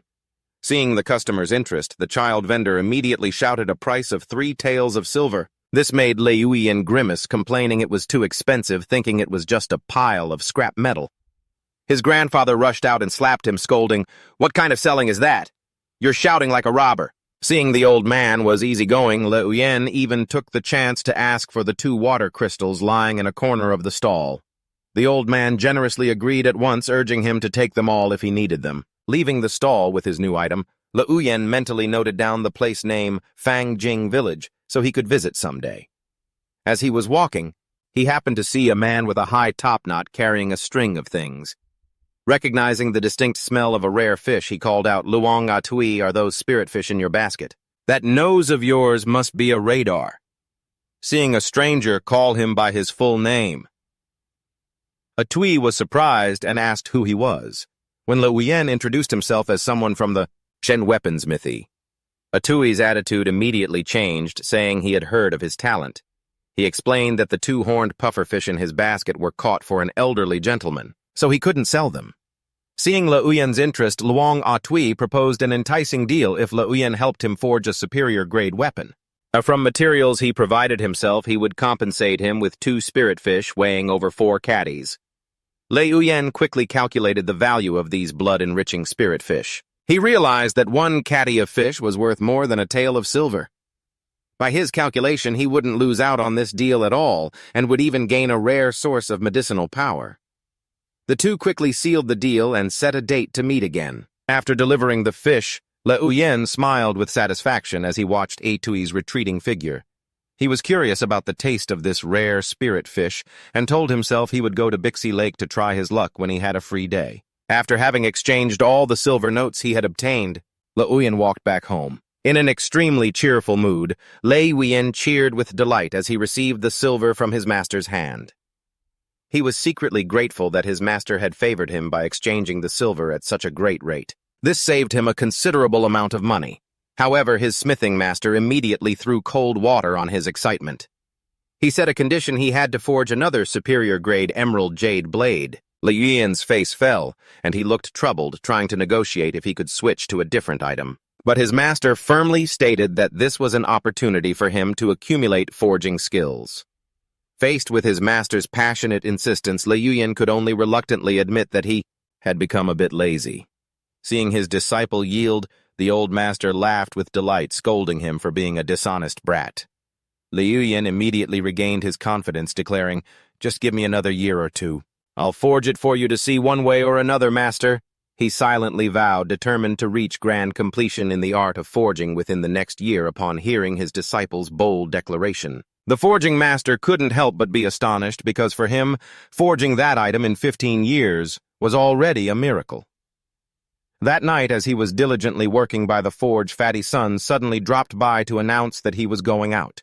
Hearing he was going to scout for news about his brother-in-law, Lei Yuyan, stopped his hammering to reassure his friend that the shopkeepers were still very concerned about the case, so he didn't need to worry too much. Fatty Sun sighed, full of anxiety, feeling helpless in the current situation. Lei Yuyan gently placed a hand on his shoulder to comfort him, advising him to keep hope, because as long as there was no bad news, it could be considered good news for now. Fatty Sun nodded and then walked away silently into the quiet night. The next morning at the first-class tavern, Senior Brother Wu frantically ran after someone, calling out urgently, "Senior Brother Yue!" With a desperate look, Senior Brother Wu pleaded with his senior to put in a good word for him as he still wanted to try and seize the opportunity. However, senior brother Yue coldly refused. He reminded him of how senior brother Wu had been indifferent when junior brother Li was eliminated before. Despite his senior brother's harshness, senior brother Wu continued to plead desperately because he knew that if he missed this chance, the door to joining the Divine Weapon Valley would be forever closed to him. Despite the desperate pleas, Yue Wentan resolutely turned his back. "Wu Ming, I can't help you with this." At the same time, in a luxurious room, Lu Beiling was resentfully questioning her aunt. "Auntie, are you really going to give the intersect trial spot to Yue Wentan? My vital energy is better than his, and my aptitude is only slightly inferior. So what does that even matter?" However, her aunt still believed that natural aptitude was the most important. She explained that one needed both innate talent and aptitude to be considered a true prodigy. As for Yue Wentan, although he had talent, his aptitude was poor, so he might not even pass the intersect assessment. Lu Beiling was not resigned to this. She threw her arms around her aunt, pleading, "My aptitude is mid to high tier too, it's just a little bit worse. Auntie, I'm begging you. Please." The response to her niece's desperate plea was just a harsh statement. "A little bit worse is still out. Stop begging." Her aunt began to lecture her on the path of cultivation. She said that after achieving great completion in vital energy, one needs to circulate it throughout the body to cultivate a strand of jin, also known as internal energy. Lu Beiling confidently cut her off, thinking she already knew all the steps from body tempering to internal, the strengthening as taught by her father. However, when she mentioned the form transformation realm after reaching perfection both internally and externally, her aunt dealt a heavy psychological blow. "If you're not good enough, you could try for a lifetime and never touch that realm." Lu Beiling's jaw dropped in shock at the harsh truth. Her aunt continued to press her, asserting that after all the screening, everyone she had chosen was mediocre. "Including you yourself," she stressed. "If it weren't for me, you wouldn't have even made it into the outer sect." Too shocked by the continuous verbal attacks, Lu Beiling slumped onto the table, whining, "Auntie, why do you have to put me down like that?" Her aunt could only sigh in frustration, leaving the conversation hanging, which made the atmosphere in the room incredibly tense. As night fell at the blacksmith shop, Liang Ashui quietly went to find Le Uyen to deliver the goods. They had arranged for him to give Le Uyen an oxhorn bone weighing over 4 caddies, and he promised to bring the second one after the weapon was finished. At Le Uyen's surprise at this show of trust, Ashui calmly replied, "This is just the principle of trust those you use, isn't it?" When asked what kind of weapon he wanted forged, Ashui produced a blueprint that made Le Uyen exclaim, "This is a fish spear." It was a 3-pronged fish spear, and Ashui told him to forge it exactly as it was on the paper. Looking at the scribbled drawing, Le Uyen didn't know whether to laugh or cry, and asked if he needed to fix it to make it look better. But Ashui confidently insisted that his drawing was already very clear. Le Uyen could only lament internally because the drawing was not only unclear but also rather abstract. After promising to come back to describe it in more detail and bring the rest soon, Ashui left, leaving Le Uyen with the basket of precious spirit fish. He smiled in satisfaction, thinking to himself, "When I get home today, I'll definitely let my sister-in-law try this nourishing fish." Just an incense stick's worth of time after enjoying the nourishing spirit fish with his family, Le Uyen began to feel strange changes in his body. His entire body was burning hot and itching like crazy, as if thousands of ants were crawling under his skin. He marveled to himself, "This spirit fish is actually more nourishing than embryo fluid and tendon pills." Unable to bear the scorching heat, Le Uyen immediately threw himself into a tub of water to cool down.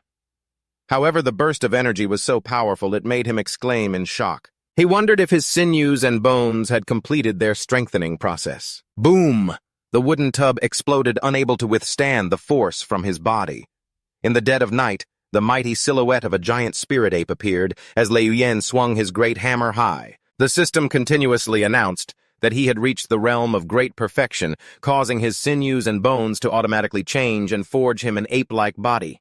Le Uyen could feel it clearly. Every muscle fiber and his entire skeleton was transforming with crisp, cracking sounds coming from within. He clearly felt that everything from his speed to his arm strength had been powerfully buffed. Even the 7-star horizontal body training technique had advanced to near the proficiency level. Le Uyen threw himself into training with unbelievably powerful and agile movements. He noticed his arms were now long and supple like an ape's, giving him a sense of flexibility that far surpassed what he had before. With the ability to turn like the wind and perfect control over his power, he could execute 18 consecutive forms without needing to rest his strength continuing to accumulate endlessly. When his hammer technique reached the realm of perfection, Le Uyen smiled confidently as he looked at his body. He now possessed the characteristics of ape arms and a wasp waist, along with the superior grade sinews and bones that countless people dreamed of. Looking back at the transformation process of his sinews and bones over the past 2 months, Le Uyen understood that tonight was the true metamorphosis, far surpassing all the previous days combined. He silently understood why all the major powers valued bone structure so much, because the difference was simply too great in terms of martial arts training speed and the ability to absorb medicinal power. Le Uyen thoughtfully considered the importance of innate talent and the good fortune of possessing the long weapon 6. It helped him avoid fumbling around in danger or wasting time finding a master. He began circulating his blood qi from the minor circulation to the major circulation, feeling the core point move from his waist to his heart. Le Uyen knew he was getting very close to cultivating internal kin to truly step into the ranks of the masters. White ape kin was the realm Le Uyen yearned to reach. He understood that a person's strength was limited. Even with elixirs, blood qi could only spread to the limbs, reaching the body's limit. However, if he cultivated the white ape flying phoenix axe technique to grand perfection, he could nurture a powerful strand of white ape kin from his waist. Feeling the power slowly growing, Le Uyen told himself he was very close to the moment of breakthrough. Just a little bit more? He calculated to himself that he probably just needed 1 or 2 more of those highly nourishing spirit fish to complete the process. Just a few more fish to unlock it. Early in the morning, Le Uyen said goodbye to his sister-in-law to return to the forge. "Sister-in-law, I'm heading back to the forge." His sister-in-law, while hanging laundry, reminded him, "Be careful on your way." He smiled back. "Got it, sister. Don't work too hard." Stepping out onto the street, he stopped by an old bookstore. Holding a new secret manual in his hand, Le Uyen asked the owner, "I want this book." "Oh, right. Shopkeeper, do you have anything else like this?" The old man shook his head and replied, "That's all. If you still want to buy some kind of cultivation technique, then you can go to the Bodhisattva's Gaze Temple Market. They sell everything over there." Le Uyen pondered, "Is that so? It really is livelier over there." He noticed that the name Bodhisattva's Gaze had been popping up far too often lately, carrying an indescribably strange and sinister feeling. So he warned himself not to get involved with it for the time being. He racked his brain, wondering if he should learn some hidden weapon techniques for self-defense and coat them in poison, but then he just brushed the idea aside, afraid he might accidentally stab himself. As he was lost in thought, a loud call interrupted him. Le Uyen turned around. It was Luong Atui. "Sorry, I got held up by a few things on the way, so I'm a little late." Le Uyen waved his hand. "It's fine. Let's go in and forge the fish spears." Inside the forge, a very excited Atui instructed, "Make it as long as you can and as sharp as you can." The master blacksmith standing nearby couldn't help but be surprised. A fish spear counts as a weapon. "I've never seen anyone use a fish spear as a weapon." The old man turned to his disciple and remarked, "You're looking awfully well today. Eat something good." Le Uyen beamed. "My 2 older brothers and sisters-in-law have been feeding me well lately. Master, when do you think I'll be able to cultivate internal kin?" The master blacksmith explained in a low voice. "Internal kin, huh? Your talent is better than mine, so there's some hope. No harm in talking about it. The physical body has its limits. I've heard people say that even with a superior constitution, you're not guaranteed to achieve internal kin. At most, you'll only have the strength of 1,000 caddies," the master said as he swung his hammer. He explained that cultivating kin is all about breaking the limits of the physical body to become stronger. He recalled his own arduous journey. He started his apprenticeship at 9 and only achieved great mastery of his blood qi at 34. "It wasn't until I was 41 that I mastered the axe technique, but I didn't have the status to access the fundamental diagram. By the time I had enough standing to touch that treasure, my blood qi had already declined and I no longer had the ability to break through to the internal kin realm." "Life has a funny way of unlocking things, late," Le Uyen analyzed inwardly. When he controlled the barrel copper hammer, his strength had already surpassed 1,000 caddies. Didn't that also count as breaking his limits? He realized that a wealthy person with a superior constitution, even without cultivating internal kin, could still push their strength above the 1,000 catty mark thanks to elixirs. The master continued, "The internal kin cultivated when practicing the white ape axe technique is called white ape kin. I'll never be able to cultivate it in this lifetime. But I have seen an explosive burst of cultivated kin force shatter a boulder with a bare hand." Le Uyen exclaimed in alarm, "Shatter a boulder! Wouldn't your hand hurt?" The master laughed. "If you try to block internal kin with your bare hands, of course it's going to hurt." What a strange question. Hearing this, Le Uyen felt a pang of regret. When he killed Nianju and Tan Hung, he hadn't had the chance to see what a burst of internal kin looked like. He asked curiously, "After cultivating white ape kin, would there be any trouble if I switched to practicing a different martial art?" The question made this master and the other disciples freeze. The old man snapped, "How long do you think it takes to cultivate a martial art until you achieve internal kin, and you want to switch to another one? Are you trying to master everything? Don't be so greedy." The master sighed, recalling an old story. If Tan Hung hadn't switched to practicing the tiger roar saber and wasted more than 10 years, perhaps he wouldn't have been killed so easily. Le Uyen thought to himself, "Actually, that doesn't affect me at all." The master urged, "All right, hurry up and forge the iron. Luang Atui is still waiting for you. At the end of the year, you might be going to Divine Weapon Valley. You might not be back until next summer. You need to make the most of your time." Le Uyen said excitedly, "Maybe I can join Divine Weapon Valley directly. When I come back, it could be in 3 to 5 years. The master warned sternly, "The martial sects place great importance on one's constitution. If you fall even a little bit short, you won't even be able to get into the inner court.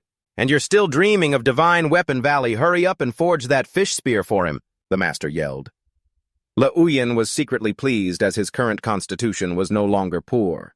He gripped the hammer firmly, focused his mind, and said, "Don't worry, I guarantee he'll be satisfied." The sound of the hammer striking the anvil rang out, and sparks flew with each of Le Uyen's powerful blows. As he worked, new schemes flashed through his mind. Setting aside the tiger roar saber for now, the fundamental diagram for the green serpent spear must be on that green snake guy, right? Le Uyen squinted at the flames. He really wanted to give it a try. "I wonder if my body will keep changing once I master these other fundamental diagrams." Meanwhile, at a deserted temple, Tonbantu rode alone to a dilapidated shrine covered in cobwebs. Stepping into the main hall, he was stunned by the sight of a figure. Vuchun was standing silently before a giant Arhat statue. The moment he saw him, Tonbantu immediately asked, "Vuchun, where's the second manager?" In the dim light. He was shocked to realize that the statue's face and Vuchun's were astonishingly similar, making him wonder if his eyes were playing tricks on him. Ignoring the other man's astonishment, Vuchun coldly announced that Manager Tao had already led his men into the mountains while he had taken the rest back to get some rest. The fact that everything seems normal is precisely what's suspicious. He demanded that Tonbantu follow him immediately, claiming Manager Tao already had a plan in place. At that same moment, Le Uyen was also strolling through the streets, plagued by the same problem: how to get more of this precious metal. Le Uyen went straight to Lung Atui's house, knocking on the door while shouting, "Brother Lung, it's me. Le Uyen, I'm here to deliver the fishing trident." Atui joyfully came out to greet him, astonished by his brother's incredible crafting speed. Holding the 3-pronged trident, which radiated a sharp spiritual aura, he couldn't stop praising it. It was the exact design he had always wanted. Thrilled with his new treasure, Atui was so delighted that he ran inside and brought out a red-tailed spirit fish weighing over 6 catties as an extra gift. Looking at the valuable fish in his hands, Le Uyen silently marveled at Atui's fishing skills. He wondered if the man had some secret for finding the hiding spots of these elusive spirit fish. Taking advantage of the cheerful atmosphere, Le Uyen decided to probe, asking if Atui knew where to find any red gold. But Atui just laughed it off, insisting that this mountain region didn't produce gold. He said that even in the inner city it was rare, so he was completely in the dark about it. As they were talking, Le Uyen's eyes suddenly narrowed with suspicion when he spotted a mysterious figure hiding behind a door, which Lung Atui seemed to be deliberately blocking. Upon returning home, Le Uyen saw his second brother and second sister-in-law returning from the Temple of the Thousand-Eyed Bodhisattva. His brother explained worriedly that for the past few days his wife had been suffering from morning sickness and anxiety, so he'd taken her to pray for peace and well-being. However, his sister-in-law immediately countered, saying her husband was overreacting to rumors about the mysterious miscarriages in the front district. Seeing Le Uyen ask about her health, She smiled reassuringly, telling him she had medicine to stabilize the pregnancy and was doing fine. Lei Wian excitedly showed them the spirit fish he'd gotten from Brother Lung, telling his brother to make a nourishing soup for his wife that night. After bidding farewell to Lung Atui, who was lurking just outside the door, he entered his home in high spirits. Meanwhile, at Lung Atui's house, an old man in a demon mask was speaking coldly. Red gold is a supreme material meant only for divine weapons. The old man delivered a harsh verdict. His craftsmanship is truly masterful, but his own physical foundation is too weak. The old man asserted that with such a poor constitution, Lei Wian would never reach the highest realm. When Atui expressed a desire to learn martial arts, the old man brushed him off, demanding he bring back 10 more spirit fish before they could even discuss it. Hearing the number 10 fish, Lung Atui was so shocked his face paled in disbelief. By dinner, Lei Wian could clearly feel the medicinal power from the spirit fish, his body growing hot as if on fire. He told himself that after Weapon Master 6 leveled up, he had to learn how to catch these fish himself to secure a steady supply of nourishment. Just then, his sister-in-law took out a bodhisattva pendant she had just gotten from the temple, offering it to him for his protection. Lei Wian was about to refuse, but the moment his hand touched the item, a bizarre, cold energy shot through him, making him shudder. His face instantly turned pale with horror, a protective charm that feels more like a cursed object. Information from Weapon 06 appeared, sending a chill down his spine. This was a bodhisattva pendant made from incense ash mud and the blood of a young boy. It was designed to drain the luck and life force of its wearer. He was horrified to realize this was a work of dark arts, an incredibly insidious heretical art. To get to the bottom of it, Lei Wian changed his demeanor, feigning curiosity, and then borrowed his sister-in-law's pendant to study. He started connecting the dots with the recent miscarriages in the city and asked about how they had obtained the item. His brother explained that the temple was initially closed for repairs, but when a Lord Lo showed up and intervened, the monks gifted them 2 of the pendants. 2 of these consecrated pendants. Lei Wian thoughtfully repeated the name, his eyes filled with suspicion. Lord Lo, you say? Something's fishy here, he thought. Lying with an arm over his forehead, Lei Wian contemplated the situation in Kaoliu County. Before Ko Long's death, the city guard had held more power than the local government office. All forces, big and small, including the mountain bandits, had to tread carefully around them. In comparison, Magistrate Lo Vantang seemed rather insignificant, known only as an official who revered gods and Buddhas. But Lei Wian couldn't help but wonder, regarding the death of Ko Long, could this Lord Magistrate possibly have had a hand in it? And his first suspicion landed right on the main boss. He raised his hand, looking at the 2 pendants, clearly feeling the bizarre energy radiating from them. No matter how you look at it, this thing is no good. Judging by the tenets of the god-worshipping sect, the cult itself was neither good nor evil. However, more often than not, any artifacts associated with them turned out to be heretical. Lei Wian thought to himself, the Temple of the Thousand-Eyed Bodhisattva has ties to the imperial court. If there were truly something amiss, it should have been discovered long ago. He suddenly recalled the words from an ancient text, false paths, false scriptures, false gods, and false followers. He wondered, then the problem must lie with the followers themselves. Such sharp words wouldn't have been written without reason. He noticed the small mouse beside him squeaking in fear. Lei Wian gently soothed it. Don't be afraid. This pendant may be evil, but it's not enough to scare us. I'll bring it under control in a moment. Focusing his spirit, he shouted, Subdue! Instantly, a brilliant golden aura enveloped the 2 pendants. Initially, Lei Wian felt a pang of disappointment. There was no particular reaction. He thought to himself, could it be that the subduing effect of these 2 flawed items is just too weak? But then an unexpected stream of information flooded his mind. It left him stunned. I am a god. The flesh is a temple. Cleanse the temple to revere the god. Build an altar to worship the god. Venerate yourself as a god, pray to yourself sincerely. Worship the god and all prayers will be answered. The echoing doctrine forced Lei Wian to brace himself against the pain. He continued to shout, Subdue through the agony. Suddenly a horrific vision appeared before his eyes. What is this? My organs. Lei Wian was stunned to realize he could actually see through his own body, witnessing each of his internal organs at work. He finally understood the true meaning of venerate yourself as a god, the flesh is a temple. It meant one had to cleanse their internal organs to create a shrine within themselves. This strange sensation came from the vital energy that was enveloping. It shrouded and circulated endlessly throughout his body. Back at his desk, Lei Yuyan contemplated the ancient records. According to the book, after reaching the initiation stage of the deity-worshipping art, one could circulate their blood and ki in ways incomprehensible to ordinary people. To strengthen a part of his body, he silently compared the two, and realized the deity-worshipping art was clearly far superior to the martial path combat axe art he was currently practicing. Lei Yuyan's gaze turned ice-cold as he looked into the distance. He was absolutely certain that the Bodhisattva shrine was definitely hiding many secrets. Just as he stepped outside, senior brother Nak called out, "Brother Li, there's a feast in the city tomorrow. Care to join?" Seeing Lei Yuyan's confusion, he quickly clarified that it wasn't Lady Lo's party, but a small feast of his own at Yizi Restaurant. The whole table was hailing Nak Van Tan like an idol. It was like he was about to make his debut. Watching senior brother Nak being praised like a shining star and predicted to be promoted soon.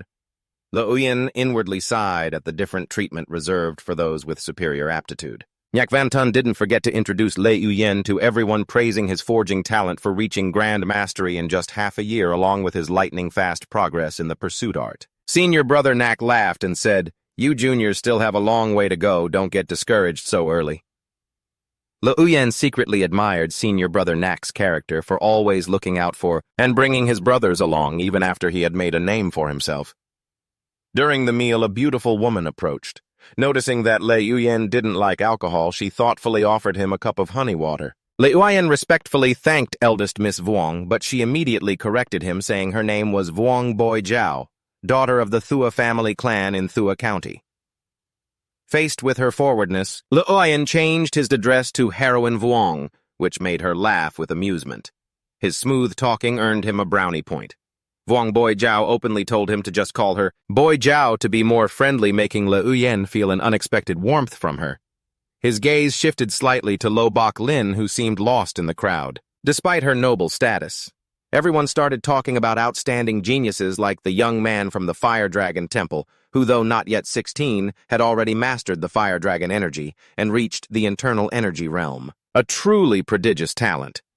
In the middle of the conversation, Lei Yuyan asked senior brother Nak where he could buy scarlet gold to prepare materials for forging a top-grade weapon later on. Senior brother Nak was utterly astonished by his ambition, but could only shake his head because besides the forge, he really didn't know anywhere else that sold such a precious metal. Vuong Boi Jiao suddenly spoke up, suggesting that Lo Bok Lin might be the one who possessed scarlet gold. However, she also warned that this eldest young miss disliked their crowd, so trying to trade with her would likely be extremely difficult. At that moment, Lo Bok Lin quietly stood up, announced she couldn't stay any longer, and quickly walked to her carriage to return home. Sitting in the carriage, Lo Bok Lin couldn't hold back tears of frustration as she thought about her aunt not choosing her to enter the inner sect. She bitterly compared herself to Nak Van Tan, a person who in her opinion was inferior in both talent and comprehension, yet was favored just because he possessed a better aptitude. Lo Bok Lin sobbed over the feast she had spent more than a year preparing, only for it to become a stepping stone for someone else. She resentfully realized she only had half a year left. If she couldn't cultivate the swallow's return wish-granting palm to grand completion to change her aptitude, she would lose her only chance. However, to reach that realm, from the grand mastery stage would take a full 25 years, a number so distant that she could only scream in despair. Just then the head steward entered and reassured her, "Young miss, please rest assured. The matter of entering the Divine Weapon Valley has been arranged by Heroine Vuong. There is a spot reserved for you on every trip." They even had a slot ready for her. Lo Bok Lin curiously asked about the identity of the person behind this, but the head steward only gave a vague answer about people in the martial world who don't know when to advance or retreat. At the same time, at the gate of the Lo residence, Vu Chan arrived wanting to see Lord Lo. But he was told the master was busy handling the case of a quack doctor who had harmed a pregnant woman and her unborn child with the wrong medicine. Unable to meet him, Vu Chan said he would return tomorrow, and then silently left. Inside, powerful figures were secretly discussing how Vu Chan, after receiving the deity-worshipping art, couldn't resist the temptation and visited all 7 shrines outside the city. Calling him a fool who had defiled the sacred art, they commented that Han Tui Quan was an old man with a very large appetite. Tao Diem alone would likely not be enough to satisfy him. As for Wu Chan, because his cultivation was still shallow, and he was chaotically cultivating a single chi, he would sooner or later go mad. They figured that if he didn't go mad, they would have to see how much power his martial path combat finger art truly held. At that moment, Wu Chan was strolling down the street. He silently assessed the strangeness of the deity-worshipping art, and couldn't stop wondering who had really finished off Nen 9. For 3 months, he had been investigating the masters at the forge, but he still had nothing, and he absolutely refused to believe the culprit could be some low-level apprentice. To investigate so much and still miss... He walked past a shrine. Wu Chan could feel the power of the incense here. It was far stronger than the 7 shrines outside the city. Just then, he passed by Lei Uyen, who was walking in the opposite direction on the street. Lei Uyen immediately recognized the basic diagram of the green snake. It was indeed on the other person.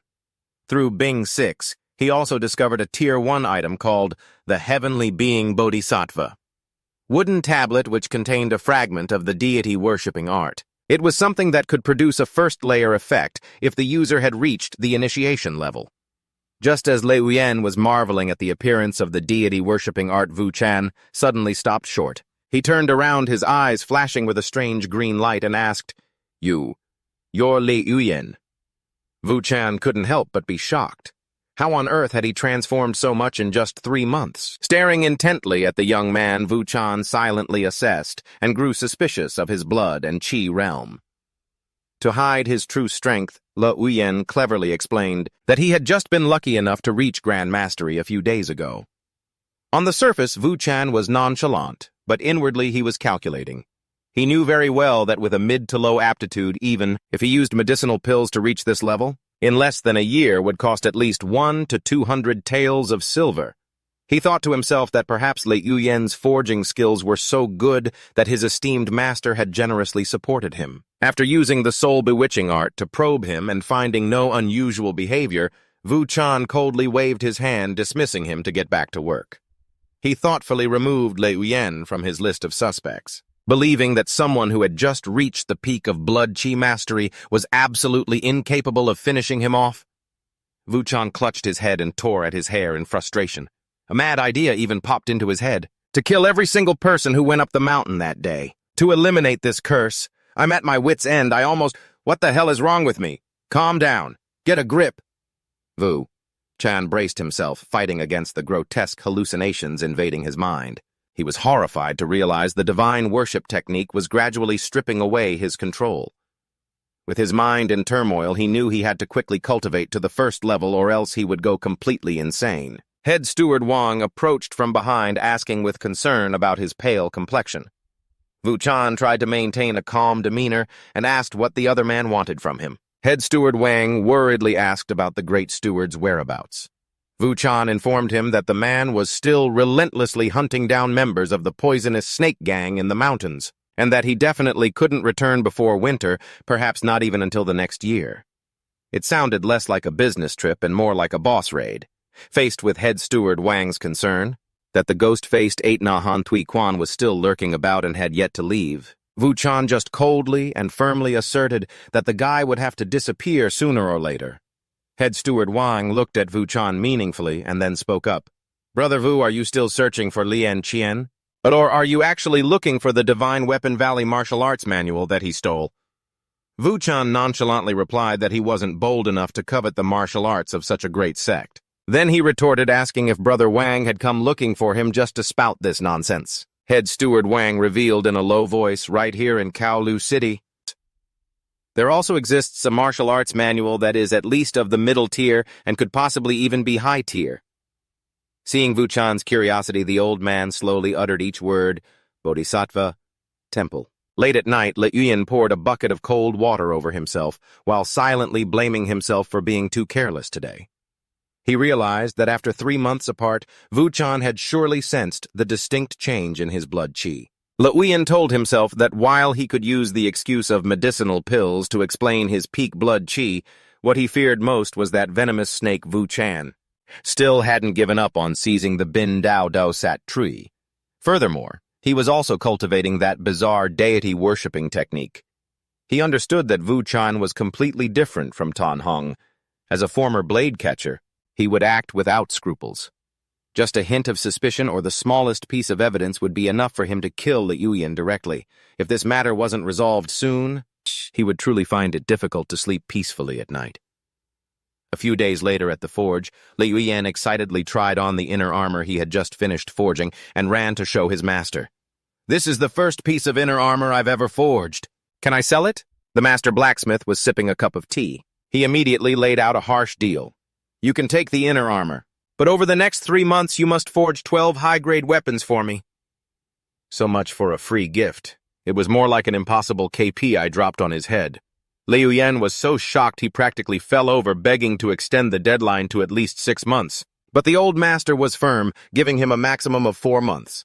Otherwise, he would strip the precious armor right off his body. Seeing no room for negotiation, Liuyan quickly scurried away. He headed to the warehouse to select materials, not forgetting to borrow his master's token to look at the other finished high-grade weapons. The old master could only shake his head, smiling and chiding him. That little rascal. Just then a manager came in to announce an order from Nguyen Bin Tuan of the Nguyen family in the inner city. He requested that the master blacksmith personally forge a supreme-grade sledgehammer. The master blacksmith frowned and grumbled, thinking that one sledgehammer used up the same amount of material as 4 weapons of the same grade, so this deal wasn't profitable at all. However, when he heard that the client had already prepared the materials and was paying 200 taels of silver for labor, with the request that it be finished before the new year, the old master immediately changed his tune. 200 taels, you say? Yeah, I can take this job. In the warehouse, Liuyan examined the various ores while deep in thought. If he couldn't get the crimson gold from Lo Bok Lin, his only option was to wait tirelessly for Tao Diem to return. Feeling that his mind couldn't calm down, he decided to bury himself in forging practice to relieve the stress. Liuyan's immediate goal was to quickly cultivate the White Ape Force to obtain the Crimson Gold and upgrade his Tier 6 leader armament. He realized that now that his hammer technique had reached perfection, the buffs from the Great Elephant Hammer and the basic diagram were no longer very effective, not even as good as using the Azure Essence Copper Hammer. Liuyan resolutely decided to choose another Tier 2 weapon to complement his control effects. He analyzed that before he had the basic diagram, the combination of the Great Elephant Hammer and the Azure Essence Copper Hammer was perfect for finishing off Tan Hung. But now that his strength had reached 1,000 caddies and his hammer technique was perfected, he no longer needed the Great Elephant Hammer for its buffs. Liuyan began to plan preparing several different sets of weapons to switch between, according to his needs. 1 set for training, 1 for explosive combat, and the Tier 6 one for escaping when necessary. He even planned to get a separate set of gear specifically for taking on shady jobs where he couldn't reveal his identity. What troubled him most was the 1-day cooldown of the Tier 6 leader armament. It was too long, and he was determined to upgrade it as soon as possible at any cost so he could turn the tide of a battle instantly. The throwing daggers tore through the air, crashing violently against the inner armor and creating a shower of sparks. Liuyan couldn't help but feel smug when he saw that the Tier 2 treasure he had just forged had incredibly astonishing defensive capabilities. Even ordinary throwing daggers infused with blood chi. Egg couldn't penetrate it or even leave a single scratch on its surface. He excitedly hugged the inner armor, silently vowing that from now on he wouldn't even take it off to sleep. Feeling refreshed, Liuyan cleaned up and decided to go get breakfast. Under the morning sun, Fo Sa was already bustling with activity. As soon as he arrived at his usual spot, the owner greeted him enthusiastically.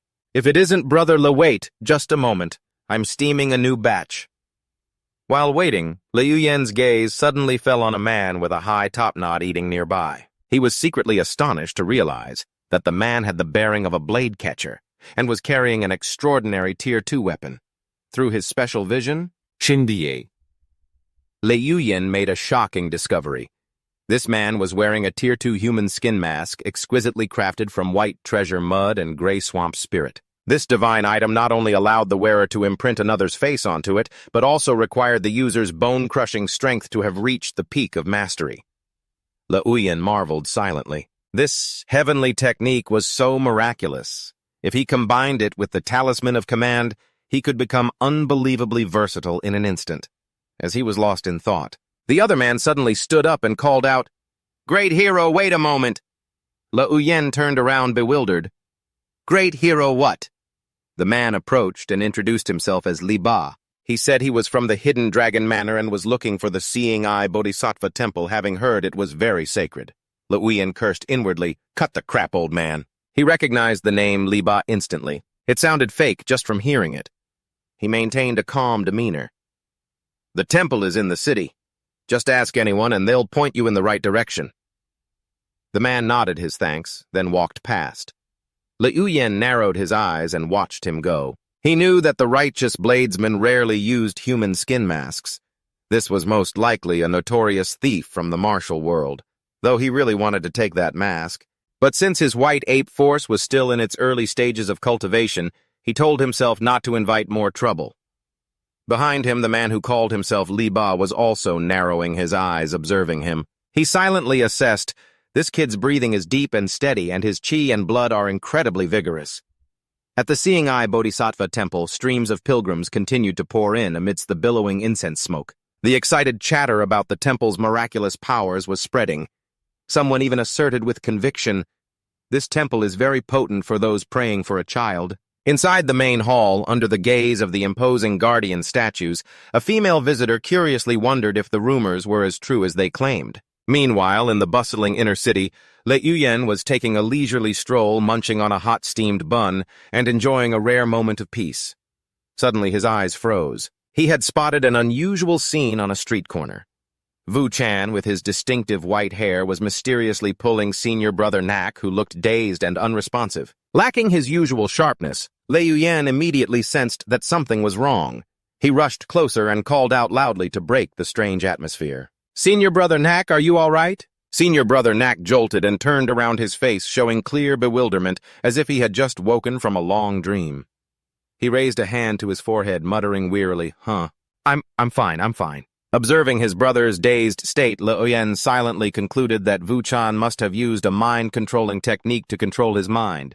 He realized that senior brother Nak's willpower seemed to be severely weakened, perhaps, as a side effect of using too many strengthening elixirs over a long period. Liuyan asked in a low voice, What did he ask you? Senior brother Nak honestly recounted that Wu Chan had asked him about the pursuit of Nian 9 on Mount Fa 9 years ago specifically, who had remained in the forest the longest. Hearing this, Liuyan could only click his tongue and think to himself, that happened so long ago, how could anyone possibly remember it accurately? Feeling dizzy and unable to stand steady any longer, senior brother Nak excused himself to go rest first. Junior brother, my head feels a bit faint. I'm going to go lie down. Liuyan clasped his hands in farewell. Take it easy, senior brother. Watching his senior brother's figure disappear, Liuyan's mind began to churn. He silently cursed the poisonous snake gang for being like lingering ghosts that just won't leave, and at the same time felt annoyed thinking about the trip to Mount Fa 9 that day. I get it now, Liuyan thought. Wu Chan is following every single thread. Sooner or later he'll get to me. He told himself he couldn't just sit here and wait to die. He had to come up with a plan to deal with this venomous snake. As night fell, Liuyan went to the courtyard alone to train and relieve his stress.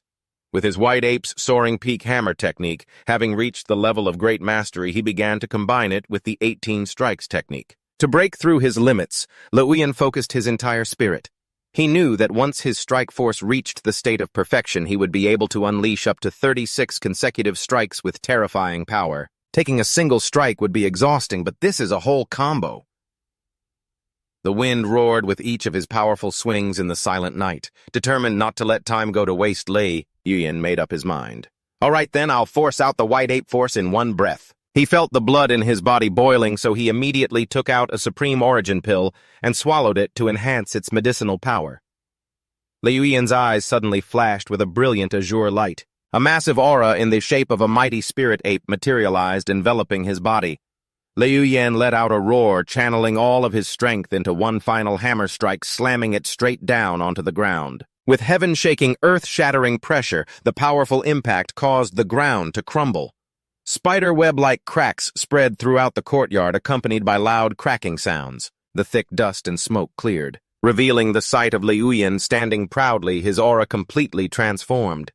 He clenched his fist, feeling the new surge of power coursing through his veins. Liuyan's face lit up with a confident smile as he exclaimed, "The white ape force is complete. All that grinding has finally paid off.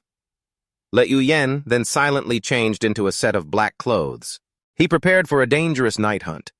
He looked at himself in the mirror, checked his gear one last time, then quickly slipped out the window, vanishing into the silent darkness. Standing on a rooftop in the rain, he said to himself in this foreign land, "Anyone who tries to take my life, I'll send them to their grave first." Thanks to the power of his newly cultivated internal energy, Le Yuyen could clearly feel the incredible changes in his body. Every leap he made was as light as if he had springs on his feet, easily covering a distance of 10 meters in a flash. He understood that when facing a martial artist with internal energy, speed and decisiveness were the keys to victory. Le Yuyen marveled inwardly at the power of internal energy, which had dramatically improved his coordination and reflexes compared to before. Looking back on the battle with Tan Hung, he was even more certain that the sneak attack was the absolute right move, because once an internal energy martial artist unleashes their power like a ferocious tiger, they become extremely difficult to deal with. If you can't finish your opponent in one blow, the martial world isn't fair.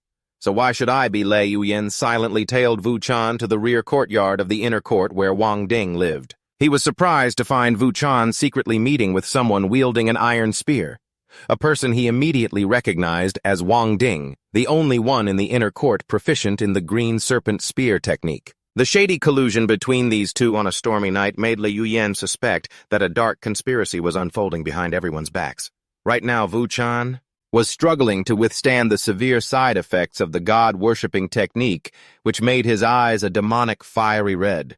He knew he had to find a martial arts technique of middle tier or higher to save his life before he went insane and died. In his desperation and agony, Wu Chan turned to suspect his own comrade. "Nianju, did you kill him? You're about to lose your mind, and now you're suspecting your own teammate." Wang Ding snapped angrily, insisting they were all together that day, so it couldn't have happened. Wu Chan was still obsessed with the missing martial path of the slaughter pond technique. He roared, demanding to know who the culprit was, but only received a helpless reply from Wang. "I have no idea either. Let's go." Le Yuyen gave a soft command, and he and the mysterious dark figure shot across the rooftops in the pouring rain. Looking at the back of the person leading the way, he wondered to himself, could it be that Wu Chan got the god-worshipping technique from that temple? At the same time, on another rooftop, Old Han and Van Tu were also silently observing the entire scene in Kowloon County. Old Han squinted into the rain and remarked with a hidden meaning, "Looks like there's a lot of drama tonight, huh? With a heavy rain like this, the autumn harvest will surely be bountiful, haha." Van Tu, standing beside him, remarked sarcastically, "I never knew you had such a compassionate heart, Old Han." Old Han replied calmly, "This old man comes from a farming family, how could I not? All that talk of cruel methods and a vicious heart, those are just the world's prejudices. This old man doesn't like to fight, but what can I do when I'm forced to?" Hearing this, Van Tu could only think to herself that everyone in the entire sect knew just how cruel he was. Old Han continued mentioning Tao Diem, whose ancestors were once disciples in the valley. But his skills were nothing special, yet he dared to lose our white ape flying dragon axe technique. His voice was laced with killing intent. Not much skill, but a whole lot of nerve. Who gave him the audacity to kill a disciple from our valley?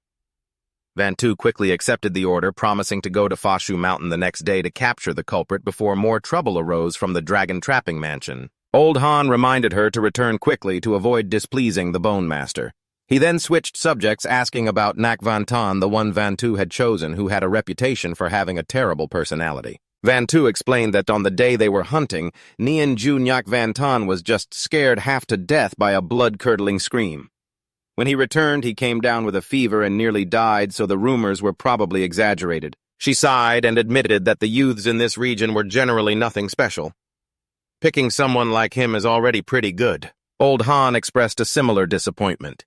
He mentioned that the disciple he had been teaching the martial path of the slaughter pond for the past 2 months still showed no sign of mastering the basics.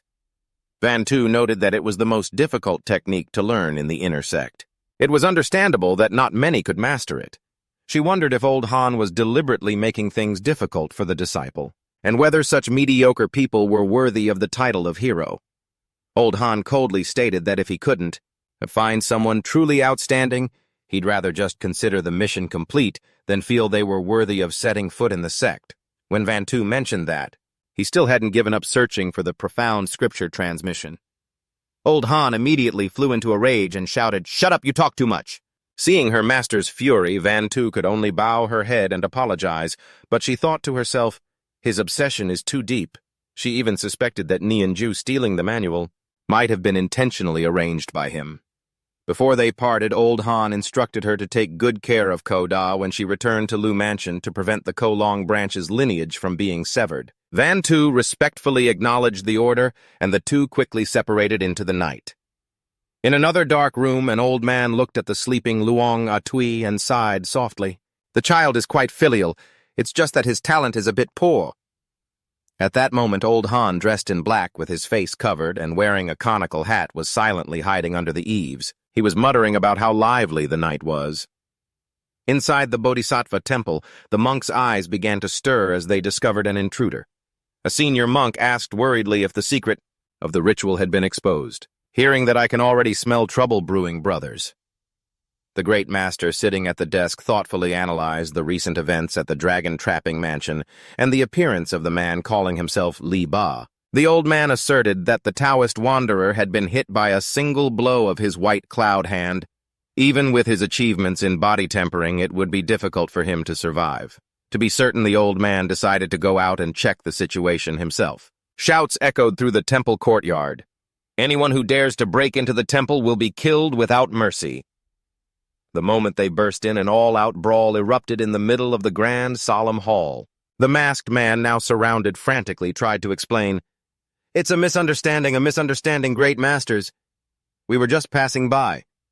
He silently cursed his bad luck that someone else had caused a commotion, and making his group look like accomplices.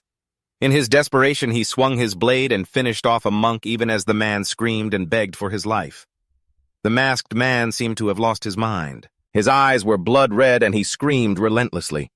The scene descended into utter chaos as the monks charged at the vile intruder to avenge their junior brother.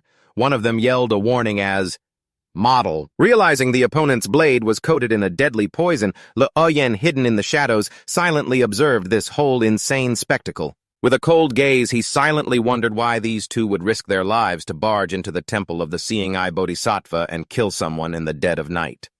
But seeing that everyone's attention was being drawn to this strange temple, a smug smile crept onto Liu Yan's lips. This chaos was perfect. It would make his work easier.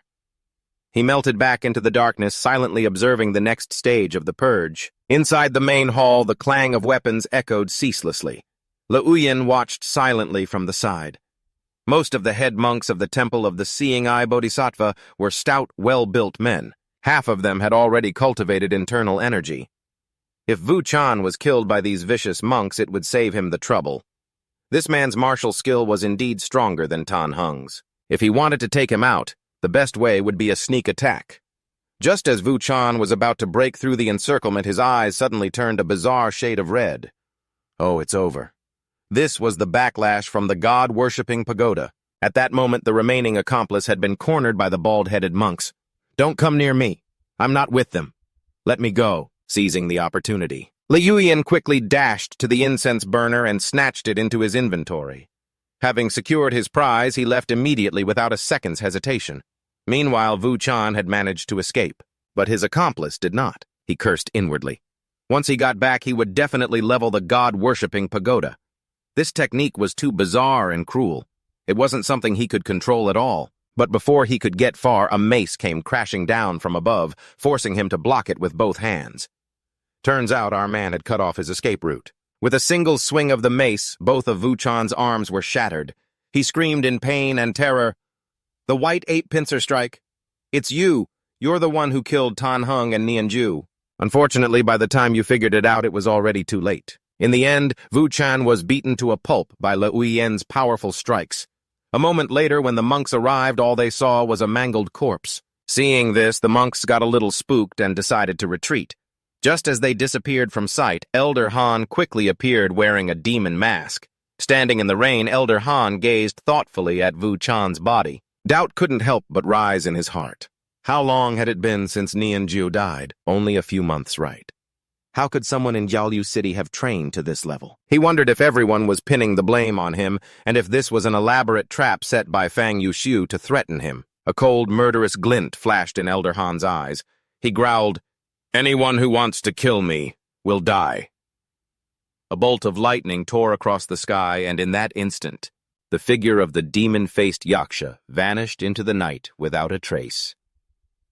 Back in his quiet room, Lei Yuyan wrung out his rain-soaked clothes while starting to analyze the recent battle. He realized that the combination of wielding the heavy as if it were light and his internal energy produced far more terrifying power than he had imagined. If before it had taken him 18 axe strikes. To finish off Tan Heng, now facing a stronger Wu Chan, he only needed 3.5 strikes to settle the matter. 3.5 strikes. It sounded more like a discounted combo meal than a discussion about reducing the world's population. Lei Yuyan told himself that besides his own progress, the control and stacking effect of his level 6 long weapon mastery also played a crucial role. Sitting by the tea table, Lei Yuyan silently assessed his opponent's strength. Tempered body martial artists were truly strong. Since Wu Chan hadn't achieved full body tempering, he couldn't withstand his 3 strikes.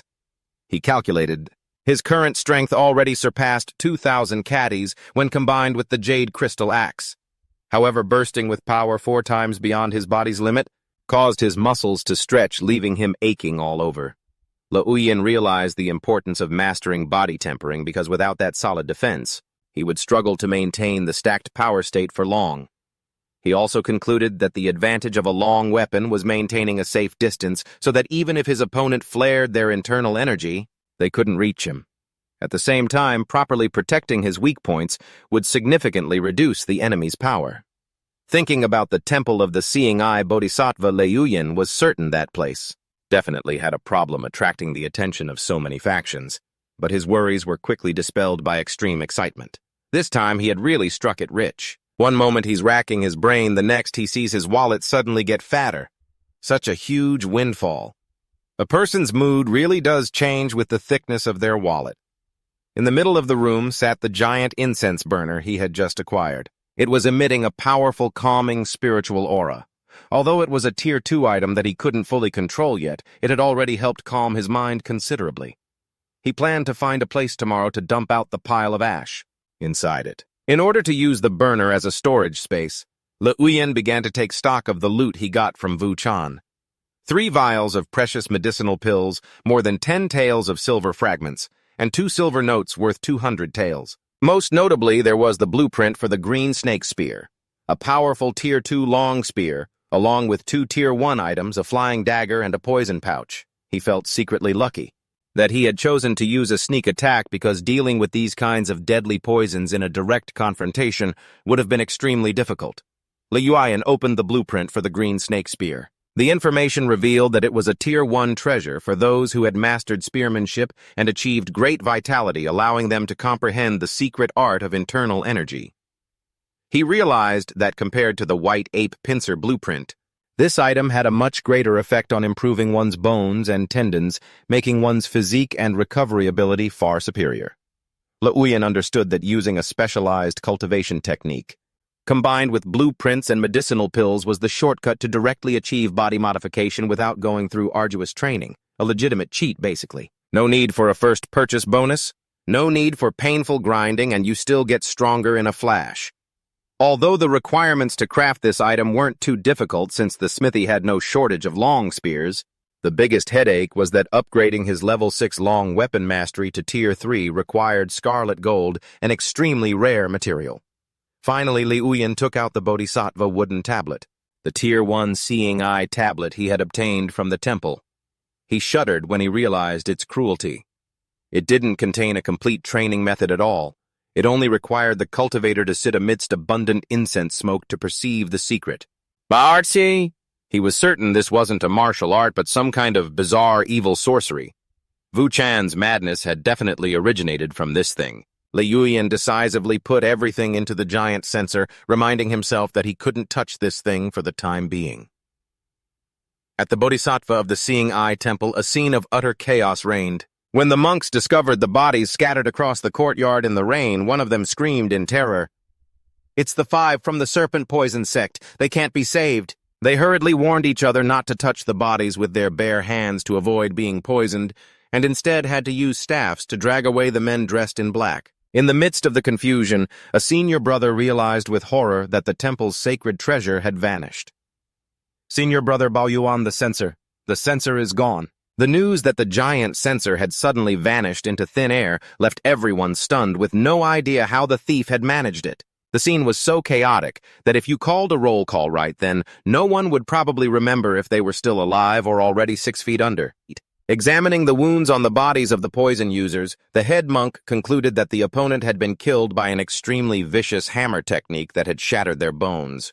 He suspected the culprit was Han Tui Quan, because in this city of Gyoliu no one possessed hammer arts that had reached such a peak level of physical refinement. Standing under the eaves, the magistrate Lo Van Than pensively watched the rain.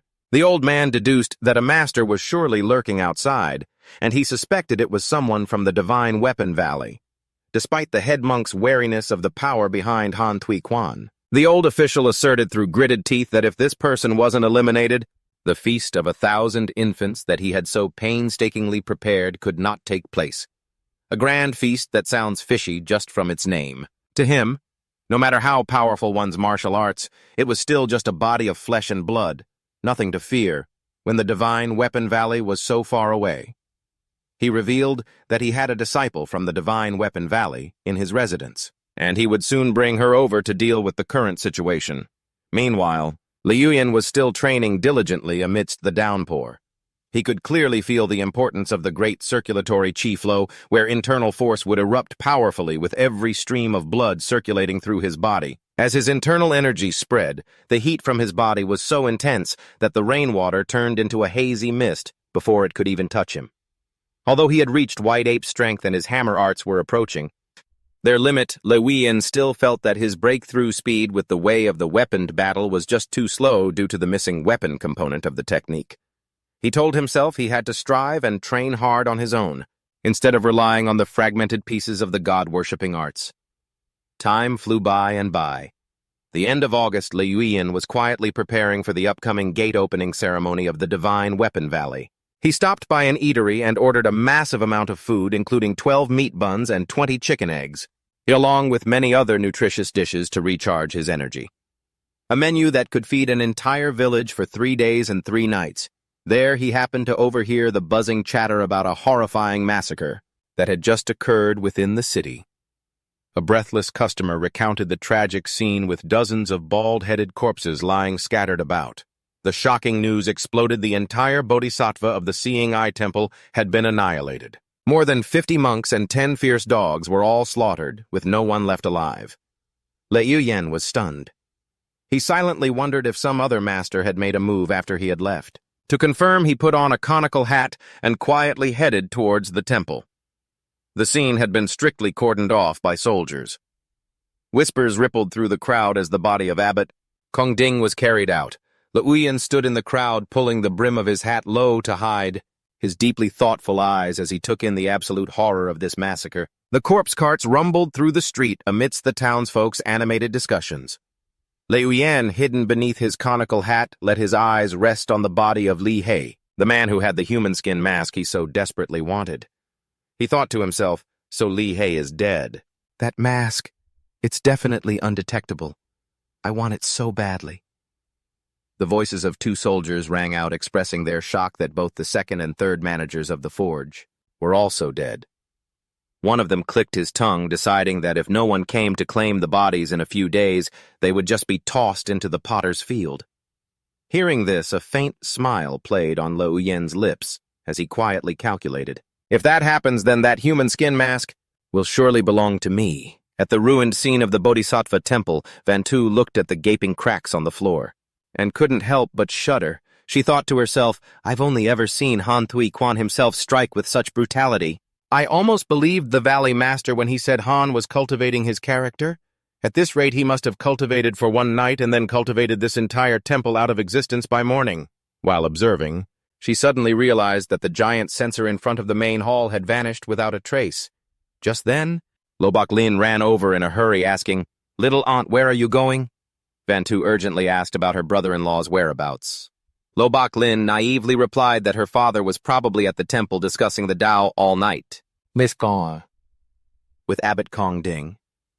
Upon hearing this, Van Tu's expression changed instantly as she realized the matter was far more serious than she had thought. This is bad. Something has happened. Van Tu exclaimed with worry, leaving Lo Bok Lin completely bewildered. She quickly moved towards the horse that was waiting nearby. Bin Ung, with his fiery red hair, was sitting slumped on the ground, his stomach growling with hunger. Seeing his junior sister arrive, he immediately started begging for some food. Van Tu tossed him a meat bun. Then she started grilling him about Old Han's whereabouts. Bin Ung, munching away, recounted how Old Han had stolen his roasted rabbit the night before with such a murderous aura that even from miles away, all he wanted to do was run as far as possible. Van Tu was desperate to know which direction Old Han had gone, but Bin Ung could only shake his head in defeat. He insisted that with Old Han's perfected grass-top flight lightness skill and cicada wing art, even if they had chased him immediately, they could never have caught up. Van Tu thought to herself, even if I can't catch him, I have to try, fearing that a huge misunderstanding was taking place. Suddenly, an arrogant laugh echoed from above. Old Han suddenly appeared, landing in front of the two with an overwhelming presence. The main character always has to make an entrance with a bit of flair. Van Tu immediately spoke up, questioning Old Han. What exactly happened last night? Old Han looked coldly at his two disciples, asserting in a harsh tone that the magistrate Lo Van Than had committed a great act of treason by daring to collude with the monks of the Bodhisattva temple to ambush him on that rainy night. He scoffed that even though he was old and his eyes sometimes failed him, that magistrate's abnormality was so obvious that even youngsters like Bin Ung and Van Tu couldn't have failed to notice it. It felt as if the enemy was a fool, but his own disciples were 10 times the fool. Hearing this, Bin Ung flew into a rage, demanding they immediately dispatch men to annihilate the entire family of that insolent county magistrate. But he was immediately snapped at by Van Tu, who ordered him to be silent. She then worriedly asked her master, "Did you take them out before they had a chance to surround you?" Old Han calmly replied that reason and evidence are only for the living. The dead have no right to listen. After warning his disciples, he ordered Bin Ung to immediately head into Fathuk Mountain to continue searching for the Nien 9D, not forgetting to toss out a remark calling his disciples a bunch of useless fools. Bin Ung immediately spurred his horse and left as commanded. Only then did Van Tu hesitantly ask Old Han, "Is the god-worshipping art truly an evil?" "An evil technique," Old Han mused, explaining that the technique itself is not to blame. He admitted the stench of blood from his opponent's killing moves was so strong that even he had to be wary. And that was the very moment he found an opening to counterattack. Otherwise, it would have been difficult to escape with his life. When Van Tu asked about the county magistrate's true strength, Old Han affirmed that he had mastered the Divine Foot Sutra. If the man had truly risked his life to flee, even he would have had a hard time catching him. He further explained the diversity of the god-worshipping cult with its various strange powers, ranging from the divine foot and divine palm to the divine eye and divine organs.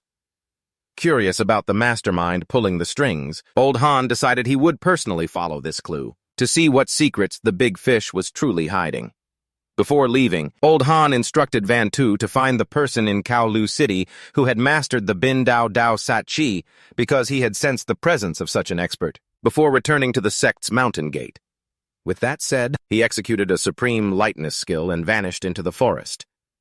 Van Tu stood silently watching her master's departing figure with a thoughtful gaze.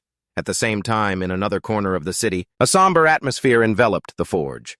The smiths and apprentices gathered, murmuring anxiously about how both second manager Vu Chan and the third manager had met with disaster, while the first manager was still nowhere to be found. They angrily cursed the local authorities, calling them a bunch of good-for-nothings for letting the killer run rampant, even scoffing at how the third manager's concubines were already fighting over his assets before his body was even cold. Lei Yen sat quietly at a table, sipping from a bowl of soup and listening to the surrounding gossip. He could clearly feel the anxiety spreading through the forge. After the successive deaths of the managers, this simple meal suddenly felt bitter. Just then, Nak Van Tan, along with No Min and a female disciple, approached him. Senior Brother Nak sadly announced that Vu Chan's body had been stripped clean, and most importantly, the blueprint for the green snake spear had also vanished without a trace. This news was a devastating blow because without that blueprint, they would never be able to cultivate their fundamental internal energy. Liuyan feigned surprise and asked for news from the county yamen, but senior brother Nak could only sigh in despair as everything on Wuchan's body had been taken before morning. They came to the bitter realization that the only path left to cultivate internal energy was to join the Divine Weapon Valley. Everyone couldn't help but wonder why, with such a major incident at the forge, first manager Tao Diem still hadn't returned. Lo Bok Lin then spoke up, saying her father had sent people to Fathook Mountain to search, but the mountain was too large, so there was no news yet. She suggested that senior brother Nak should go see her father to find a solution. Senior brother Nak nodded in agreement, then turned to warn Liuyan to be extremely careful as the situation outside was very chaotic, before leaving with Ngo Min. Watching them leave, Liuyan silently concluded that without an escort from the Divine Weapon Valley, Tao Diem would never dare to return. He began to ponder about Tao Diem's background and the rarity of Sikkim. Liuyan told himself that in order to obtain the 6th-rank soldier, he had to find a way to approach Lo Bok Lin because Tao Diem was completely unreliable. Early the next morning, the atmosphere at the forge became formal as the master smith gathered everyone to announce an important decision. He declared loudly, "There have been too many incidents at the forge lately. I must go oversee the business side. For now, Liuyan will be managing the forge for a while." Turning to the other disciples, he stressed, "You will all do your best to support Liuyan. Do you understand?" The smiths replied in unison, though many were still stunned. Liuyan scratched his head and gave a friendly smile. "Good morning, senior brothers." Witnessing the youngest brother's meteoric rise, one of the senior brothers hesitantly replied, Morning, Steward Li." Liuyan quickly waved his hands, explaining that he was only helping to oversee things as the master had instructed and had no intention of abusing his authority. He quickly got into the swing of things, telling everyone to work as usual while he would help arrange the order and light the fires to ensure everything ran smoothly. Before actually leaving, the old master didn't forget to turn back and deliver a final warning. "Don't forget you have 4 months to forge 12 weapons for me. If you don't, I will hold you accountable. I'm off. You get to work." Liuyan bowed respectfully. "Yes, master." Away from the forge, another major event was unfolding at the Lo estate, drawing crowds like a festival. Seeing the bustling stream of people, someone couldn't help but exclaim in amazement, "Why are so many people here?" Lo Bok Lin curiously asked her Aunt Ut about the reason for this grand assembly, but Phuong Van Tu just replied casually, "When there's something that needs to be done, you naturally have to call people over. Usually you only see a crowd this big for a free giveaway." Her gaze swept over the crowd as she silently calculated the odds of finding someone who could master the incomplete manual of the Bin Dao Dao Sat Chi to even an elementary level, a feat that was extremely rare. Standing before all the citizens, Phuong Van Tu announced loudly, "In March of next year, my Divine Weapon Valley will open its gates.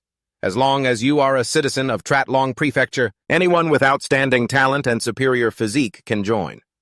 I am Phuong Van Tu, an inner disciple and deputy responsible for scouting talent for the Divine Weapon Valley."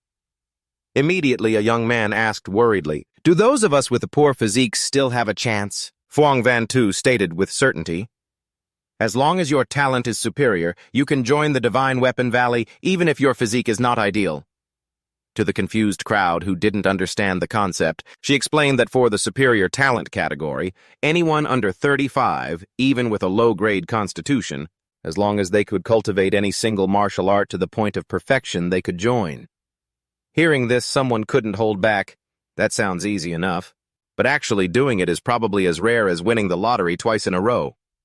Phuong Van Tu continued offering more lenient conditions for the younger people. Any martial art is fine: saber, spear, staff, cudgel, or hand-to-hand combat. Any weapon is acceptable for those under 30 with a mid to low-grade constitution. If your martial arts has reached great mastery, you can also join. Hearing this, the crowd began to stir, preparing to show off their talents.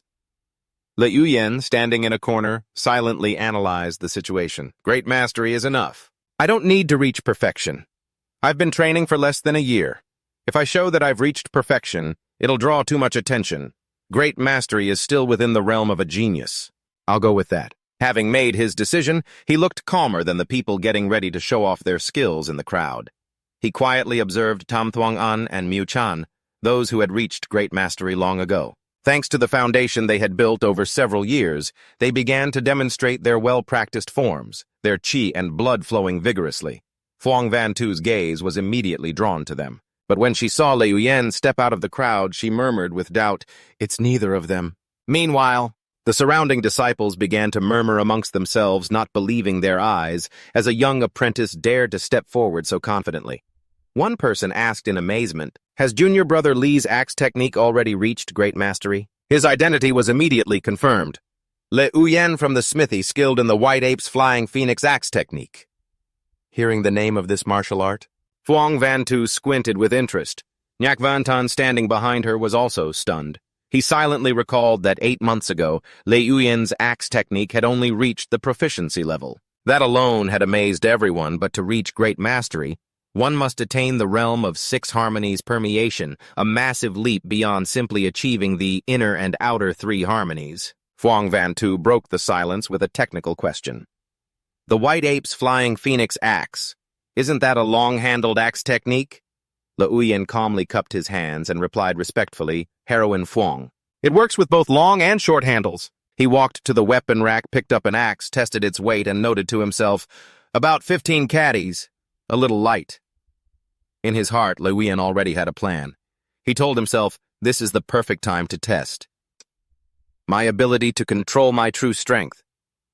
He was confident that with his current skill, he could control exactly how much power he wanted to reveal. However, he didn't dare to be careless, because he could tell that Phuong Van Tu was clearly much stronger than Vu Chan, possibly even on par with an internal strength martial artist like Tao Diem. Lei Uyen thought to himself, "If I weren't afraid that Tao Diem would never return, causing me to miss the chance to enter Divine Weapon Valley, I would never have revealed my skills in front of a master like her just to get a spot in the assessment. After all, showing off a little might save my life, but showing off too much could turn into my final performance, and that would be stressful." Standing next to her, Auntie Ut Lo Bok Lin quietly whispered, informing her of her opponent's background. "Auntie Ut, this person has a mid to low grade constitution. I heard he reached the proficiency level with his axe technique in 4 months of training. Plus his talent for forging weapons isn't bad." After hearing this, Phuong Van Tu was stunned.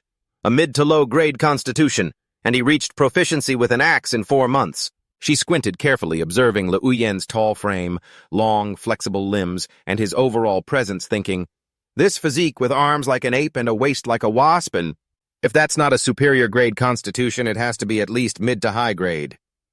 Lei Uyen could also clearly feel her sharp, cold gaze piercing right through him, a gaze more intense than that of the dozens of people behind her combined.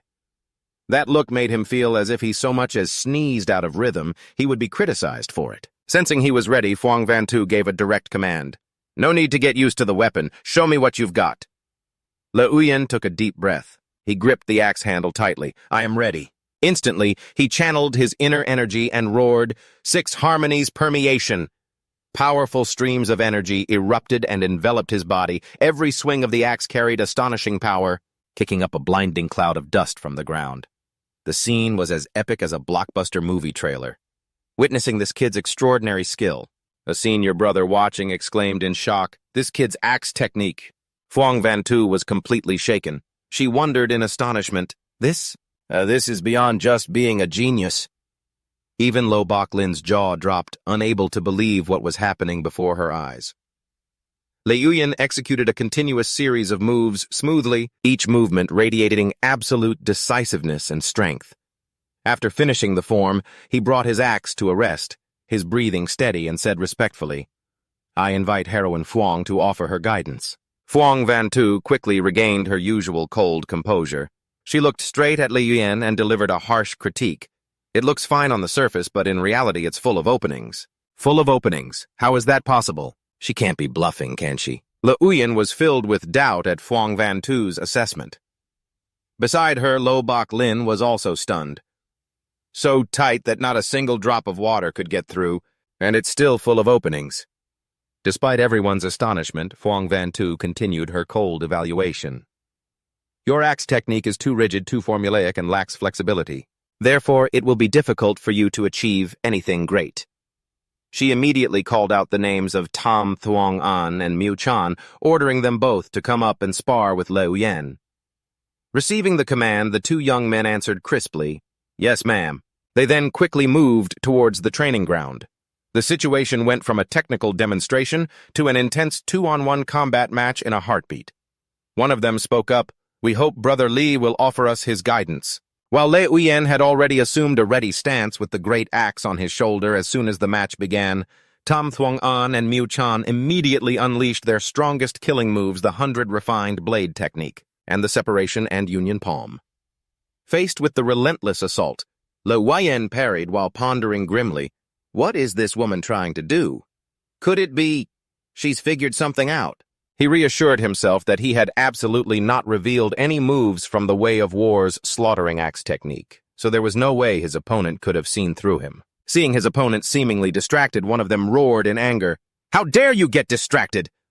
Lei Uyen immediately focused, swinging his axe to create powerful vortexes of force to repel all the attacks. He concluded that Phuong Van Tu was definitely using this method to probe his true strength. Lei Uyen moved with agility, step by step, neutralizing the encirclement of the two masters. Just as the battle reached its climax, Phuong Van Tu suddenly shouted, "Stop!" All movements came to an abrupt halt.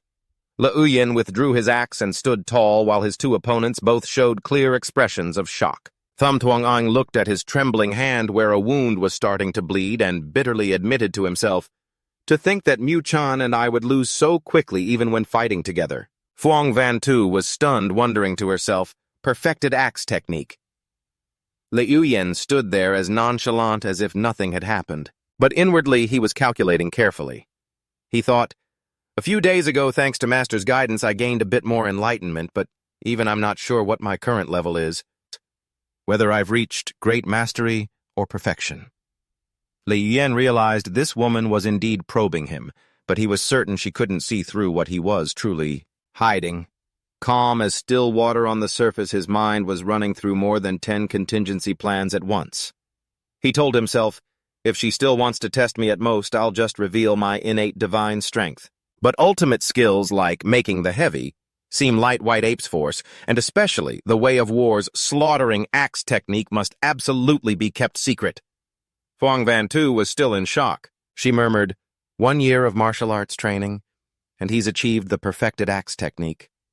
The surrounding crowd was just as abuzz, with some even gasping in disbelief because they had only ever seen this level of mastery in veteran masters of the major martial arts dojos. The crowd was in an uproar, as if they had just witnessed a game bug appear in real life. Lo Bak Lin frantically grabbed her aunt's arm. Her face showed she couldn't believe her eyes. "Auntie, little auntie, you couldn't be mistaken, could you? How could he possibly have achieved the perfected axe technique?" Phuong Van Tu replied sternly that she had been training in martial arts since she was 7 years old and had used all sorts of spiritual medicines for 15 years, so her judgment regarding the realm of perfection was absolutely infallible. Lo Bak Lin screamed out in jealousy and disbelief, "Impossible! This is absolutely impossible!" Phuong Van Tu began to question the young man's background more closely. "You've only been studying martial arts for a year," Lei Uyen calmly replied, "less than a year." When asked about his family background, he honestly recounted how his parents had died young, his family had fallen on hard times, and he had only started at the forge last year. Before that, he had never studied any form of martial arts. His background was so basic that there wasn't even any room to suspect cheating. Lei Uyen thought to himself, "Although I didn't want to attract too much attention now that it's been exposed, I'll just have to accept it." Phuong Van Tu was inwardly astonished, never expecting a genius like this to appear in Kowloon County. She understood that while reaching the level of perfection in a low-tier martial art wasn't exceedingly formidable to do so in just 1 year across the entire Traplong Prefecture. There weren't many who could, and those rare geniuses, which one of them wasn't a descendant of a prestigious martial arts family with access to vastly superior cultivation resources. Phuong Van Tu decisively took out a wooden token, handed it to Lei Uyen, and instructed him, "Take this token. In the 3rd month of next year, you can enter Divine Weapon Valley. Someone will be there to receive you then." Lei Uyen respectfully accepted the precious item. "Many thanks, Lady Heroine Phuong." He was overjoyed, because now, even if Tao Diem disappeared for several years without returning, he could still leave on his own through official channels. Phuong Van Tu even kindly advised him, "If you have the talent, don't be in a hurry to break through to internal energy. Instead, quiet your mind and practice your axe technique to grand perfection. She asserted that if he could do that, even if his physical constitution was only average, he would have a chance to enter the inner sect directly. She thought to herself, Old Han will surely be delighted to see this kid. Then she ordered, "You may leave for now." Luoyan obeyed, replying very well, and walked away quietly. When she was alone, Phuong Van Tu clutched her head in frustration, having almost forgotten her main mission to investigate the user of the Way of War's slaughtering axe technique. She reassured herself that by discovering a genius like Liuyan, Old Han would probably not blame her for not having caught the culprit yet. As she thought it over, she suddenly fell into a state where the main mission was unfinished, but the side mission was completed with flying colors. Just then, Lo Bok Lin ran over whining that she didn't need that token, because even if she had it, she wouldn't be strong enough to compete with the other outstanding candidates. Noticing her aunt's dazed expression, the girl suddenly realized something was wrong and shouted, "You already gave one to Yue Yuntan before, and now you're giving out another one?" Lo Bok Lin grinned mischievously, teasing her aunt for being too thin-skinned to ask for it back, and declared that she would help her aunt reclaim one of the tokens. Immediately at the Yizizi restaurant, Lo Bok Lin raised her cup to congratulate Liuyan on obtaining the entry token, taking this opportunity. Liuyan then inquired about the whereabouts of red gold, the precious material he longed for. Lo Bok Lin revealed that her father had a small stash, but he wasn't currently at home. And since she didn't know the exact location, she could only promise to ask for his help when her father returned. The opportunity was there, but the path to get it was as arduous as Tang Sanzang's journey to the west. Hearing that the county magistrate was not in the city, Liuyan pondered thoughtfully. Lo Bok Lin continued to share a crucial piece of information. Regarding the rules of Divine Weapon Valley, the chief envoy responsible for finding talent had the authority to issue 2 tokens, while a deputy envoy like her aunt only had a single spot. The current situation with both Liuyan and senior brother Yue holding tokens made the situation extremely complicated. Looking at senior brother Yue, who was slumped over the table dead drunk, Liuyan understood Lo Bok Lin's hint. If there was only one spot from the deputy envoy, one token would surely be revoked, and the person at the highest risk was senior brother Yue. This was the reason why the normally calm senior brother, drowning his sorrows in wine again. Liuyan sat alone at the banquet table, his mind consumed by the mysterious chief emissary known as the ghost-faced Asura Han Tui Quan. He silently wondered why such a renowned master famous for his sledgehammer hadn't yet appeared in the city, and whether the bloody massacre at the Bodhisattva temple was truly related to this fearsome figure. A few days later, under the quiet night sky at the graveyard outside the city, Liuyan quietly appeared among the cold, desolate graves. He carefully scanned his surroundings, searching for the body of the thief Li Ha, which had been discarded here. After searching for a while, his eyes lit up when he saw a familiar spiritual aura emanating from a corpse hidden behind some rotten logs. Liuyan let out a sigh of relief when he recognized the Grade 2 treasure. The human skin mask was still intact on the unfortunate soul's face. The scene was so gruesome that any ordinary person passing by would have run for their life. Liuyan moved closer. Gently he peeled off the layer of the mask, the human skin from Li Ha's corpse. He thought to himself, "I'll bury you in a moment. Consider this mask as payment."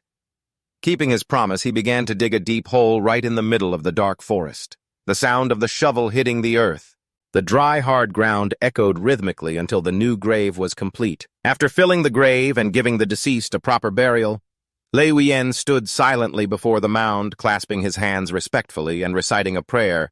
"May the countless deities of the 10 directions, who manifest themselves throughout the 10 realms to save the world." After burying the unlucky man, Liuyan muttered, "In your next life, I hope you're reborn in a place with unlimited TV and soda." Just as he was about to leave, a strange noise made him freeze. His sharp eyes pierced the darkness. Someone was there. The atmosphere instantly shifted from a sleepy spiritual one to a horror movie right before a jump scare. Quick as a flash, Liuyan darted back, hiding behind an ancient tree, holding his breath, as he observed the mysterious group that had just appeared in the desolate graveyard. Under the dim moonlight, a group of people in black cloaks, wearing conical hats that concealed their faces, were gathered together. The leader spoke up, asking, "Tu Feng, have all the people from the Chanvo Hall been dealt with?" The subordinate respectfully reported that although they had left the Chanvo Hall's mark in the other counties, there was still one person in Kowloon whose whereabouts were unknown. Without a moment's hesitation, the incense master ordered the investigation to continue. He growled, mentioning Tao Diem, the man who had been scared witless by Han Tui Quan for the past few months, and demanded they find the old man's location. A subordinate quickly reassured him that they had found his residence, and Tao Diem would soon return to the city. The incense master immediately dispatched men to act as his bodyguards as soon as he returned. At the same time, he expressed his concern that the ghost-faced Asura Han Tui Quan was waiting for them to take the bait. Li Yuyan only dared to breathe a sigh of relief after the voices faded and fell silent. Why did the voices get quieter and quieter? Have they all left? He silently marveled at his own bizarre luck running into such a major affair the moment he stepped out. Looking in the direction the mysterious group had just left, Li Yuyan shivered, realizing that the man called Incense Master was even more dangerous than Phuong Van Tu. Just standing a few meters away had made his hair stand on end. The distance was short, but it felt like standing next to a final boss. From the conversation he had just overheard, he was shocked to realize that County Magistrate Lo Van Than and Head Manager Tao Diem were actually in the same boat as this group. Li Yuyan fell into deep thought, connecting all the events. A deep sense of unease rose in his heart. A county magistrate, a head manager of a renowned weaponsmith shop with a 200-year history, plus an incense master with an unknown background. This combination was definitely not for a simple tea party. He wondered in horror, surely they're not planning to rebel against the imperial court, are they? No. A rebellion? The Divine Weapon Valley? The more he thought about it, the more he felt like he'd accidentally stumbled into a hidden hell-level storyline. He felt himself being pulled into a vortex, a conspiracy far too big.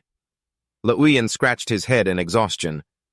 Please, I just want to practice martial arts in peace. In a dark cave, Head Manager Tao Diem was struggling to crawl out, breathing heavily, sweat drenching his tired face. As soon as he saw the old man's figure, his subordinate Fong Kang, who was waiting outside, spoke up, praising him.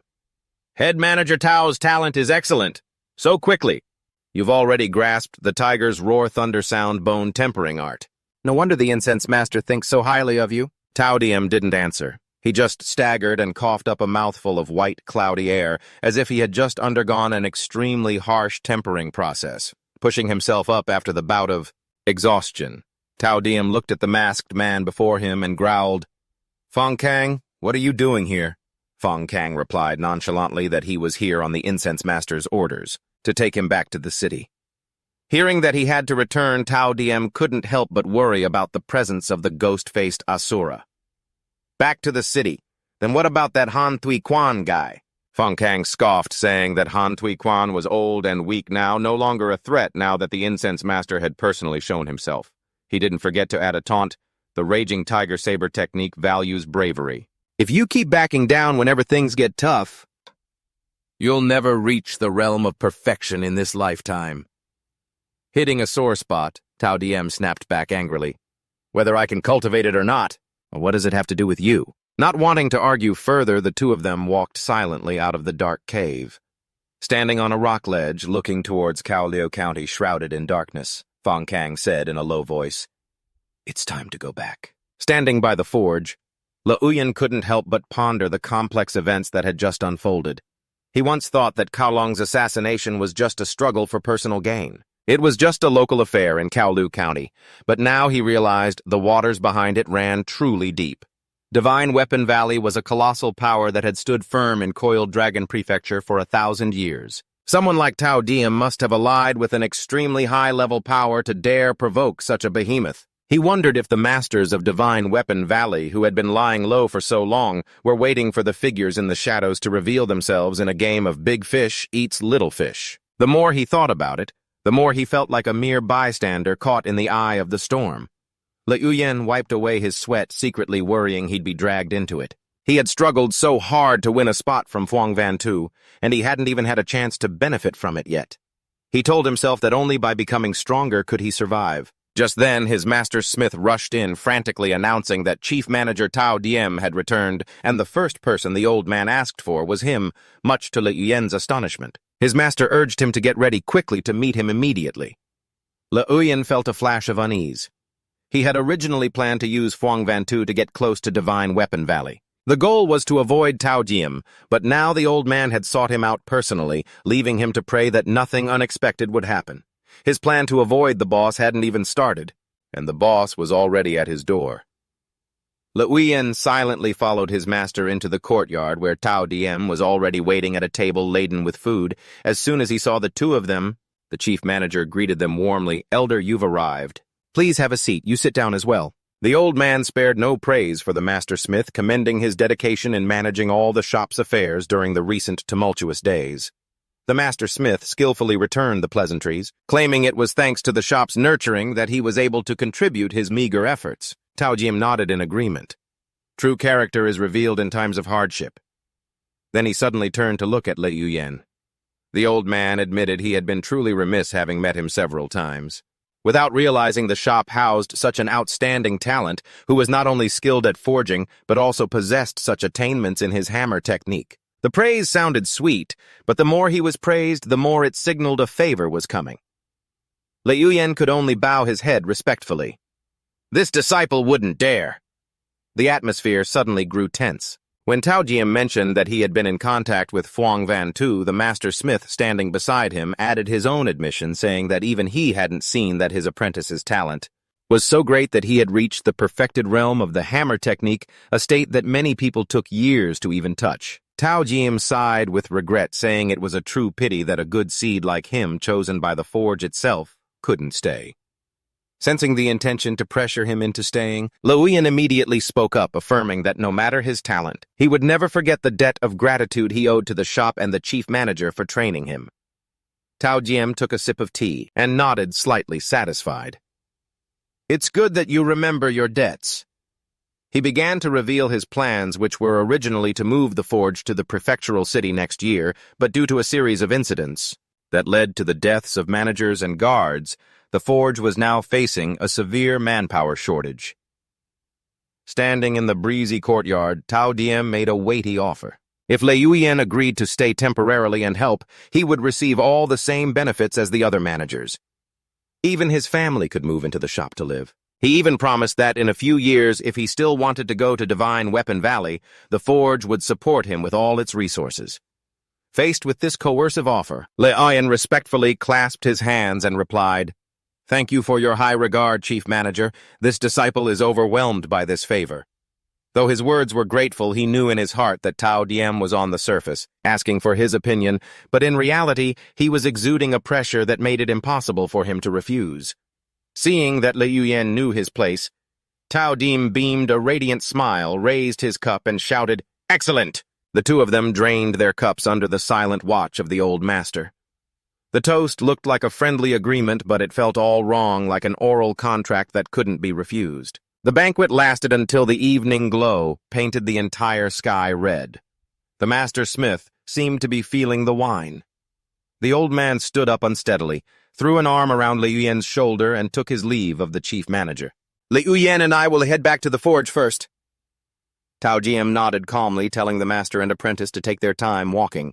"After all, you've had a bit to drink." On the surface, it was as peaceful as the end of a party, but in their hearts, each person was scheming.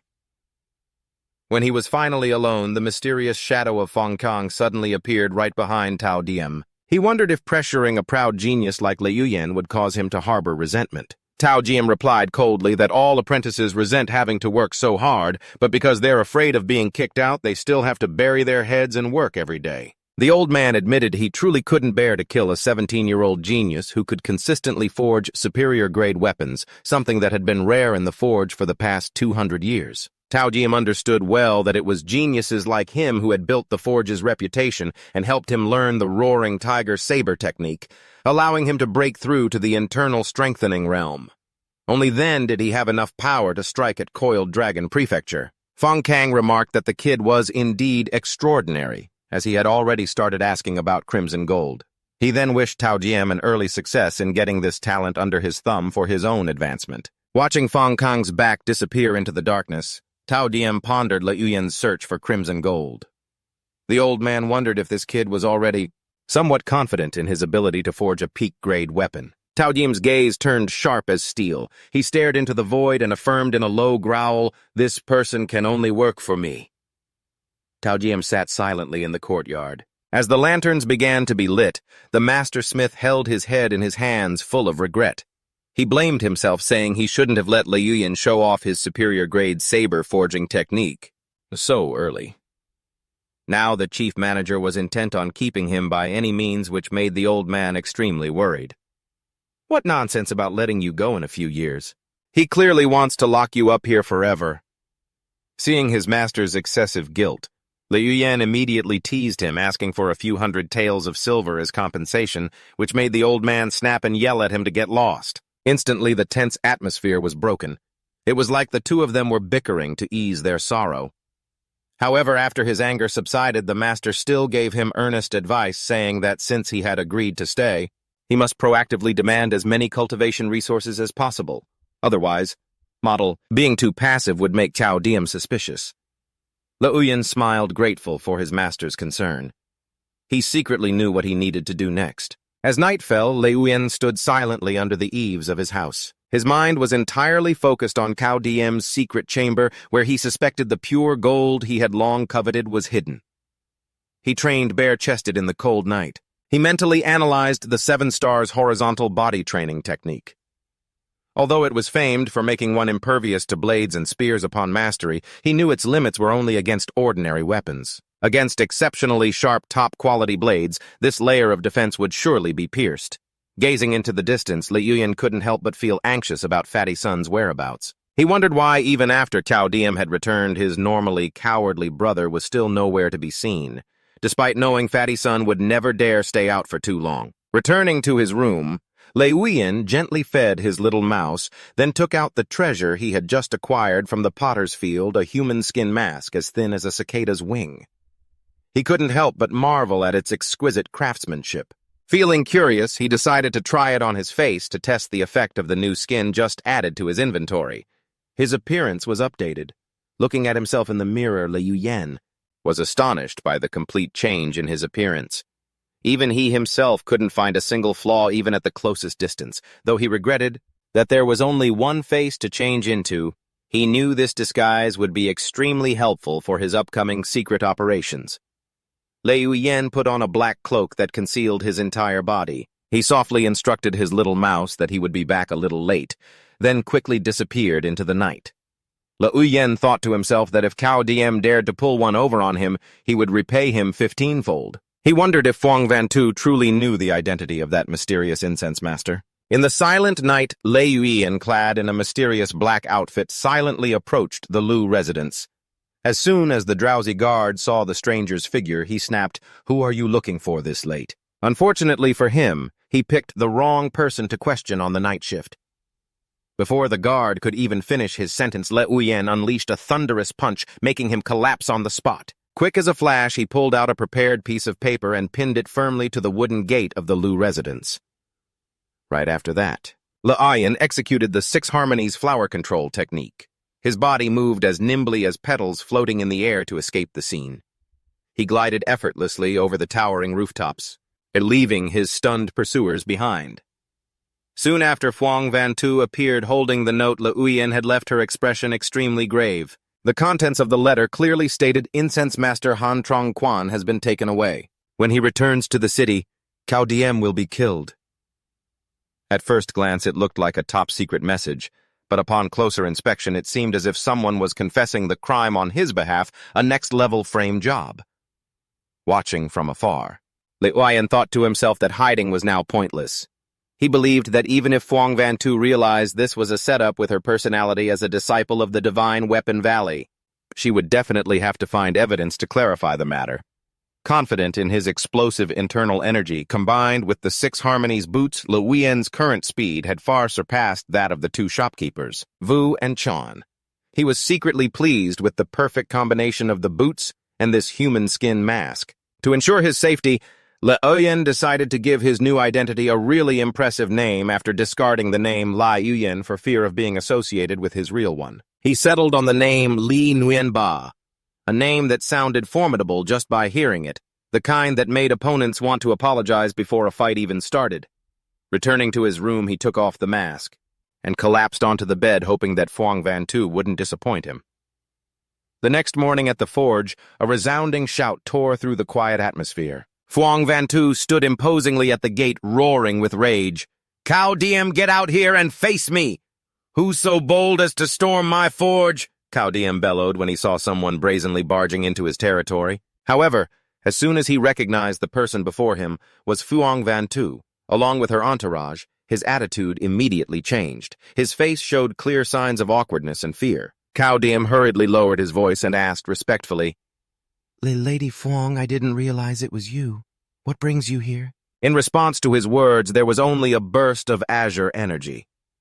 Phuong Van Tu decisively drew her sword with overwhelming power.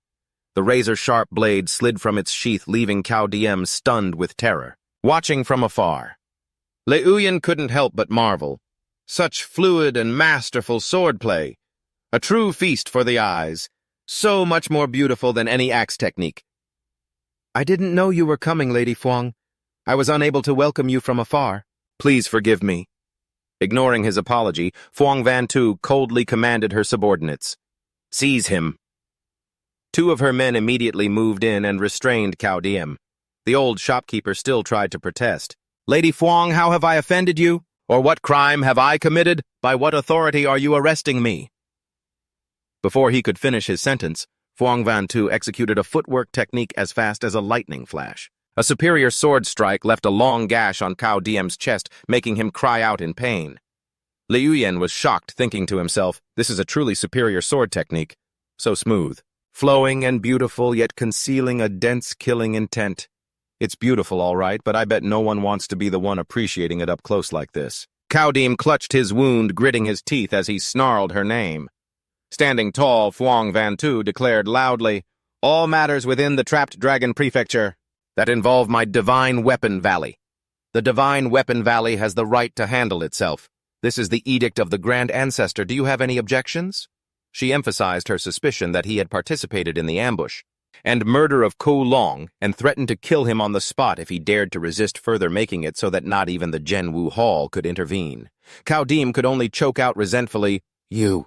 Phuong Van Tu coldly ordered, "Tie him up." Immediately, two of her men moved in and restrained Cao Diem amidst his extreme indignation. Cao Diem roared in frustration. Is this how the Divine Weapon Valley bullies people? In the middle of the tense standoff, the blacksmith master suddenly rushed forward to intervene, causing Lei Uyen to panic and think, "Oh no, why is master here?" He hurriedly grabbed hold of him while the old master thrashed and screamed, "Let go of me!"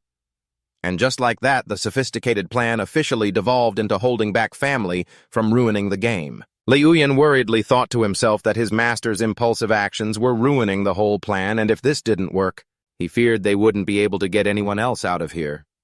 Wails and cries erupted as Cao Diem's family members arrived surrounding Phuong Van Tu. They dropped to their knees, kowtowing and begging desperately. "Please release our master. There must be some misunderstanding in all this. We beg you to investigate again." Faced with the crowd's pleas, Phuong Van Tu's expression remained ice-cold. He turned his back and walked away without hesitation. Cao Diem roared out his final defense.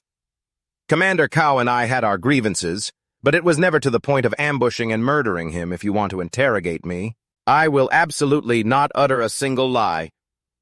The old man was dragged away. Amidst the hopeless cries of his family, a chaotic scene was left right in front of the smithy's gate. Lei Uyen silently watched the group disappear from sight, making a quiet assessment. Heroine Phuong is still too lenient. In his heart, he told himself that if it were him, he would have just beheaded the man to settle the matter once and for all. His thoughts were very neat and tidy, like a difficult math problem where you just skip the hard parts. Although her methods were decisive, they weren't ruthless enough. However, he believed that after this incident, Cao Diem would surely have to swallow some of his pride. Lei Uyen let out a soft sigh, thinking that if Han Tui Quan had been here today, the outcome would have been completely different. A few days later, the atmosphere in the city grew even more suffocating.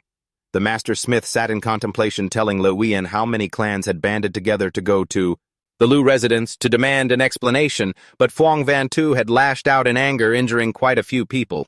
Some even died outside the Lu residence, forcing their families to wear mourning clothes. and wail tragically right at the gate, creating an incredibly grim scene. Pushing aside all the gossip, the old master turned to praise Lei Yin's extraordinary progress. He was astonished to see him forge 11 high-grade weapons in a row without a single mistake.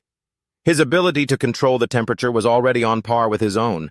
The old master suggested he try his hand at a heavy, top-grade warhammer that he had previously accepted a commission for. Lewyan didn't hesitate for a moment, his eyes shining with determination. This disciple wants to try forging a top-grade weapon by myself. Although his master scolded him for being too hasty, he stood firm, asserting that the time had come. Lewyan calculated silently. Over a month and a half had passed, and Lu Vanthan still hadn't returned. The hope of getting crimson gold from that old man was practically zero. He decisively presented a list of materials. This disciple needs 3 taels of crimson gold, over 10 caddies of black iron, and over 10 caddies of jade crystal cold iron. Watching the people in mourning clothes pass by the smithy's gate, Lewyan silently evaluated the tactics of Tao Diem and Phuong Van Tu. He concluded that while their martial arts were very good, their mindsets hadn't truly been forged through harsh, practical combat. This led to actions that had many openings. Their fighting was flashy, but their psychological games were still a bit amateurish. To him, martial arts were martial arts and schemes were schemes.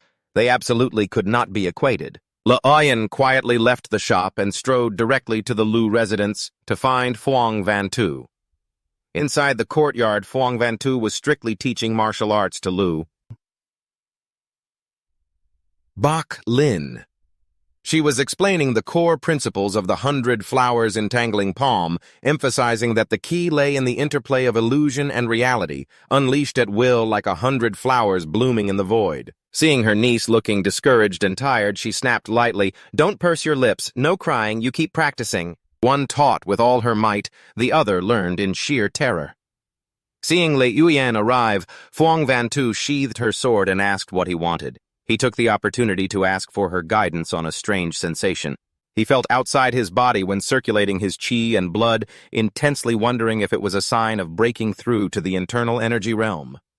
She was astonished by his divine speed of progress. She asked if he had used any medicinal pills to aid him. Lewyan honestly admitted that he had used 1 low-grade essence replenishing pill.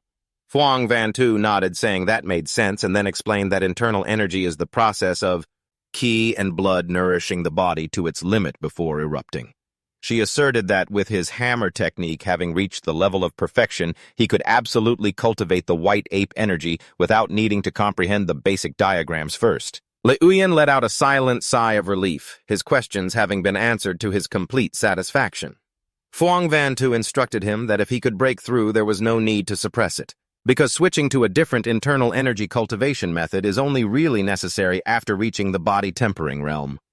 Seeing Lewyan still hesitant, asking about internal energy covering the entire body, and its connection to the internal fortification realm, she became a bit irritable, thinking he was worrying too far ahead when his current internal energy hadn't even truly taken form yet.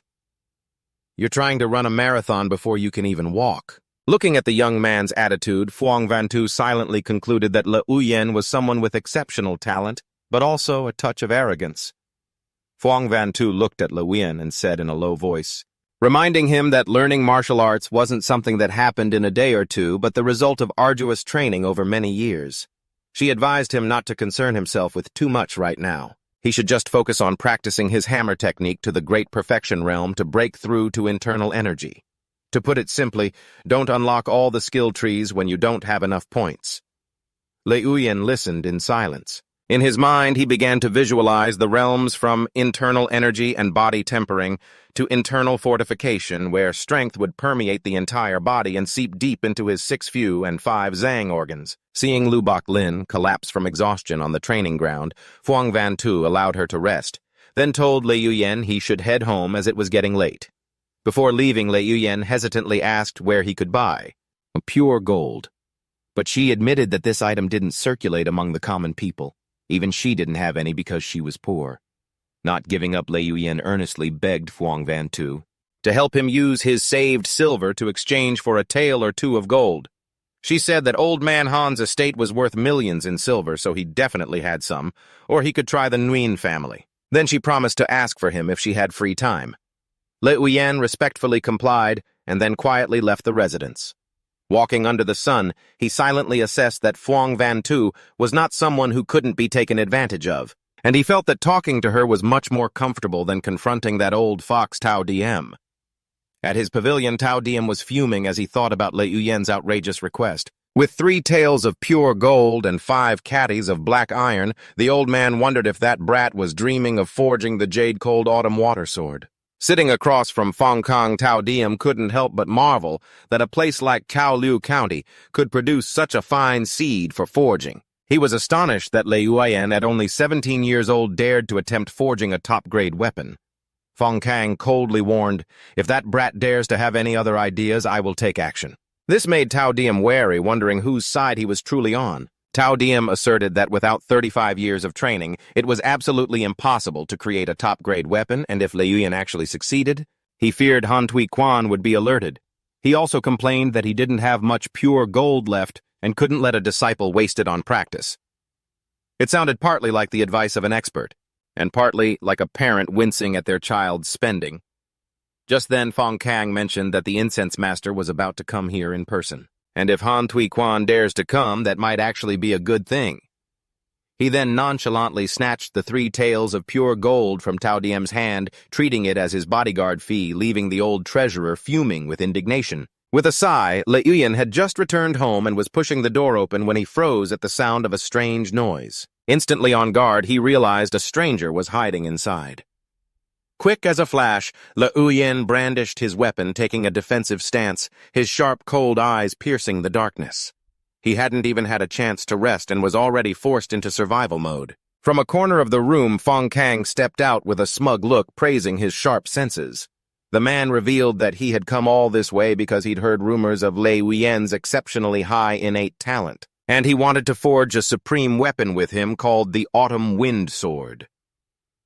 Facing the intruder, Le Uyen warned in a low, menacing voice, "There's no reason. For barging into someone's room late at night to request a weapon forging. Who are you?" In response to his wariness, the man only let out a series of arrogant, mysterious laughs. He then nonchalantly snatched Le Uyen's pet mouse. Holding it hostage, he delivered a threat heavy with menace. "I'll be back in 20 days. If you can't forge the weapon, or if you mess it up, don't blame me for what happens." The sheer audacity of this villain breaking into someone's house and taking a mouse hostage just to set the mood. After speaking, he flicked the mouse back to Le Uyen and vanished into the night like a gust of wind, leaving Le Uyen deep in thought. He realized that over the past few months, Luong Atui hadn't been the only one to request his forging services. However, this was the first time anyone had dared to show up at his doorstep and threaten him in the middle of the night like this. Furthermore, the man's accent was nothing like that of the people from Kowloon County. As he was mulling this over, he froze when he saw what the man had left on the table. Crimson gold. Le Uyen couldn't believe his eyes. The ultra-rare material he had longed for. And a full 300 grams of it was lying right there in front of him. He slammed his hand on the table, his eyes burning with determination. This was it. One moment he was being threatened. The next he was fired up and ready to go. With 1,000 caddies of iron, 100 taels of silver, 10 taels of gold, and the crimson gold he had just obtained, Le Uyen immediately prepared for a major breakthrough. He shouted, "Level up!" A brilliant golden light radiated from his hands, enveloping the space around the incense burner. The giant incense burner he had acquired from the Bodhisattva temple was now acting like a mystical altar, emitting billowing waves of azure spiritual energy. He was astonished to see the stone pedestal beneath it begin to expand endlessly. Bolts of blue lightning struck down repeatedly, accompanied by deafening booms that shook the room violently.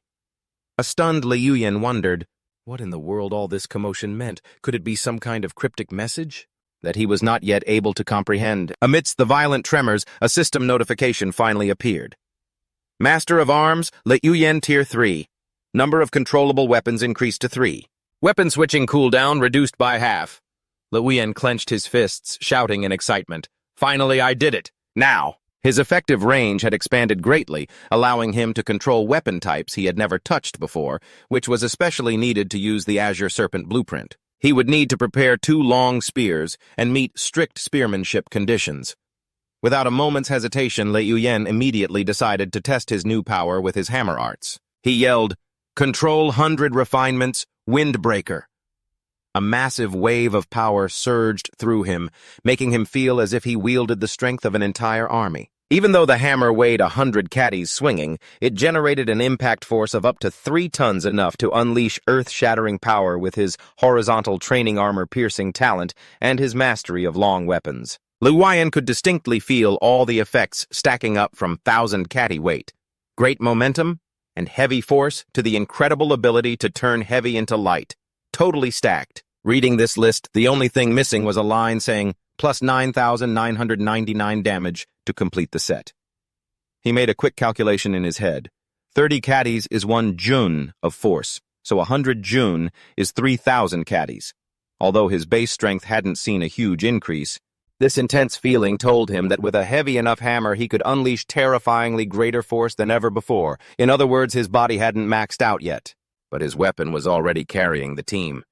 Standing in the silent courtyard, he wondered, if I had a 10,000 caddy hammer, could I kill Tao Diem in a single strike? The sensation was incredible. It felt as if he could instantly master and expertly wield any hammer that came into his hands. Liu Yan wondered to himself, is this what it truly feels like to be a genius? He began practicing his hammer arts, testing each swing and finding the perfect angle to generate force with complete naturalness. This was no longer a proficiency born from practice. It was like pure instinct. Liu Yan swung the hammer with immense force. A stream of azure energy crackling with explosive lightning slammed down onto the ground, creating a horrifying explosion. Bricks and stones shattered and flew in all directions. Even he himself was stunned by this power, because even without channeling his blood chi or internal energy, the force of one casual swing already far exceeded the combined power of 7 or 8 of his previous swings. The combination of 1,000 caddy weight and the effect of turn heavy into light produced unbelievably good results. However, he also realized that common-grade hammers wouldn't be able to withstand such explosive force. He needed to find a more suitable hammer to unleash his full potential. Liu Yan threw himself back into training at an astonishing speed, brilliant golden streaks of light from his techniques, swirling around his agile form. His hammer arts were already approaching the realm of great perfection. The enhancement from his talent was making his training progress far faster than he had ever imagined. While others measure their training in years, he measured his by a 2-week deadline. Liu Yan smiled confidently. He estimated that in half a month at most, his Battle Dao Slaughter Hammer arts would definitely reach the mastery level. He reflected on the secrets within the manual and finally understood why an ordinary person without talent would find this style so hard to learn. Even a lifetime of practice wouldn't be enough to achieve grand completion. After realizing this, you could only conclude that this game was pay to win and talent was the currency. He used to think his slow progress was because he lacked mind-weapon unity, but now he understood it all came down to a person's innate talent. Even if someone had a superior physical constitution, the vast majority would only ever be able to grasp the fundamentals. Looking at the requirements to upgrade Master of Arms to Tier 4, 1,000 caddies of 100 refined steel, 1,000 taels of silver, 10 taels of gold, and 500 grams of crimson gold. Liu Yan couldn't help but marvel at the heaven-defying cost. He suddenly wondered why that mysterious figure had so conveniently brought him the exact 300 grams of crimson gold that he needed. Could this be connected to Tao Diem? With his current strength taking down, opponents like Tan Heng would only take a single swing of his hammer. But Liu Yan instantly dismissed the idea of robbing others to get rich. He reminded himself that as a Taoist, he had to have principles. He hastily clasped his hands and prayed to the founding master, asking forgiveness for his fleeting thoughts, then quickly stood up. The next morning, after his 6th test of the heavenly spear art failed, Liu Yan sat dazedly in the courtyard, thinking to himself that perhaps he needed to completely master the 6th stage of weapon command to gain new strength. His current state felt like testing a new feature, only to get an error message. He felt he was even more obsessive now than the old geezer from his past life. But he could only tell himself that if Tier 3 didn't work, he'd just have to wait until he reached Tier 4 and try again. Liu Yan realized that after mastering the wind-breaking hammer, he would need to prepare a long-handled hammer to use it. But right now he didn't even have a single Tier 3 weapon. Suddenly remembering his master's story about Tao Diem's 7th secret chamber, the place where the forge had hidden its best weapons for the past 200 years, Liu Yan couldn't help but feel excited to go take a look. He sighed, lamenting that Chaolu County was too small and masterpieces were rare, so he could only rely on his own hard work. Returning to the forge, Liu began crafting the autumn water sword. By mixing cold iron and profound iron with red gold, a combination of materials that sounded like money being thrown to the wind. The most crucial factor in forging a masterpiece was controlling the heat. He had to blend 100-forged blood-refined iron with the cold iron and red gold, applying a folding method over 18 times to allow the layers of iron to merge. After that, he quenched it in 16 different types of liquid with water from the cold pond and the blood of a spirit fish being the best. Liu realized that the art of forging a masterpiece was much more difficult than the hammer arts, because each type of weapon has a different forging method, and with the help of his talent in the hammer arts, he only took a few short days to complete a task that would take an ordinary person up to 10 days. Even so, he secretly regretted not being able to directly observe the quenching process. If only he had a thermometer, things would have been much easier. The forging procedure was already etched into his mind. With the support of his perfected hammer arts and his natural talent with hammers, Liu felt he had reached the threshold of the perfected forging art. The only weakness now was his control over the timing of the quench and the temperature of the cooling water. He focused intently, holding the red-hot blade he had just pulled from the furnace, preparing to plunge it into the water basin. His master smith stood behind, watching. He silently assessed that cold iron and profound iron were superior-grade metals that needed to be quenched 6 to 7 times to reach their full potential. He reminded him sternly, "Every single quench is extremely important." He demanded that Liu pay close attention. Liu worked tirelessly by the furnace, carefully carrying out the dramatic tempering process. Just 5 more quenches, and this autumn water sword would truly take shape. The master smith, standing beside him, couldn't help but worry, because if masterpiece-grade materials only produced a high-grade weapon, they would lose hundreds of silver taels on the cost of materials alone. Understanding the great expectations and pressure, Liu firmly declared that he would definitely be careful and told his master not to worry. The master smith decisively turned back to his own furnace. "I'm getting back to forging my hammer." Watching his master's silhouette working diligently by the fire, Liu observed with an admiring gaze. He silently acknowledged that with his master's skills, the hammer taking shape, so would undoubtedly be a Tier 3 masterpiece. The scent of quality craftsmanship filled the air. Liu couldn't help but get excited, his eyes shining brightly, and he even started to drool. He was drooling over a Tier 3 heavy hammer forged by a grandmaster of the perfected weapon forging art. He wanted it so badly. The shower of sparks and heat from the forge left the master smith exhausted, with sweat pouring down his bald head. He thought to himself that tomorrow would probably be the final quench to complete this treasure. Although his skills were becoming more and more refined, he also bitterly realized that his vital energy was weakening due to old age. It was beginning to directly affect the quality of his work. Holding the heavy hammer in his hand, he sighed with regret, because if it were a few years ago, forging an item like this wouldn't have taken so much of his effort and energy. Seeing his master overexerting himself, Liu spoke up with concern. "Master, you're pushing yourself too hard." He silently compared himself to his master. Although his hammer arts were not inferior when it came to experience in the forging trade, he was still far behind the grandmaster's 15 years of accumulated skill. Liu told himself he had to try even harder. The master smith sipped his tea and mused, "I'm getting old. My stamina has seriously declined. Perhaps this hammer will be my last work, so I must be extra careful." He also revealed that the great steward held Liu in high regard, evidenced by his willingness to grant him 300 grams of precious red gold, and promising that if he could forge a few more masterpieces, then the position of second steward would soon be his. The master continued to paint a bright future for his apprentice, saying that next year the great steward would definitely take him to Chaplong Prefecture. The shop there was being renovated into something truly grand. Just hearing the description, it sounded like the full package, moving to the city, changing your life, a fantastic future. He advised him to settle down in the prefecture city soon, get married, have children, and then bring second brother's whole family over to enjoy a good life. However, Liu was skeptical. Divine Weapon Valley isn't all that great. Cao Long was a disciple there, wasn't he? And didn't he end up dead in the wilderness? Seeing his master looked displeased, he immediately changed his tune, scratching his head and laughing sheepishly. You're right. Yes, yes, yes. Okay, okay, okay. The old master waved his hand, telling him to go home and rest, and reminding him to come early tomorrow to carefully observe the hammer's final quench. As soon as he got home, Le Uyen cheerfully called out, "Second brother, second sister-in-law, I'm home." Status update: just finished training, in a good mood home for dinner.